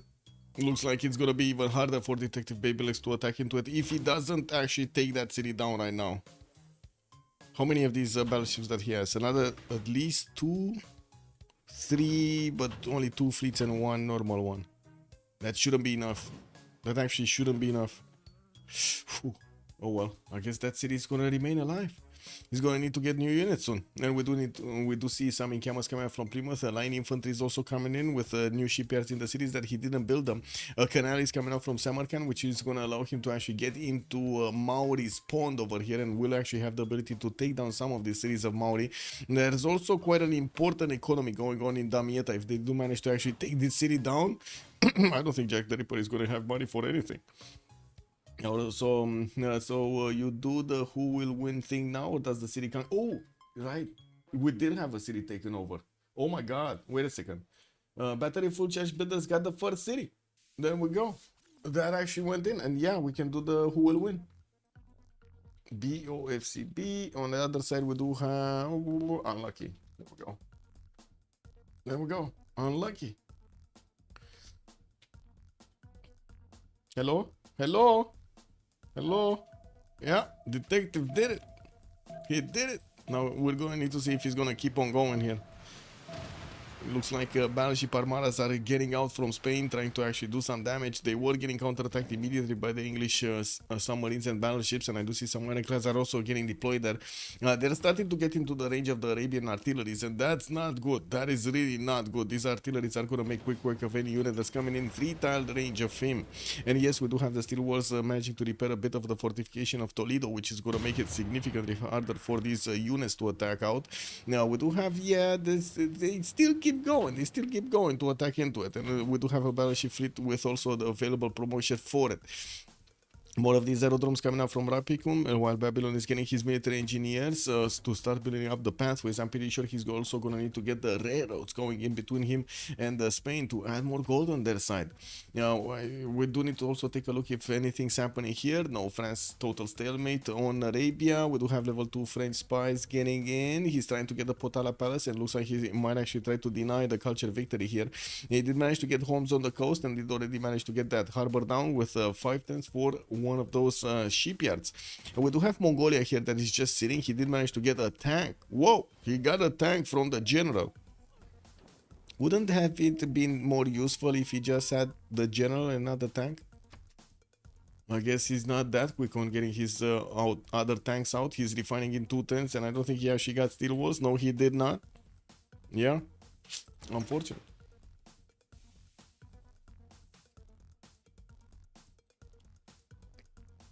Oh well.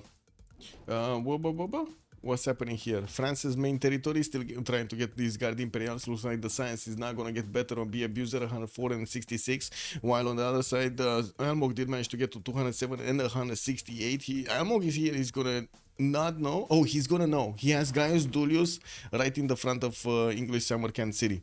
So when these units are going to come out, it's either they're going to they're gonna click on the admiral and gonna push it back, and then he's gonna know. Almog is gonna know something is going on here, and he's gonna need to get some more units out. Right now he's more concerned about getting cuirassier armies to actually slow down his opponent from getting too much out of his territory. Encampment training projects coming in for those modern generals, while he's gonna get the barracks and the military academies and the armories in them. He's also trying to get a bit more science with Kawihia working on another campus. We got more universities and of course more libraries. Jack the Ripper did get to 700 science, which, wait, isn't this more than the total science combined of their opponents? I think it's more than the total science combined of his opponents, no? Or about there, right? It's like plus minus 10, 15 points or something, 10, 20 points. I think, yeah, very close. Anyway, Babylon getting combustion in 2 tens, fascism also coming up in 3, a lot faster than we do have Miligon managing to get there. Miligon is trying to get to flight, and he did not manage to get his steel walls yet. Well, he's gonna get them next turn, and will have the opportunity to get to his own combustion without fascism. He just doesn't have the same amount of culture, and did not have the same amount of culture during the game here. Okay. More biplanes, aerodromes. Okay, got it. Here, no aerodromes. We did have an aerodrome at some point being placed. I'm pretty sure I did not see exactly where. Do you see any aerodromes? Oh, one here. Is there any other? No, it's just this one in the city of Aleppo, where he's trying to get some banks. And Jack the Ripper did jump up to 112 gold per turn. That's not bad. The city of Toledo is halfway down, and it looks like the English battleship fleets are managing to do quite a bit of damage against that city center and keep on adding the damage to the city center. There are these ironclads that will also get the opportunity to attack into it, but through the steel walls, they're finding it extremely painful. We do need to see if we're gonna have more units deployed by England. He did manage to get quite a few of them through Samarkand, push that Maori admiral out, and I think the biggest question is, will Maori react to this after he's gonna get his cuirassiers out? Because right now Maori is kind of on the defense over here. I don't think he needs to do anything against France, and I'm pretty sure he cannot really do anything, right? Even if he gets tanks, these Guard Imperials are 117. Unless he gets a lot of artillery, he's not gonna do much. Oh well. Spain. Getting more artillery from Toledo and from Valencia in 2 turns. He might actually not have the city of Toledo next turn. We do have the first tank of Mongolia managing to get the army upgrade. He got the army upgrade, and he's gonna one-shot quite a few of the units of Spain because they didn't get the upgrades. And I do see Arabia does have artillery corps over there that are gonna do a decent amount of damage to the Mongolian tank army. Maybe push it out. While Arabia is starting to get a few more production points, he did manage to jump up to 560. Not the biggest one from his team. Space has that slot with 601, and in the game, Victoria actually has 662 points of production on his side. With a more of battleship fleets getting 110 from Victoria. I do notice he just lost one of his battleships, and oh my god, did he just lose all of them? All of them? He lost all of the battleships? All of them? He did, no? He did all of them. Space Babylon looked good for the start. I said it right away. Yeah. Yeah. Well, I don't think. Wait, no. He's going to go tanks against Miliagor. He's going tanks against Miliagor. You see, he's getting his cuirassier armies, and he's also going to get fascism in 2 turns. Space is getting ready to tank his opponent with some fighter support also. What is he in the text? What is he? Space getting economics, 2 turns. Okay, I'm pretty sure he didn't get to his actual tanks, and I don't think he has biplane upgrades, because I see another biplane is getting built in Mashka Shapir, and another one in Durkoli Gazu, and another one in Drapicum. So 3 more fighters coming out soon from him. We're going to need to see how quickly he can actually get to his fighters. Advanced flight. Well, economics putting him a little bit closer to research labs, but not to advanced flight.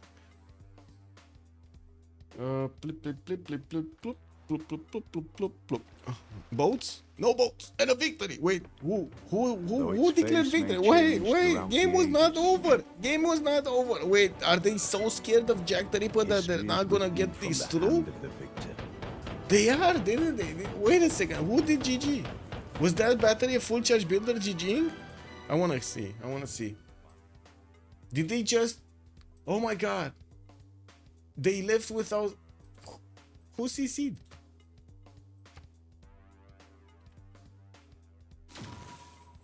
Yeah, they probably saw the big science number and, well, said it's too much. It is too much.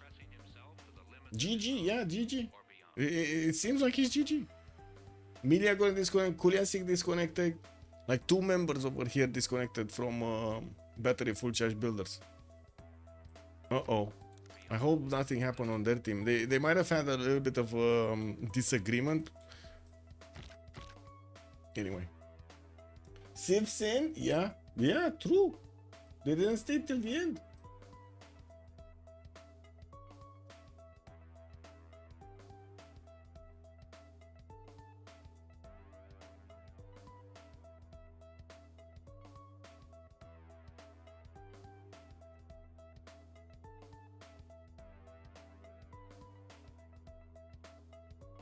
That's it.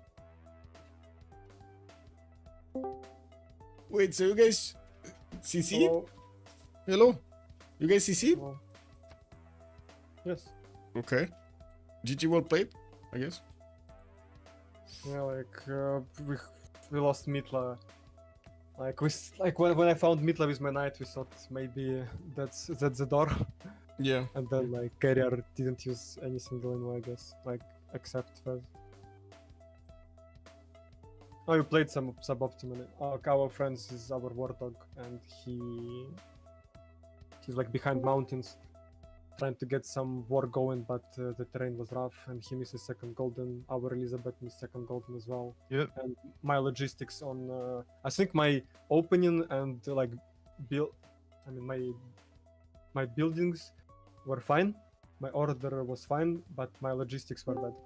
I should be taking that city of Jack. I had trebuchet generals that I didn't use for really long, and I had really good trades. I had like for 4 or 5 turns that city was sieged. I could easily take it, but Yeah, I the know general was too far, way too far away. my arms were shaking when I'm playing against the Jack the Ripper himself. The famous Jack the Ripper, yeah. Yes, man, I started to play Civ because of his streams. But Nice. if I settled one more city towards him, I had the road there. Oh my god, that city is so dead. Like my trebuchet was walking for 6 turns. I could shoot all this time. That's just really bad play by me. I mean, experience. Well, I mean, at least we pressured this game. Our pressures didn't work, but we tried. So I mean, my that's good. pressure in mid game was really good. Yeah, and the land I could- between France and France. Maori was just insane to go through. So many Like, hills, it's- mountains. As I said, it's our like war dog player, and Yeah. I'm actually curious if Captain Ability would have just simmed over there without actually trying to pressure Maori so much. What would have happened if it would have been a bit different? I would have get out him because I'm receiving 0 traders. Oh, really? Zero like traders? our I see. invents were doing traders between them. Ah, I see. Yeah, I guess that's where the goal comes from. Yeah, I thought Meligor made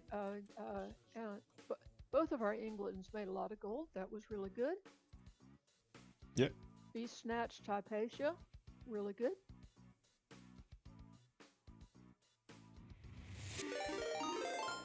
I mean, I don't know. Maybe I think it's all about logistics on my side. If I put one more city, like I wanted to go towards Spain between both of them, but Warrior was there on Spain, so I went bottom. It was still a good city, but it would be way better if my city was on the fucking river left Yeah. of Mohenjo-daro. Then my knights would be like 3 turns into his land and not like 7 turns. Well played. Good game. Yep, And GG, well played. Why Carrier, Jack is so GG. fucking huge? Carrier again getting Carrier bullied is over there in the corner. Somewhere. Getting squished. I think Spain Yeah. is the only Terry, I gotta fucking ship. say, I thought that Detective was gonna wipe out your navy Yeah. at Caravel's, but you managed to battle back very well. Detective also did delay that with like 2 turns. If he was there 2 turns earlier, that would have been it for Carrier. Like he only would have had maybe like frigates in the city or caravels in the city center. Honestly, we looked at your GPT. Like you were making 200 gold after Sword Era, and we were making some siphon funds. We thought we have a chance, and then we found Mitla. We said, okay, we have a shot. And then like you take in Mitla, your GPT went through the roof, and then we see uranium on Jack. I put it the boat and we just lost. Yeah, I think Good you game. had your timing, but I think if I raised at Jack City, like I couldn't raise with what I did because my trebuchet wasn't there, and I was missing few knights. But if I did better on logistics, I think he was too greedy and I could get it. yes. Well played. And Jack, if he was 2 turns earlier, he could have killed you. On what time? I mean, I think on the night. No, I think you not being able to settle that city. My warrior was really in your way. Yeah. That fact is really hard. I should have made like 2 more settlers. Maybe one more at least. And Mohenjo was such a bad city state to kill actually. I needed some investment. GG. Were you GG? scary at any point, or you just knew everything? I mean, I knew I'm between Mongolia and a naval fight, so I was not very happy with the position. you- But you, yeah. I kind of invested a lot into my defense against you, like defender and general, so I was kind of safe there. I just like honestly in this position I should be taking the Victor City. Just better roads and Trebuchet General faster. Like it was just going left and right. I didn't use it for a really long time. That was branded by me. Good luck in the next game. Yeah, thank you very much. No, you No, don't. if, no, Very much. if no GG, well played. questions.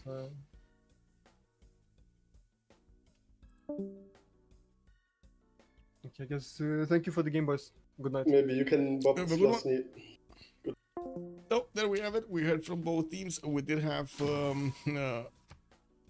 battery full charge builders actually CCing this game. Too unlucky. They did manage to knock one on the board over here. We're gonna need to update the points, and you do have also the file available for you in the CPL website, the CWC website. If you go to the tournament page, you're actually gonna have right now the full history actually of season 10, season 9, season 8, and I believe you have also 5.